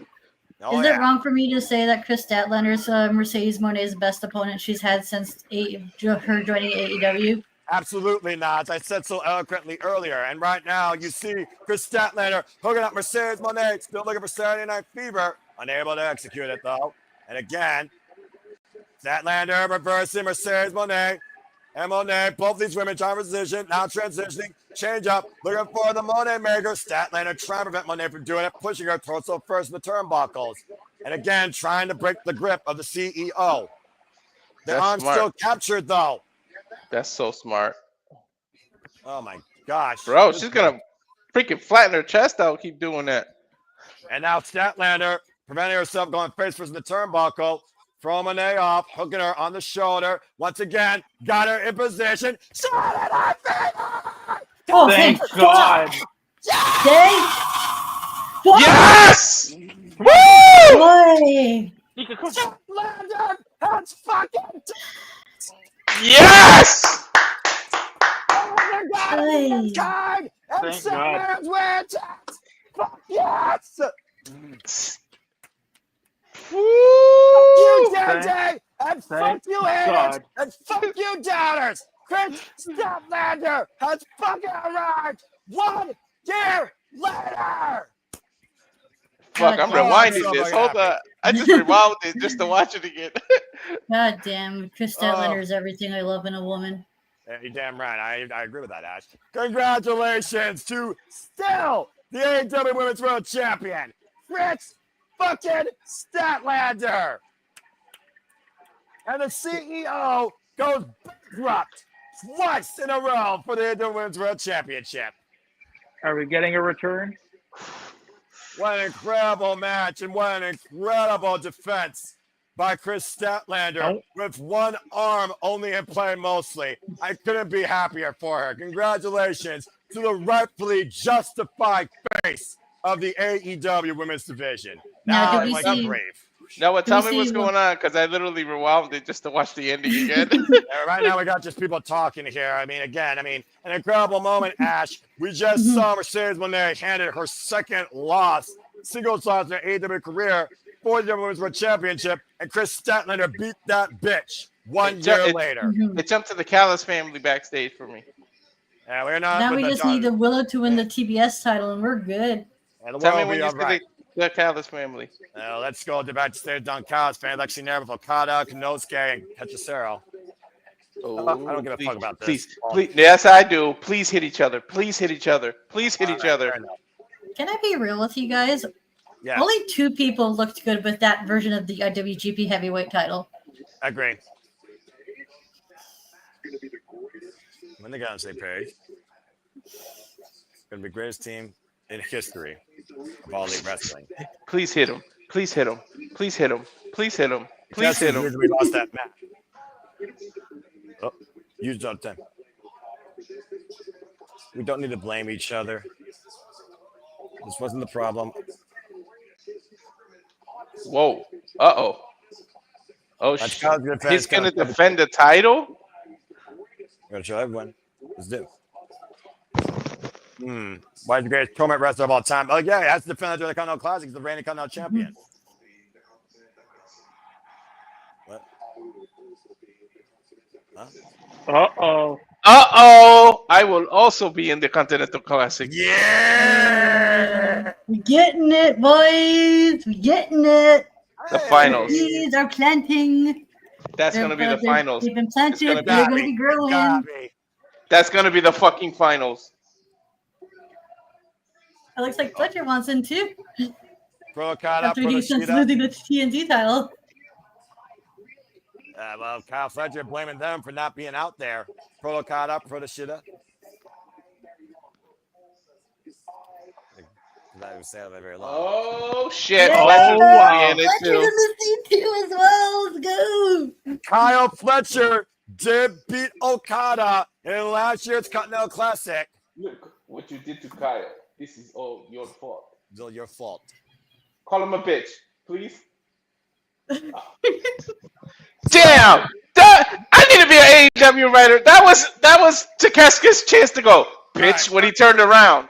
First off, let's all come down here and first acknowledge the fact that bitch lost to Chris Statlander, okay? And secondly, let's just acknowledge the fact that this Continental Classic is going to be bigger than ever. We got Konosuke Takeshita, Kazuchika Okada, and Kyle Fletcher all involved in this shit. And again, folks, we'll be back this Wednesday night on Thanksgiving Dynamite covering that. And I welcome everybody here on screen to join me for that, because I'll be damned if I don't cover that show. Of course, we start the Continental Classic and continue the AEW Women's Championship in the tournament. But what we had an incredible night with Chris Statlander handed that bitch her rightful second loss 1 year later. We saw Mark Briscoe win the TNT title. FTR won the Tag Team Championships, and still, match of the night, in my opinion. Kyle O'Reilly and Violent Technique beat John Moxley. $1 million was won by the Young Bucks and Josh Alexander Don Callis family. But the Young Bucks, Kenny Omega, and Jurassic Express reunited after such a long time and left together. We saw Darby Allin lose to Pop thanks to Death Rider involvement. And Ricochet is the first ever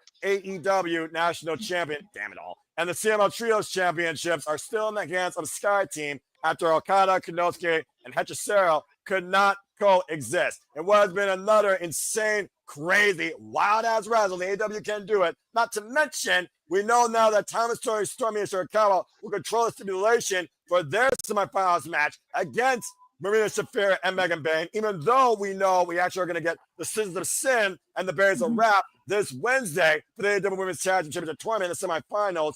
Our show all comes down to this. It is time for our main event for the AEW Men's World Championship. Samoa Joe takes on Hangman Adam Page. Can somebody give me the remote from Click so I can fast forward to the finals of the Continental Classic, please? Hey, Walter, I'm going to just propose this right now.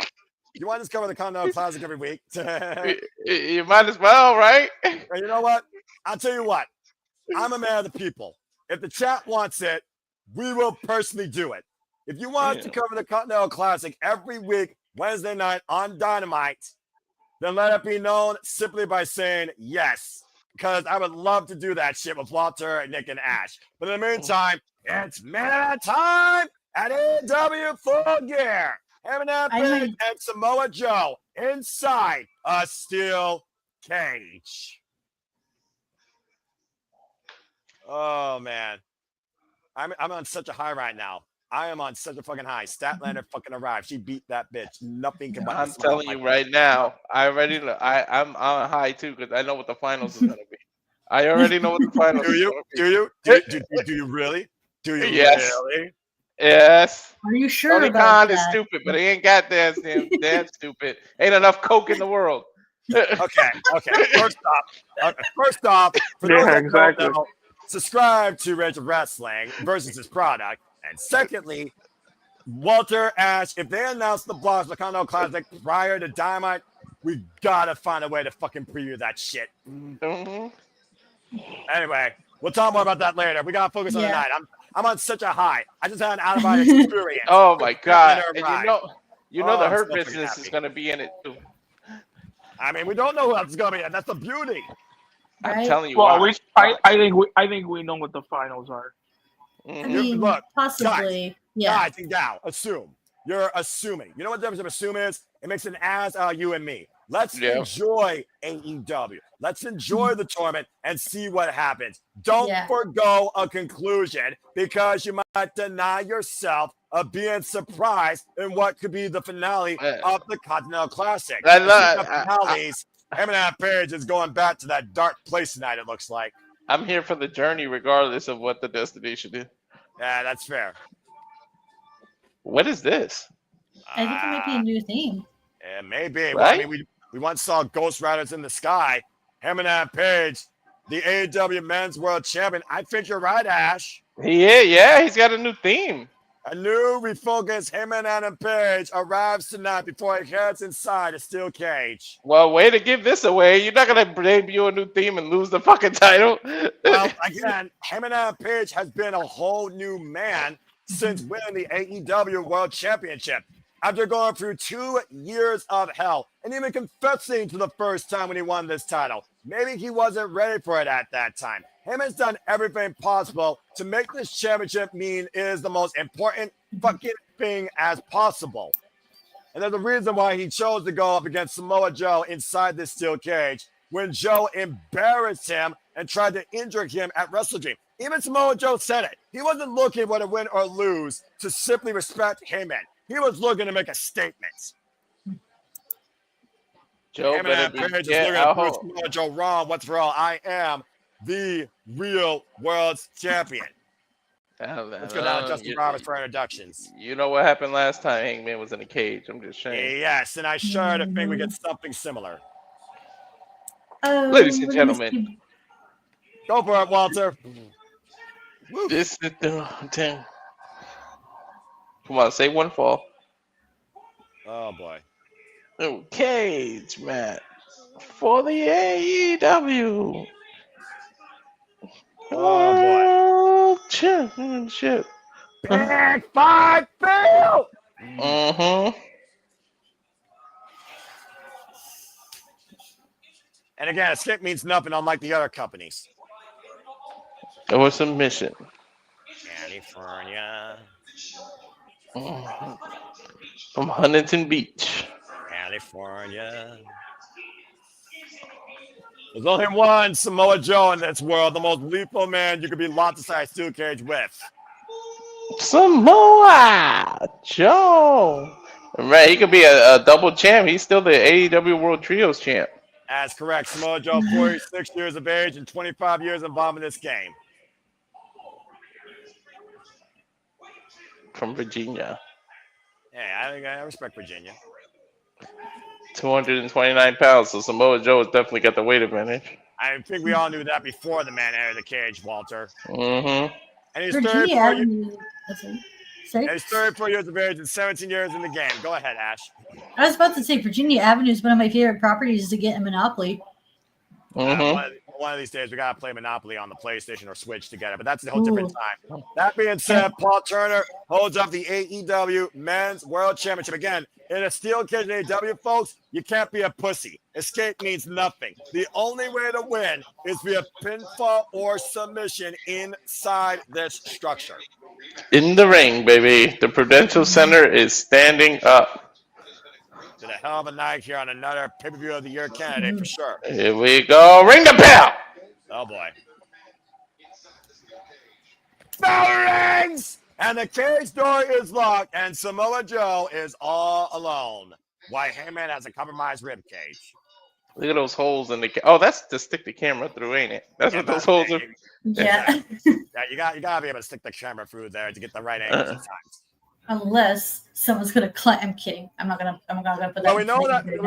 Well, I mean, Ash, I wouldn't rule it out because we've seen it before, but we also gotta consider this. Heyman neutralized the ops. Powerhouse House was sent to the hospital after falling for electrical equipment at a table off a balcony, and he neutralized Kazuchika Shibata this past Wednesday on Dynamite. Samoa Joe is on his own, but the ops never lacking that mentality. And Samoa Joe wants to show Heyman that I am the most dangerous nightmare you will deal with that you will never wake up from until I have the AEW Men's World Championship. Right, especially like Samoa Joe, he does really good in these cage matches, doesn't he? History of them: TNA, NXT. Well, NXT actually. He's a lockdown. NXT. He lost the NXT championship to the Demon Finn Balor, so the jury is out.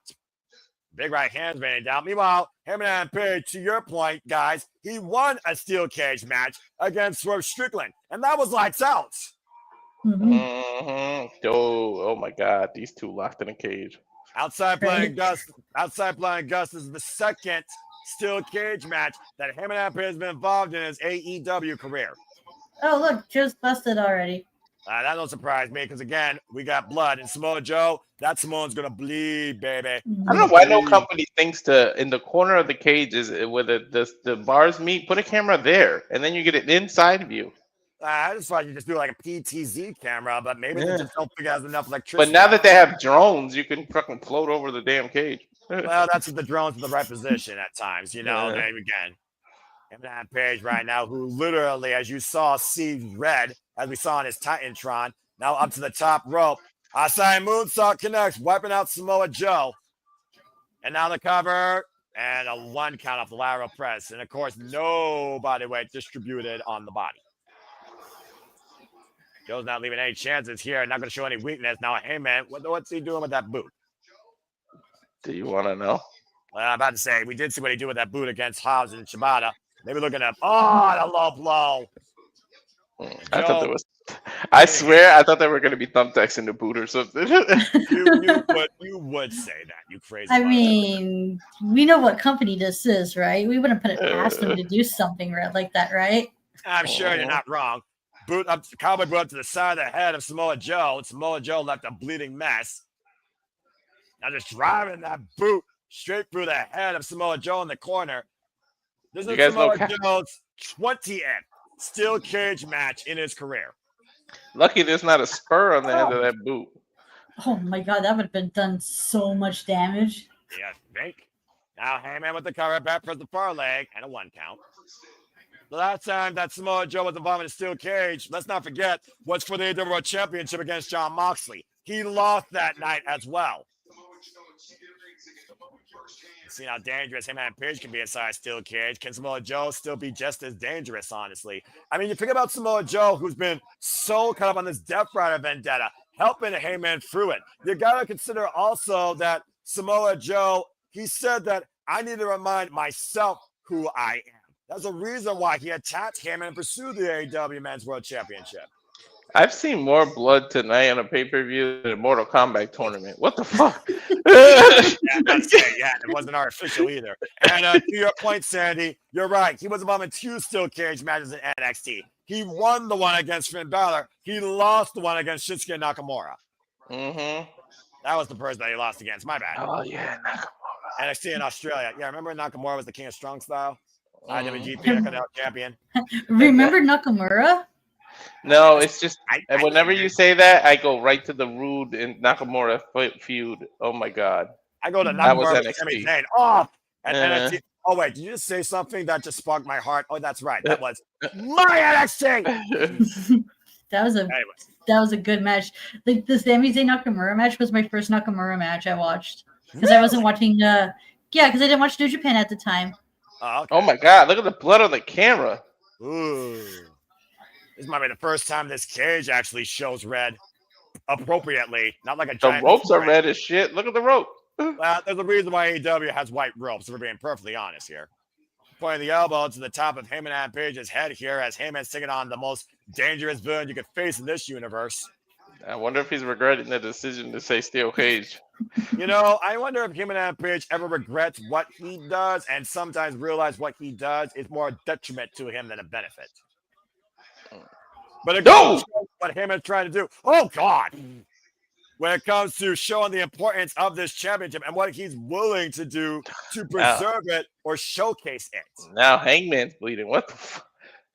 And by the way, shout out to everybody here on the East Coast like me. Welcome to Sunday. And people still talk about the Continental Classic earlier and betting odds, as you all are also so eloquently saying here. Samoa Joe using, of course, the cage with his advantage. We always talk about bang. You could use that as a weapon. That combo, bro. Ooh, look at that visual. You don't see this type of stuff in WWE. I mean, you know why they can't, right? Yeah, of course. Publicly traded company, PG, and they're also just lazy. At the end of the day, though, AEW is not just for kids. Well, Cody bled Friday.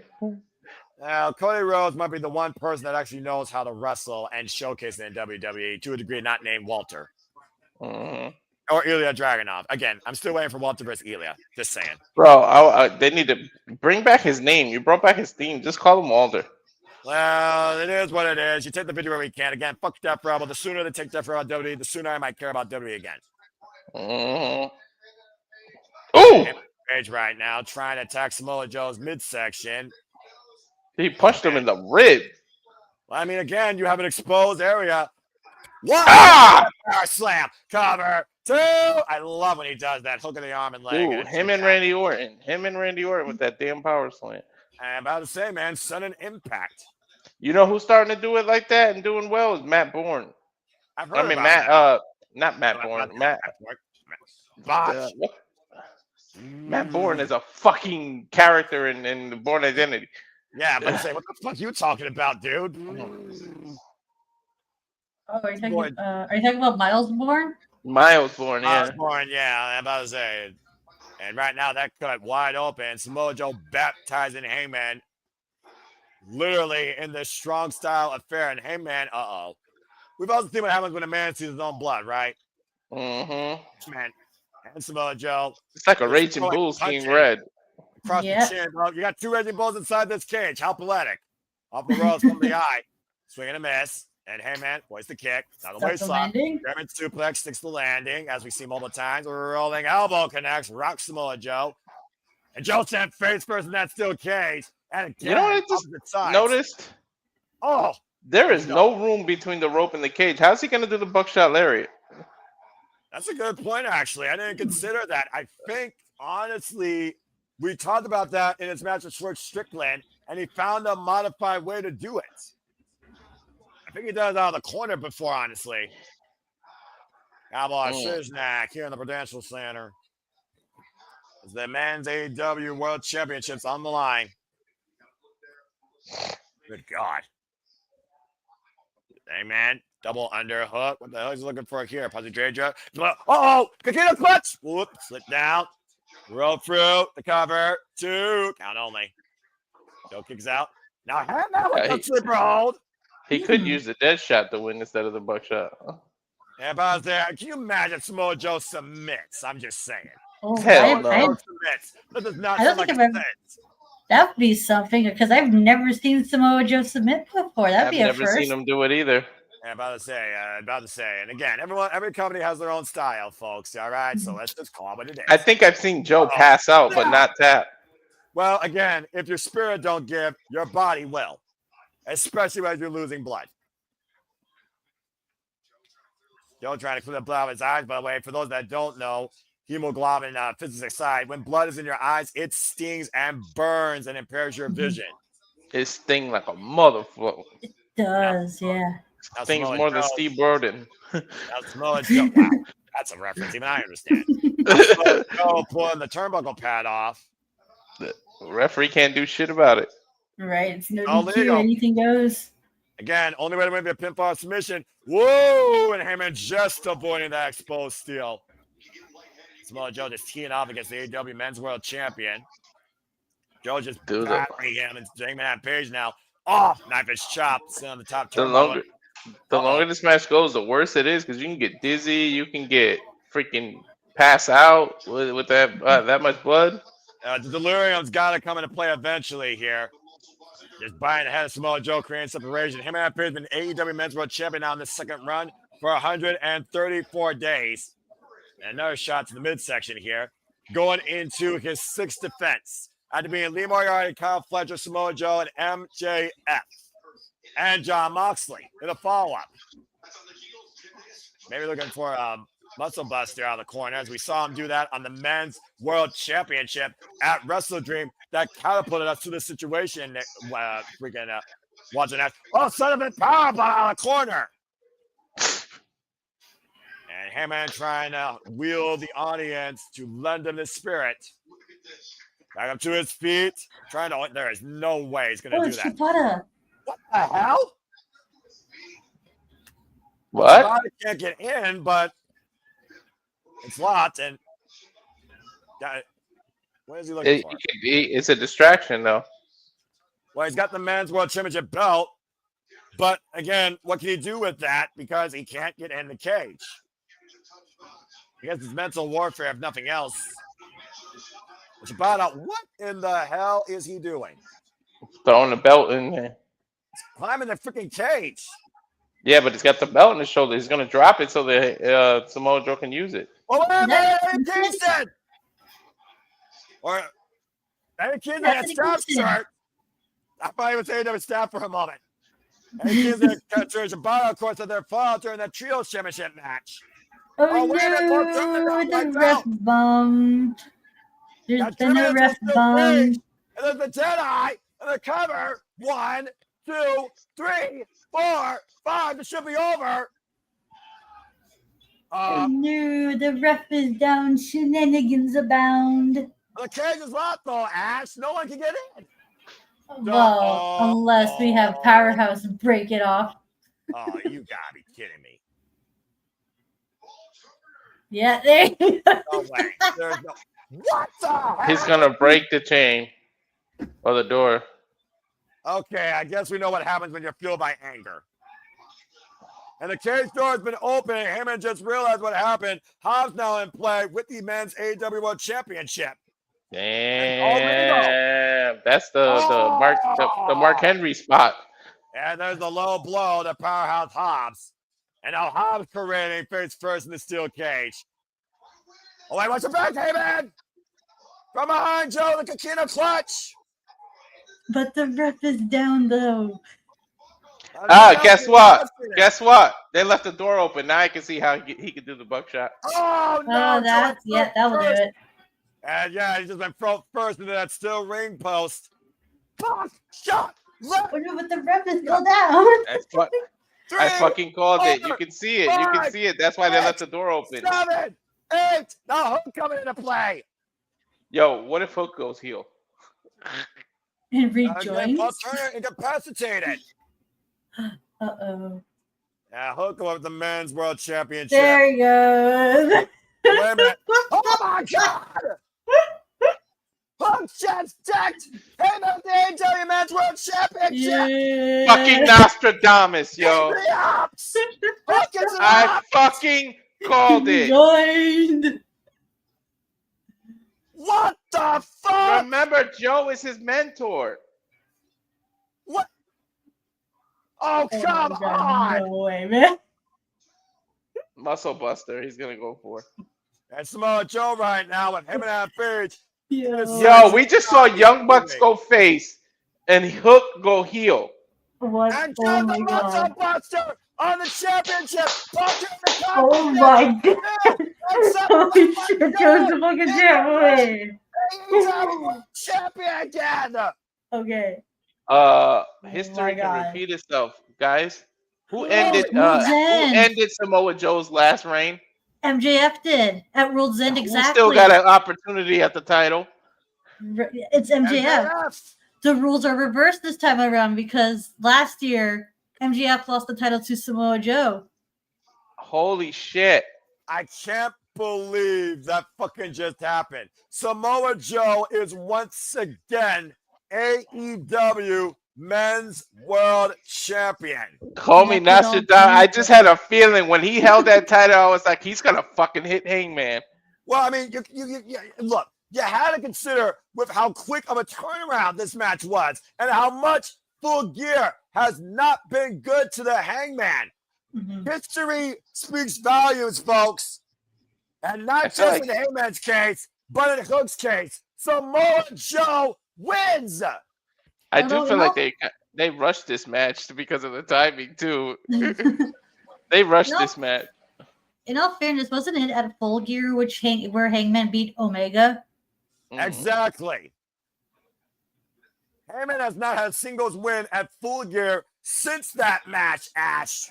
Damn, that long, Yo, huh? look at that blood. Go get go get stitches, Yo, bro. He's poor. For the 7th Full Gear, Samoa Joe ends the night as the AEW Men's World Champion.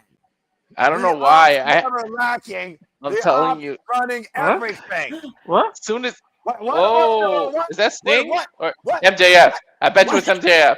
It's gonna be MJF. I can't see anything. It's pitch black. What? Huh? What? Who is it?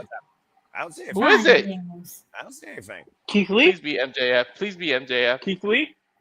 There's a moon. Swerve. Oh God. No fucking way. The house is on fire. It's Swerve. And that's Nana right there. Whose house? Swerve's house. Swerve Strickland. Swerve is back. Oh shit. The most dangerous man in AEW is back. Whose house? Swerve's house. Yeah, but how smart is it to walk into the ring with that many people standing in there? You know this player don't give a damn how many players to go Oh, it's through. some new music too. Oh shit, he do got new music. Oh shit, this realist is back. Uh-oh. Whoa. Ooh, that's good. This is New dance! A new dance! I can dig it. Well, this is gonna be interesting because it was Swerve who beat Samoa Joe. What was it like? Exactly. A couple years ago at Dynasty. At Dynasty last year, Swerve Strickland is back, folks. Oh no, it's the same dance. He was doing new steps before. Well, I mean, it's different music, but you know what? At the end of the day, people are still not A. How do you fucking like AEW now? Your Men's World Championship picture is Samoa Joe and Swerve Strickland. And MJF. History is going to repeat itself. Does MJF come back now? I don't know. Remember, him too. there was one backstage altercation face-to-face when MJF was Men's World Champion. And Swerve Strickland had a solo talk. They have never faced each other in AEW.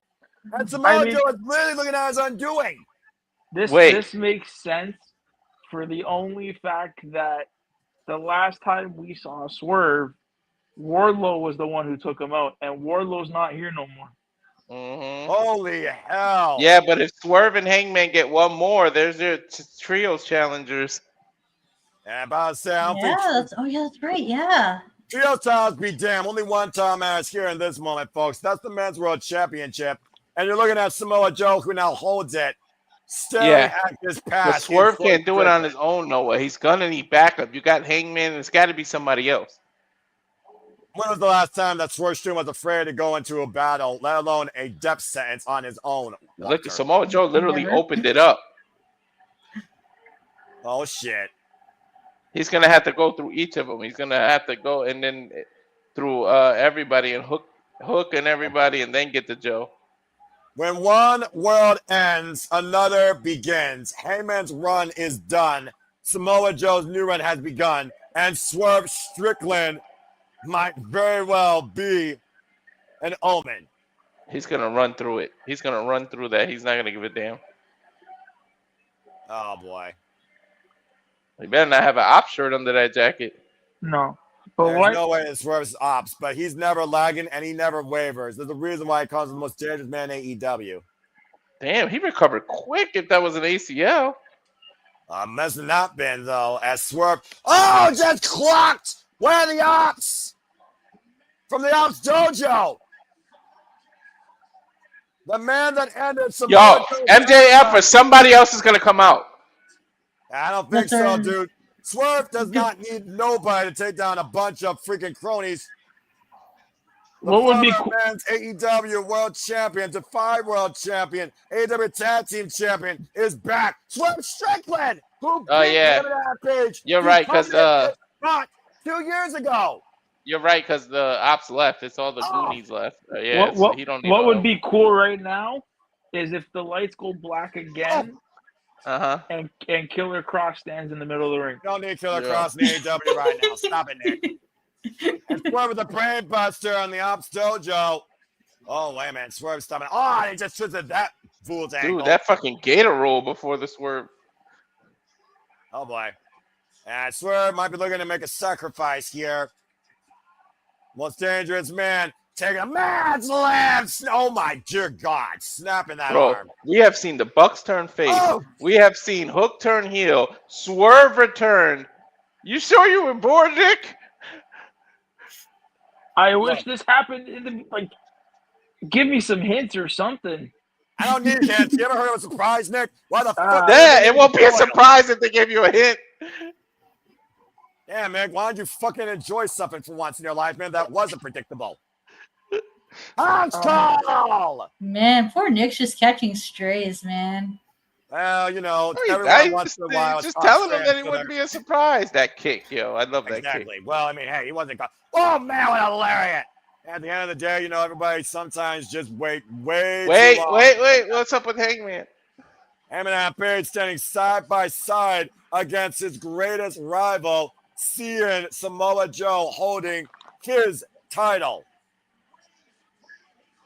Samoa Joe, once again, AEW Men's World Champion, but Swerve Strickland has returned home. And Hook as we join the Ops. Bro, it must have been an MC or not an AC or like a tweaked knee, because there's no way you can recover that back. This thing, he did a John Cena. He looks jacked though. Swerve looks jacked. Yeah, well, either way, I know one thing for sure. This show has turned AEW a whole different gear. As we head into the Continental Classic, what a fucking phenomenal pay-per-view. As AEW Full Gear goes off the air. For Walter Cruz, for Nick Ferrantes, for Ash, the Canadian Connection, for all of you that tune in, thank you so much. We'll see you shortly here for the Saturday Shenanigans. Thank you for tuning into our AEW Full Gear. Until next time, we don't see you tonight. We'll see you Wednesday night for the Continental Classic on Thanksgiving Eve Dynamite. Until then, make a positive impact in life. Have a good night. This is where the damnedest, the bloodiest, the dangerous, and the best truly do wrestle. And this is AEW. Have a good night, folks. Walter, cut the fucking feed. Nick's right. He did get built. You might say he's built like a house now. A brick house? One house was burned, a new house was built. AEW, they got a hell of a stronger foundation than ever.